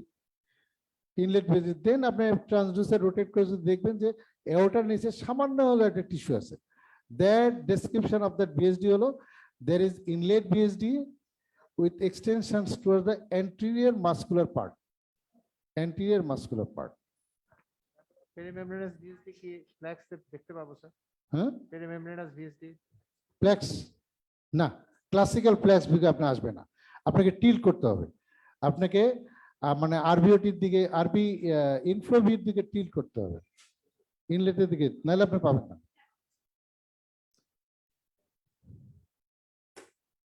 আপনি আবার কি কইবেন?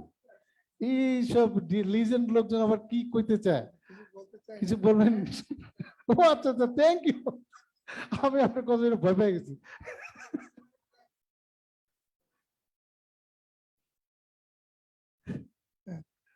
Thank you, Professor Kamiruzzaman, for your excellent demonstration. Although I came late and joined with you, and actually, you have told in minute in everything, and I think, and I want to congratulate and appreciate you. Thank you, sir. But regarding the question of Dr. Moment, perimembranous VSD, can we see? Definitely we can see. If you tilt the anterior tilting or in four chamber view, you can appreciate, number one. Number two, in short axis view, you can appreciate. And another is subcostal short modified view, which is very essential for the decision of perimembranous VSD device closure. Is there any septum just in between the pulmonary as well as aortic valve? To appreciate, you have to go into the subcostal modified view. I think you have shown it. And I have a question to you. That is, in case of aortic valve prolapse, so can we appreciate and guide the surgeon whether this valve need repair or replacement or nothing? Number one.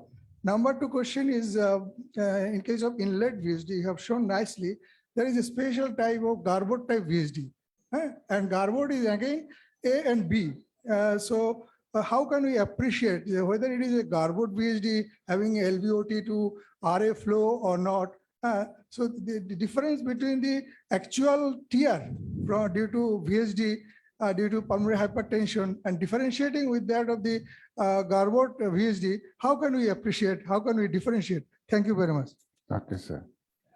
Garwood VSD is an inlet type of defect.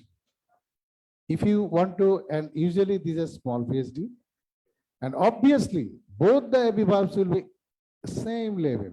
If you want to comment about the Garwood defect, there are many defects I have seen. Many of the cardiologists that describe it, the perimembranous with Garwood defect. I don't agree with this, because I'm telling you, there are some perimembranous VSD with inlet extension. That type of VSDs are usually try to get obstructed by the adhesion of the septal leaflet of the tricuspid valve. In that cases, there remains some defect in the septal leaflet, and VSD jet flow throw that defects to the LV to RA, and another VSD jet go from LV to RV. These type of VSD sometimes may confuse one to comment about the Garwood defect. Actually, a Garwood defect is the AV canal type small defect. Both the VSD AV valve at the same level, and the jet will be LV to RV. That is the one question. And these are confusing actually. Actually, whether it is, but if you want to comment about the Garwood defect, I will say that you have to comment about this both AV valves at the same level. Okay, sir. Actually, my opinion, as you are telling, both this tricuspid as well as mitral valve will be nearly to the same level in case of Garwood effect. Yes, yes. This is, I don't know actually regarding this. I learned from you. Number one. Number two is in case of Garwood effect, you can have a true jet from LVOT to RA. Number one. But when there is two jets of one is anteriorly towards the trabecular portion, another is towards the right atrium, and this jet is divided by the septal leaflet, and sometimes posterior. So there is a complex scenario in between this VSD, along with the VSD, as well as the septal leaflet, posterior leaflet, sometimes anterior leaflet comes together to restrict the flow. So you have to understand whether is a true jet from LVOT to RA. So that is the and even after post-surgical patient, when sometimes some surgeon close the VSD with that is the septal lifted is joined with the apex of the ventricular septum. Sometimes that residual jet may remain as a residual problem. A second question, sir. Yes.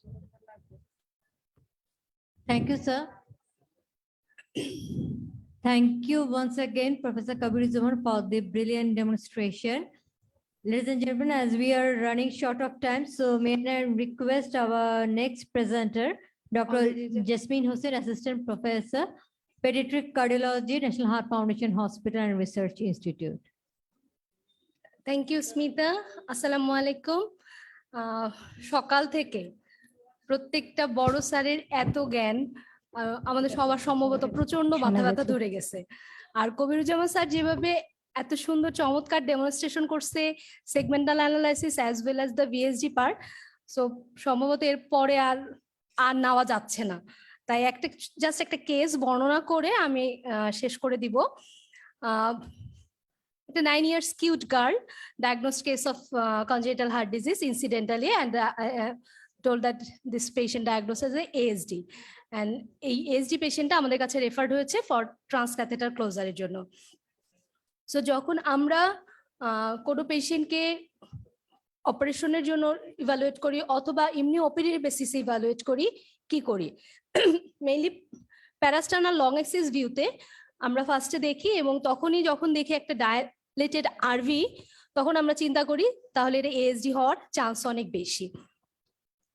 Apical 4 chamber ভিউতেও যখন আমরা দেখি যে dilated RV তখন আরো বেশি চিন্তা করি এটা এএসডি হওয়ার। তো এএসডি ছাড়া আর কিছু কি ডায়ালেটেড আরভি করে কিনা? আমরা জানি যে কিছু সাইনোটিক কজ আছে, কিছু অ্যাসাইনোটিক কজ, কিছু ভালভুলার কজ। কনজেনিটাল হার্ট ডিজিজের বাচ্চাকে যদি আমরা ক্লিনিক্যালি ইভালুয়েশন না করে ধাম করে ইকো করতে যাই, তাহলে আমরা জানবো না যে এই বাচ্চাটা সাইনোটিক হার্ট ডিজিজের না অ্যাসাইনোটিক না valvular.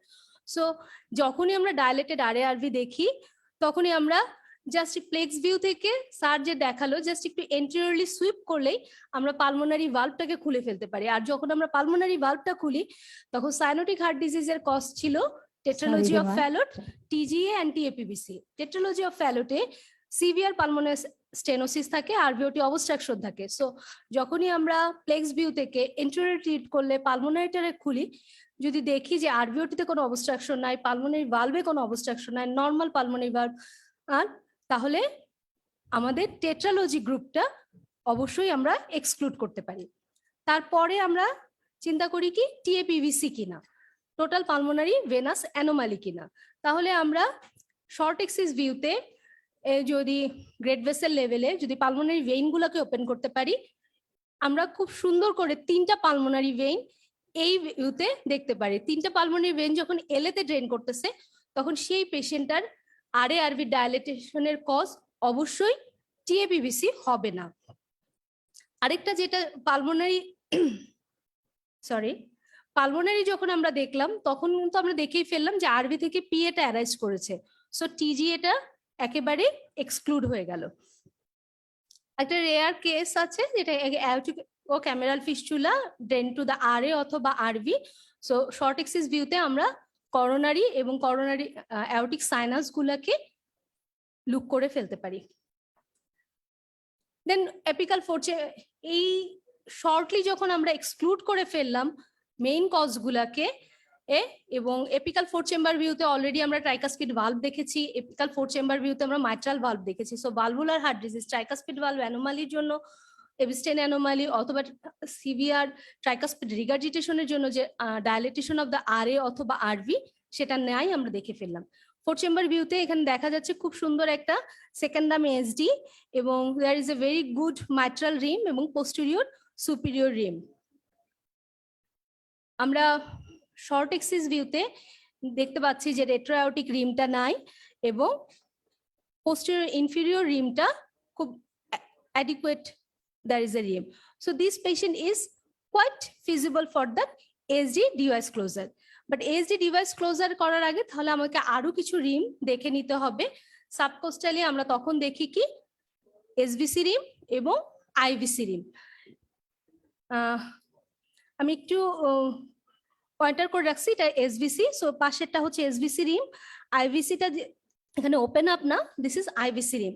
So there is a very good SVC এবং আইভিসি রিম এইখানে মেজার করে যখন আমরা চারপাশের রিমগুলো এত ভালো দেখি, তখন আমরা ডিভাইস ক্লোজারের কথা চিন্তা করি। বাট সাথে সাথে আমাদের চিন্তা যে এই এসডি যে একটাই কিনা, সাথে কি আরো কিছু আছে কিনা, আরো কোনো এসডি আছে কিনা, তার জন্য একটা লুক দিয়ে দেওয়া। সেরকম সাবকোস্টালের এটা রেট্রোআয়োটিক রিম অ্যাবসেন্ট এবং লং পোস্টেরিয়র রিম দেখতে পাচ্ছি। সো ওই লুকটা দেওয়ার জন্য আবার ফোর চেম্বার ভিউ ওটাকে যখন আমরা দেখি বা প্রত্যেকটা ভিউ থেকে একটু বেশি টিল্ট করে, এই ফোর চেম্বার ভিউটাকে যখন আমি পোস্টেরিয়রলি টিল্ট করেছি, there is a one gap একদম extreme superior posterior superiorly, but there is a color flow is not so impressive. তাহলে এইখানে আসলেও কি কোনো এসডি আছে কিনা, এটাকে আমাকে একটু ক্ল্যারিফাই করে নিতে হবে before the device closure. So এই ক্ল্যারিফিকেশন করার জন্য যখন এটাকে আমি কালার ছাড়া 2D মোডে দেখতেছিলাম, তখন মনে হচ্ছিল গ্যাপটা আরো বেশি প্রকট হয়ে আসতেছে। তাহলে এই রিমটা আছে হচ্ছে পোস্টেরিয়র সুপিরিয়রলি, একদম সুপিরিয়র। তো আমরা জানি যে হার্টের পোস্টেরিয়র সুপিরিয়রলি কোন স্ট্রাকচারটা হার্টের ভেতর ঢুকতেছে, পোস্টেরিয়র সুপিরিয়রলি ঢুকে হচ্ছে এসভিসি। তাহলে এসভিসি যখন রাইট অ্যাট্রিয়ামে ঢুকে, তাহলে সেই জায়গাটার আর পাশে এই ডিফেক্টটা থাকার কথা। তাহলে সেই ডিফেক্টটাকে আবার দেন এগেইন সাবকোস্টাল ভিউতে আমি যখন এসভিসিটাকে খুলি, that is a very good SVC rim, there is a no another ASD sinus venosus লেভেলে। তাহলে এই এসডিটা কোথায় আছে, আদৌ কি আছে কিনা, কনফার্ম না হয়তো যাওয়া যাবে না। এই কনফার্মেশনের জন্য তাহলে এসবিসির পাশ দিয়ে ঢুকে যাচ্ছে রাইট আপার পালমোনারি ভেইন। আমি যদি প্রপটাকে স্লাইটলি রাইটে টিল্ট করি তাহলে রাইট আপার পালমোনারি ভেইনটাকে ওপেন করতে পারি এই এলেতে ওপেন করার জন্য। যখন আমি দেখতেছি রাইট আপার পালমোনারি ভেইনটাকে এলেতে ওপেন করার জন্য দেখতেছি, তখন একটা এএসডি দেখা যাচ্ছে, but I am not sure this ASD along with large ASD or this is another ASD. But আমি 4 চেম্বার ভিউতে দেখেছি posterior superiorly, তার posterior superiorly SVC তেও নাই, রাইট আপার পালমোনারি ভেইন তাহলে কোথায় আছে? সো এই রাইট আপার পালমোনারি ভেইনটাকে যখন আরো বেশি টিল্ট করে পুরো কোর্সটাকে দেখার জন্য, now I got that ASD and there is a very good color impressive flow. So there is a 2 ASD. One is posterior superiorly small ASD, another is anterior superiorly there is a large ASD. Just এই গল্পটা, এই বাচ্চাটার কালকে আমাদের ওটি হয়েছে এবং ঠিক ওটি ভিউটা দেখাতে পাচ্ছি না, but 2 ASD, there is a large ASD anterior superiorly and right upper pulmonary vein এর ঠিক নিচে একটা স্মল ASD। আরেকটা 7 বছরের ফেলো একই সাথে খুবই সিমটম নিয়ে আসছে, হার্ট ফেইলরের সিমটম। নারুমা যেটা দেখাচ্ছে সেরকম একটা লার্জ এএসডি। এই বাচ্চাটার যখন আমরা সাবকোস্টাল ভিউতে আছি, সরি ওকে, এখানে large ASD but there is a very good mitral rim and also the posterior superior rim। তাহলে সাবকোস্টাল ভিউতে যখন আমরা যাচ্ছি তখন এখানে এসভিসি থেকে আইভিসি পর্যন্ত there is a no rim, totally absent rim from SVC to IVC. তো এই বাচ্চাটার posterior superior to posterior inferior interatrial septum absolutely absent. So there is a very large ASD এমনকি যখন রাইটে টিল্ট করে রাইট আপার পালমোনারি ভেইনটাকে ওপেন করা যায়, there is a no right upper pulmonary vein septum, there is a large ASD. এটা 17 বছরের একটা ছেলে লাস্ট ইয়ারে আমাদের হসপিটালে এসেছিল, hugely dilated RARV and apical 4 chamber ভিউতে same, there is a not like impressive any ASD, but there is a large dilated RARV. We look for that pulmonary venous drainage, pulmonary stenosis, absolutely everything is okay. You see, that boy also had the same thing. There is a large ASD from SVC to IVC. This is called sinus venosus ASD, SVC and IVC both type.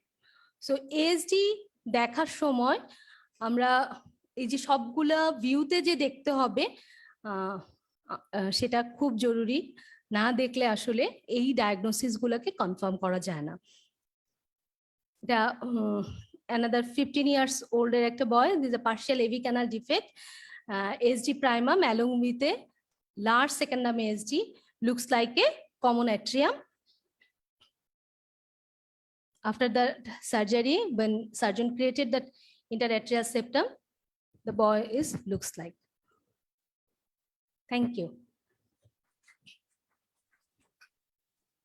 Thank you. Thank you, Dr. Jasmine Hussain, for the excellent presentation. May I now request Dr. Naruma Abihada Chaudhary, Assistant Professor, Pediatric Cardiology, National Heart Foundation Hospital and Research Institute, for her presentation. আমি আমার প্রেজেন্টেশনে যাওয়ার আগে just live কেসটা ASD এর একটা shortly আমি দেখাই দিচ্ছি। আমরা যখন ফ্লেক্স ভিউ নেই, এটাই আমাদের একটা আইডিয়া দেয় যে আমরা দেখতে পাচ্ছি যে আমাদের এখানে এলভিটা ছোট, আরভিটা বড়। সেটাই আমাদেরকে গাইড দেন যে আরভি ডাইলেটেড, এবং যখন আমরা এম মোড ফেলি তখন আমরা দেখতে পাই ইন্টারভেন্ট্রিকুলার সেপ্টামের মুভমেন্টটা, এবং এখানে যদি আমরা দেখতে পাই,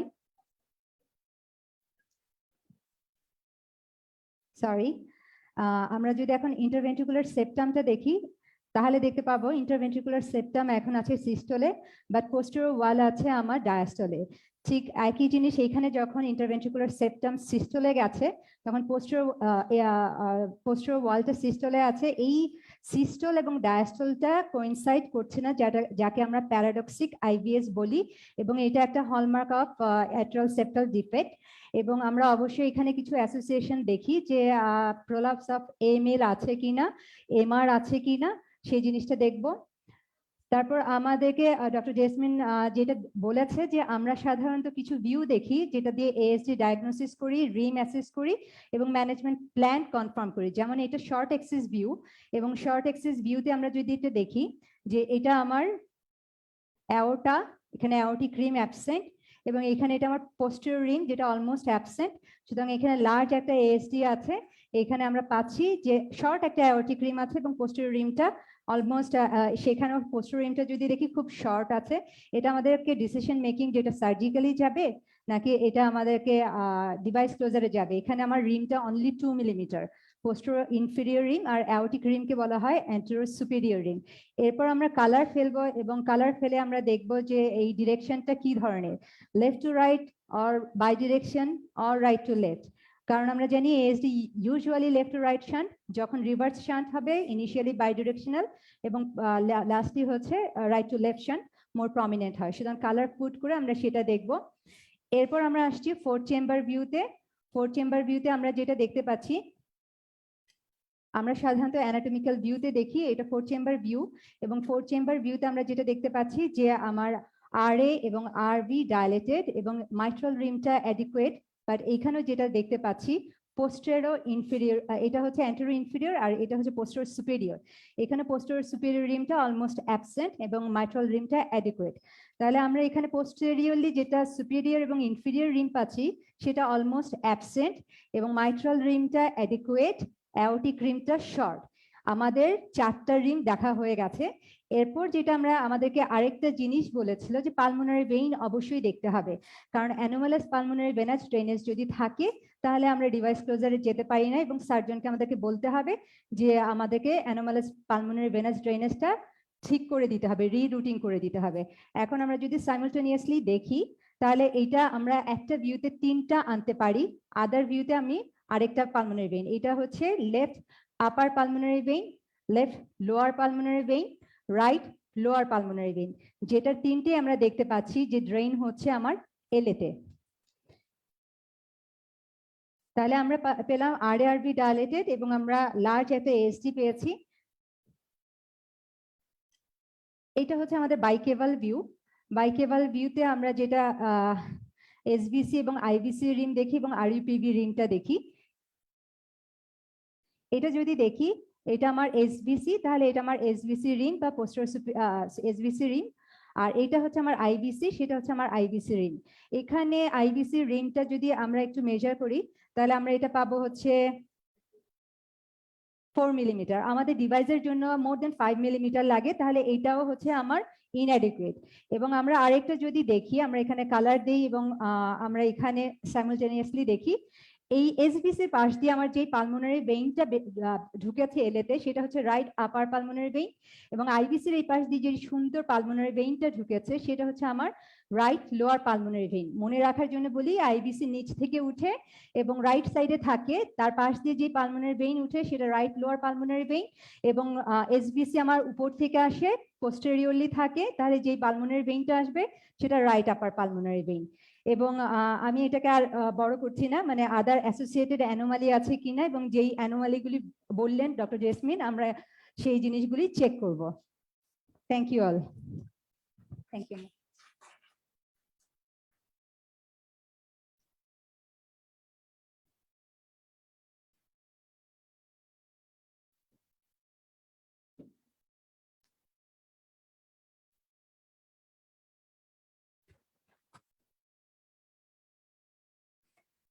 আমরা খুব ব্রিফলি আসলে যাব, কারণ আমাদের 2:30-তে আমাদের লাইভ সেশন আছে কনজেনিটাল হার্ট ডিজিজের from Chennai.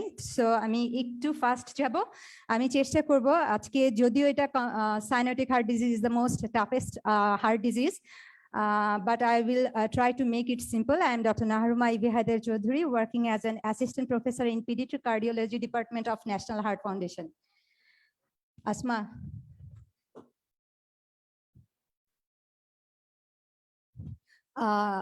During preparing the patient, just I want to show a few slides. We do the echo to diagnose and to make a management protocol. Should the patient a tetralogy will go for biventricular repair, total correction, or palliative MBT shunt. So echo is very important. Always we have to not only diagnose the tetralogy of fellow, but also to differentiate some other disease, because these are that I have shown, that pulmonary atresia, absent pulmonary valve, double chamber right ventricle. These are the association and correlated with TOF sometimes, and it has the management protocol is different. So we have to see these things. What is the cardinal feature of TOF? We know that TOF is diagnosed by RVOT obstruction is the primary component, and it has malaligned VSD. And due to RVOT obstruction, there is RV hypertrophy and also has overriding of aorta. But what is the key point to diagnose a case of tetralogy fellow? That is anterior cephalar deviation of the outlet septum, that I will show in my next slide. These are the pathological findings that I have to look. And firstly, we have to see the VSD type, size, number, and flow direction. And these are the VSD that we find, mostly conoventricular or malaligned VSD or perimembranous VSD is common, and other VSD also we get. And what is conoventricular VSD? This is our subcostal view. This is our interventricular septum. This is LV and this is RV and this is pulmonary artery. If we see carefully, this is the conal septum, which is the alignment of the conal septum and the interventricular septum is different. And due to this malalignment, there is a produced a conoventricular VSD, and it is also labeled as malaligned VSD because my conal septum here is hypertrophied and deviated anteriorly towards the pulmonary artery. So this is the large conoventricular VSD. And this is must that a TOF patient we have to see the additional muscular VSD. We know in case of tetralogy of fellow, RV and LV pressure is almost equal. So we missed this VSD. So there is, we have to be very keen about this additional VSD. And the other findings of pulmonary stenosis and pulmonary size is very important. This is a very good view, short axis view. If we see, this is the aorta and this is the pulmonary and this is the outlet septum and this is the parietal band. If we see that outlet septum here is hypertrophy, and if we see this is our anterior and leftward and cephalic. So here the outlet septum is hypertrophied and deviated anteriorly, leftward and cephalic. In our case, that Kobirujaman sir was showing a VSD case, which was there is outlet septum is hypertrophied, but it was deviated here. It is not deviated to anterior and leftward. So on that case, we can differentiate that this is the anterior and cephalar deviation. So this is the hallmark of tetralogy of fellow. And pulmonary valvular stenosis, there are in valvular level, supravalvular level, infundibular level. And if we see how to demarcate the infundibular and valvular stenosis, if we see the valvular stenosis is tongue shape and dagger shape is infundibular stenosis. And there may be supravalvular stenosis. We have to tell the surgeon, otherwise it will be mistaken. And more important slide of this is that we have to differentiate a TOF and VSD pulmonary stenosis. Here is also, there is RV hypertrophied, but the RV hypertrophied conal septum is not deviated anterior or leftward. It is not deviated anterior and leftward. So this is a VSD pulmonary stenosis. This is not a case of tetralogy of fellow. And pulmonary atresia, most likely we found that sometimes it is mistaken. If we see there is flow but not passing from the RV to PA. So here is pulmonary valve is atretic.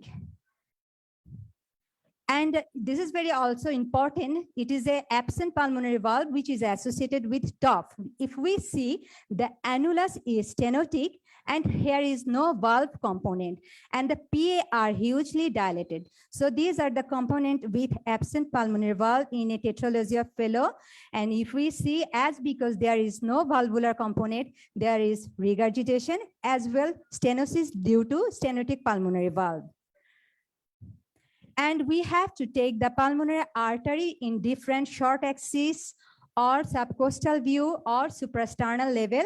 If the pulmonary artery is adequate, then surgeon can go for total correction. If it is hypoplastic, then we can go for palliative MBT shunt. And this is double chamber right ventricle. If we see the conal septum before proximal to this, there is distal chamber and proximal chamber. This is distal chamber, sorry. This is one chamber and this is one chamber. So here RV is divided by two chamber by the conal septum. So V level is double chamber right ventricle. It can be also shown in the short axis view. So a double outlet right ventricle, if we see there is a aorta is arising from the LV and continuity present between the aortic RCC and the mitral valve. And what happened in, if we see here, the overriding of aorta, it is almost 50%. And if we see the aortic annulus and long axis of the IVS, it is cutting to the half of the aortic annulus. So it is 50% overriding, means aorta 50% coming from RV and 50% from LV. So aorta mitral, if continuity is present, what is this? This aortic right cusp and AML, there is no fibrous tissue, so there is continuity. So there is, we only level 50% overriding.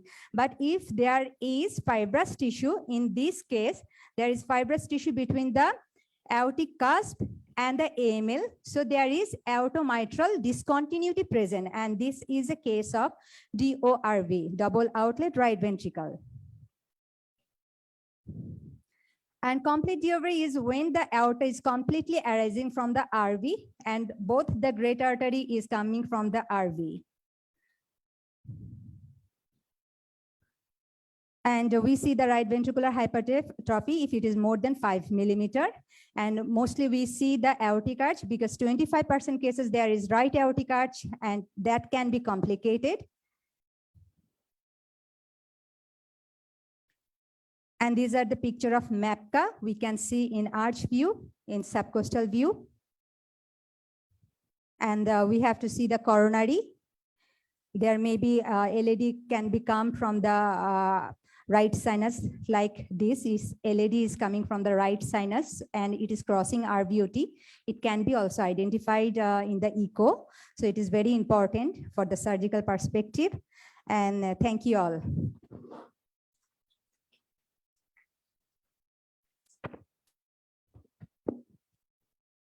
Now we are going to have a demonstration.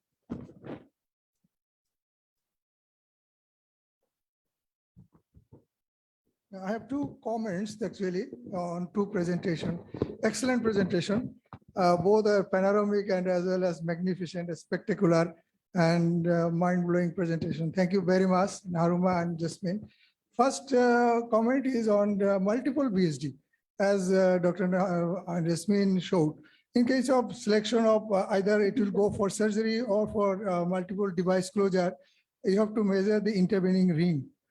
If it is more than 7 millimeter, you can put 2 devices rather going to surgery, number one. And second opinion, comments on Naruma's presentation. She has shown tetralogy of Fallot in different views. She has shown she has commented on DCRV in one picture. Actually, I disagree with her because when you want to say the DCRV, actually RV has 3 parts: inflow, trabecular, and outflow portion. So in case of true DCRV, this constriction should be lower, that is in between the inlet and outlet portion, dividing the trabecular portion in two parts. So this kind of features in tetralogy of Fallot, we say is infundibular, os-infundibular obstruction along with a distal dilatation, which is known as third chamber. These are the two comments on this. Thank you very much. Thank you, sir. এই প্যারাস্টার্নাল long Axis ভিউতে আমরা দেখতে পাচ্ছি this is a LA, LV, RV and the aorta. L এর পিছনে একটা গোল্লা একটা জিনিস আছে, এটি কি? এটা কি? এটি কি? দর্শকরা দেখতে পাচ্ছেন? আমি কার্সারটা নাও তো। এই যে একটা গোল্লা, ঠিক তার নিচে একটা গোল্লা, একটা উপরেরটা হচ্ছে যেটা এল এর ভেতরে, সেটা হলো coronary sinus, dilated coronary sinus. অবশ্যই সেই ডায়ালেটেড করোনারি সাইনাসটা roofing, not a unroofed coronary sinus. Roofed coronary sinus that is dilated. আর এল এর নিচে যেটা, সেটা হলো ডিসেন্ডিং থোরাসিক অ্যাওর্টা। ওকে, এখন যদি আমরা দেখি তাহলে এই ইন্টারভেন্ট্রিকুলার সেপ্টামটা অ্যাওর্টার ঠিক কপটেশন যে মিড পয়েন্ট, দুইটা কাজ এসে যে কপ করতেছে সেটা হলো মিড পয়েন্ট। মিড পয়েন্ট পর্যন্ত আসতেছে সেপ্টামটা বরাবর, একদম মিড পয়েন্ট বরাবর। তাহলে এটা 50% aorta is on the RV side, 50% is on the LV side. তাহলে aortic overriding, and there is a VSD. VSD from where? Here or here? This is LA, LV, RV. This is a septum, so it can be a VSD, but this is not a VSD. VSD is from interventricular septum to up to the aortic margin. এইটা যদি VSD হয় আর যদি surgeon এই VSD-টা close করে ফেলে তাহলে aorta কিন্তু পুরোটাই আরভির মধ্যে চলে যায়। তাহলে VSD হচ্ছে এটা, there is a large non-restrictive VSD and that aortic is 50% overriding and that RV is hypertrophic.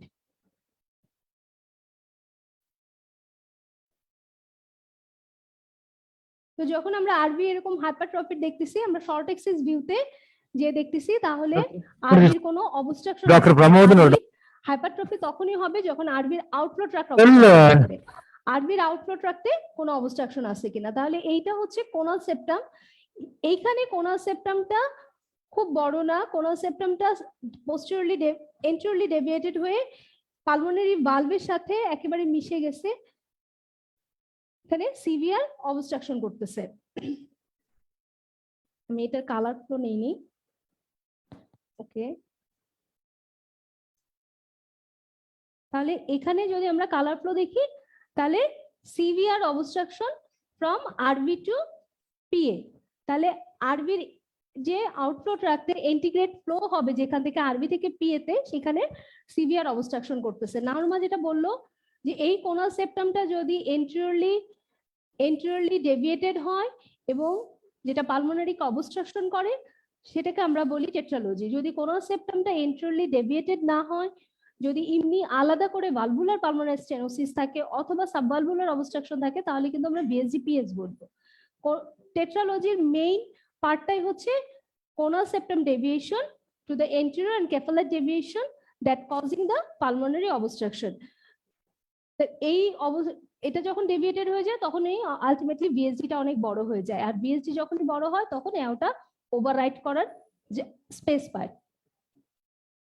তাহলে টেট্রালজি অফ ফ্যালোটে যখন আমরা দেখি, সাথে আমাদের দেখে নিতে হবে পালমোনারি ভালভের কন্ডিশনটা।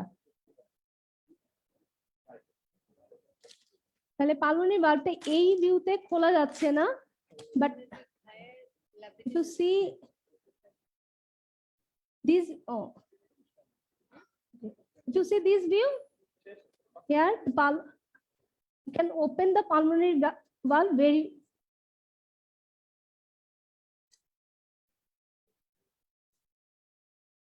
see here, যখন আমরা প্যারাস্টার্নাল লং এক্সিস ভিউ থেকে এন্ট্রিলি টিল্ট করতেছি তখন কিন্তু আমরা খুব সুন্দর করে পালমোনারি ভালভটাকে খুলতে পারতেছি এবং পালমোনারি ভালভের উপরেই কিন্তু কোনাল সেপ্টামটা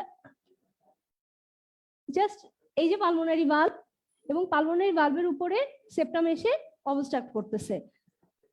তাহলে এইখানে পালমোনারি ভালভের মেজারমেন্টটাও আমাদের খুব দরকার। আমাদের সার্জনকে বলতে হবে যে এই ভালভের অ্যানুলাসটা কেমন, এটা কি adequate for the baby or not adequate for the baby. যদি অ্যাডিকুয়েট সাইজ যদি বাচ্চার জন্য না থাকে তাহলে সার্জনকে পালমোনারি ভালভকে ক্রিয়েশন করতে হবে ট্রান্সঅ্যানুলার প্যাচ দিয়ে। আর যদি অ্যাডিকুয়েট থাকে তাহলে আমরা সার্জনকে বলেই দিতে পারি আপনি এই টেট্রালজি নন ট্যাপ করতে পারেন, পালমোনারি ভালভে হাত দিতে হবে না। তাহলে এরপরে আমরা কি দেখি,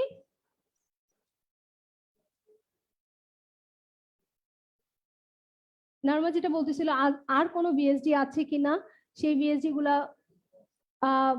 মিড মাস্কুলার, অ্যাপিকাল মাস্কুলার বিএসডি গুলাকে আমাদের অবশ্যই দেখে নিতে হবে। ট্রাইকাসপিড ভালভের অ্যানুলাস দেখে নিতে হবে, মাইট্রাল ভালভের অ্যানুলাস দেখে নিতে হবে, এবং সাথে সাথে আমাদের কি করতে হবে, ব্রাঞ্চ পি এর মেজারমেন্টটা লাগবে। ব্রাঞ্চ পি এর মেজারমেন্টটাও লাগবে একই কারণে যে এই পেশেন্টটা যার এতদিন ধরে সিভিয়ার পালমোনারি স্টেনোসিস, পালমোনারিতে ফ্লো যাচ্ছে না, তাকে যখন সার্জন ইন্টিগ্রেট ফ্লোটা একদম স্টাবলিশড করে দিবে, হাই ফ্লো যখন পালমোনারিতে চলে যাবে, that lungs prepared or not, lungs prepared তখনই থাকে যখন তার ব্রাঞ্চ পিএ গুলো অ্যাডিকুয়েট থাকে। যদি ব্রাঞ্চ পিএ গুলো খুবই হাইপোপ্লাস্টিক থাকে, সিভিয়ারলি হাইপোপ্লাস্টিক থাকে, আর আমরা যদি সেই পেশেন্টকে টোটাল কারেকশন করি তাহলে সেই লাং বেডটা এত ভলিউম নিতে পারবে না, হাই ওভারলোডেড হয়ে যাবে। সো ব্রাঞ্চ পিএ এর সাইজটা আমাদের খুব দরকার, যেটার জন্য আমাদের ম্যাকগুন রেশিও করে দেখতে হয়, নাকাতা ইন্ডেক্স করে দেখতে হয়।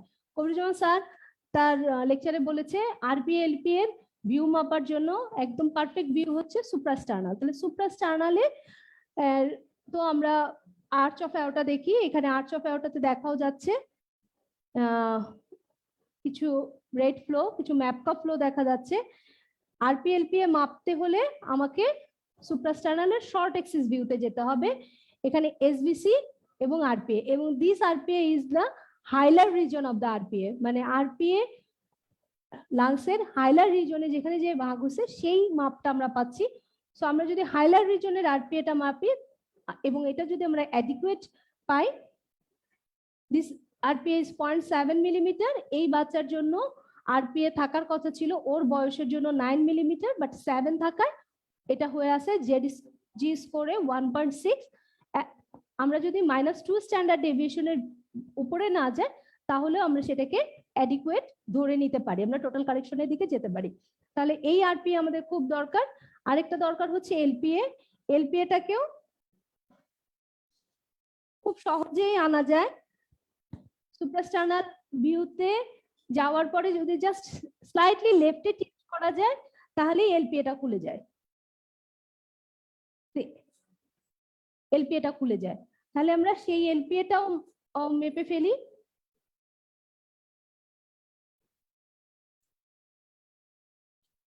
এলপিএটাও 8 মিলিমিটার, যেটা জি ভ্যালুতে একদম অ্যাডিকুয়েট ফর দ্যাট এজ। তাহলে এই পেশেন্টটাকে আমরা সার্জনকে এনশিওর করতে পারি যে আপনি যদি টোটাল কারেকশন করেন তাহলে এর লাংস ওভারফ্লো হবে না, patient will recover very soon. এটা টেট্রালজি অফ ফ্যালোটে করোনারি অ্যানোমালি থাকে, অ্যানোমালাস করোনারি থাকে, সেটা রাইট করোনারি থেকে এলএডি আসতে পারে বা এলএডি আরসি আসতে পারে, যেটা আরবিওটি করে। এই কারণে আমাদের অবশ্যই লেফট করোনারি এবং রাইট করোনারির অরিজিন এবং এর কোর্সটা ইকো দিয়ে দেখে নিতে হবে। আমার মনে হয় সাবকোস্টাল ভিউতে সবাই খুব বেশি একটা ওরিয়েন্টেড না, এরপরে গেলে হয়তো একটু টাফ হয়ে যাবে। Thank you. কারো যদি আরো কোনো কোশ্চেন থাকে। Thank you so much all. So with this demonstration, we are concluding our morning part. After lunch, we are going to have a live case from Chennai. So now let's have a lunch break. And as we are running short of time, please be on time in the conference as early as possible.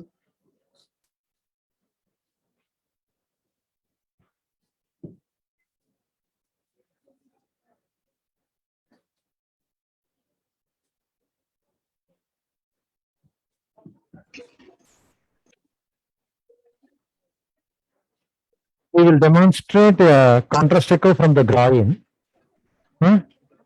And you so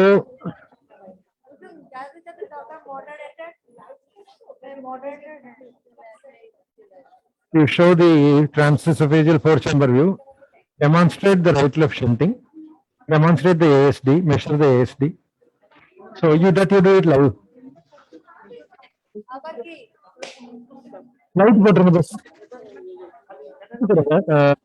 Size number.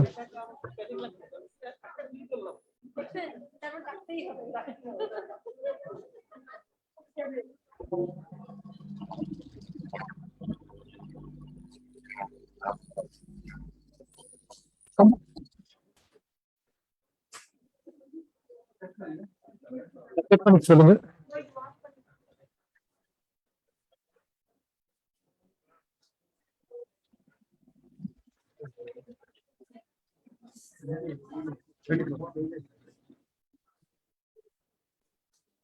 இந்த cover அப்படியே வச்சுக்கோங்க. இந்த கவரை காமிக்கணும்.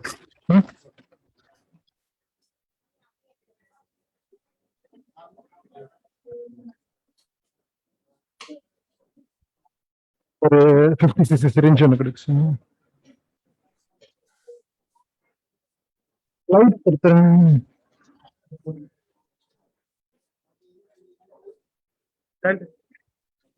Contrast.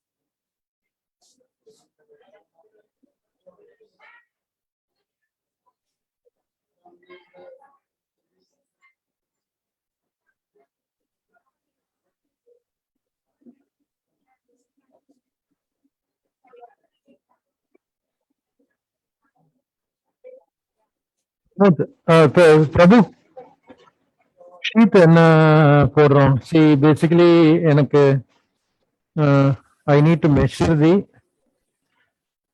RA LA pressure also. அப்போ 12 inchல ஒரு sheet எடுக்கலாம். கத்தீட்ரு உள்ள போடலாம். எனக்கு ஒரு 12 inch ஷீட், ஷார்ட் ஷீட், நல்ல 12 inch short sheet. And Can anyone hear me at Madras? Hello. Can anyone hear me at Madras Medical Center?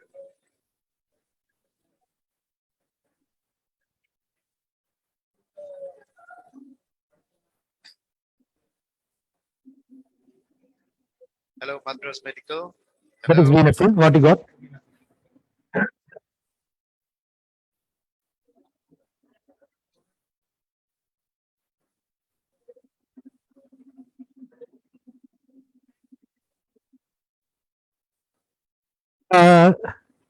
Inform them that we are ready.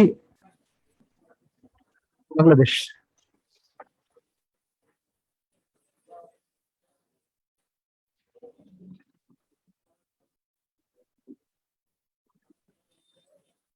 இது வேணும், டைலேட்டர் வேணும் bus இதுக்கு.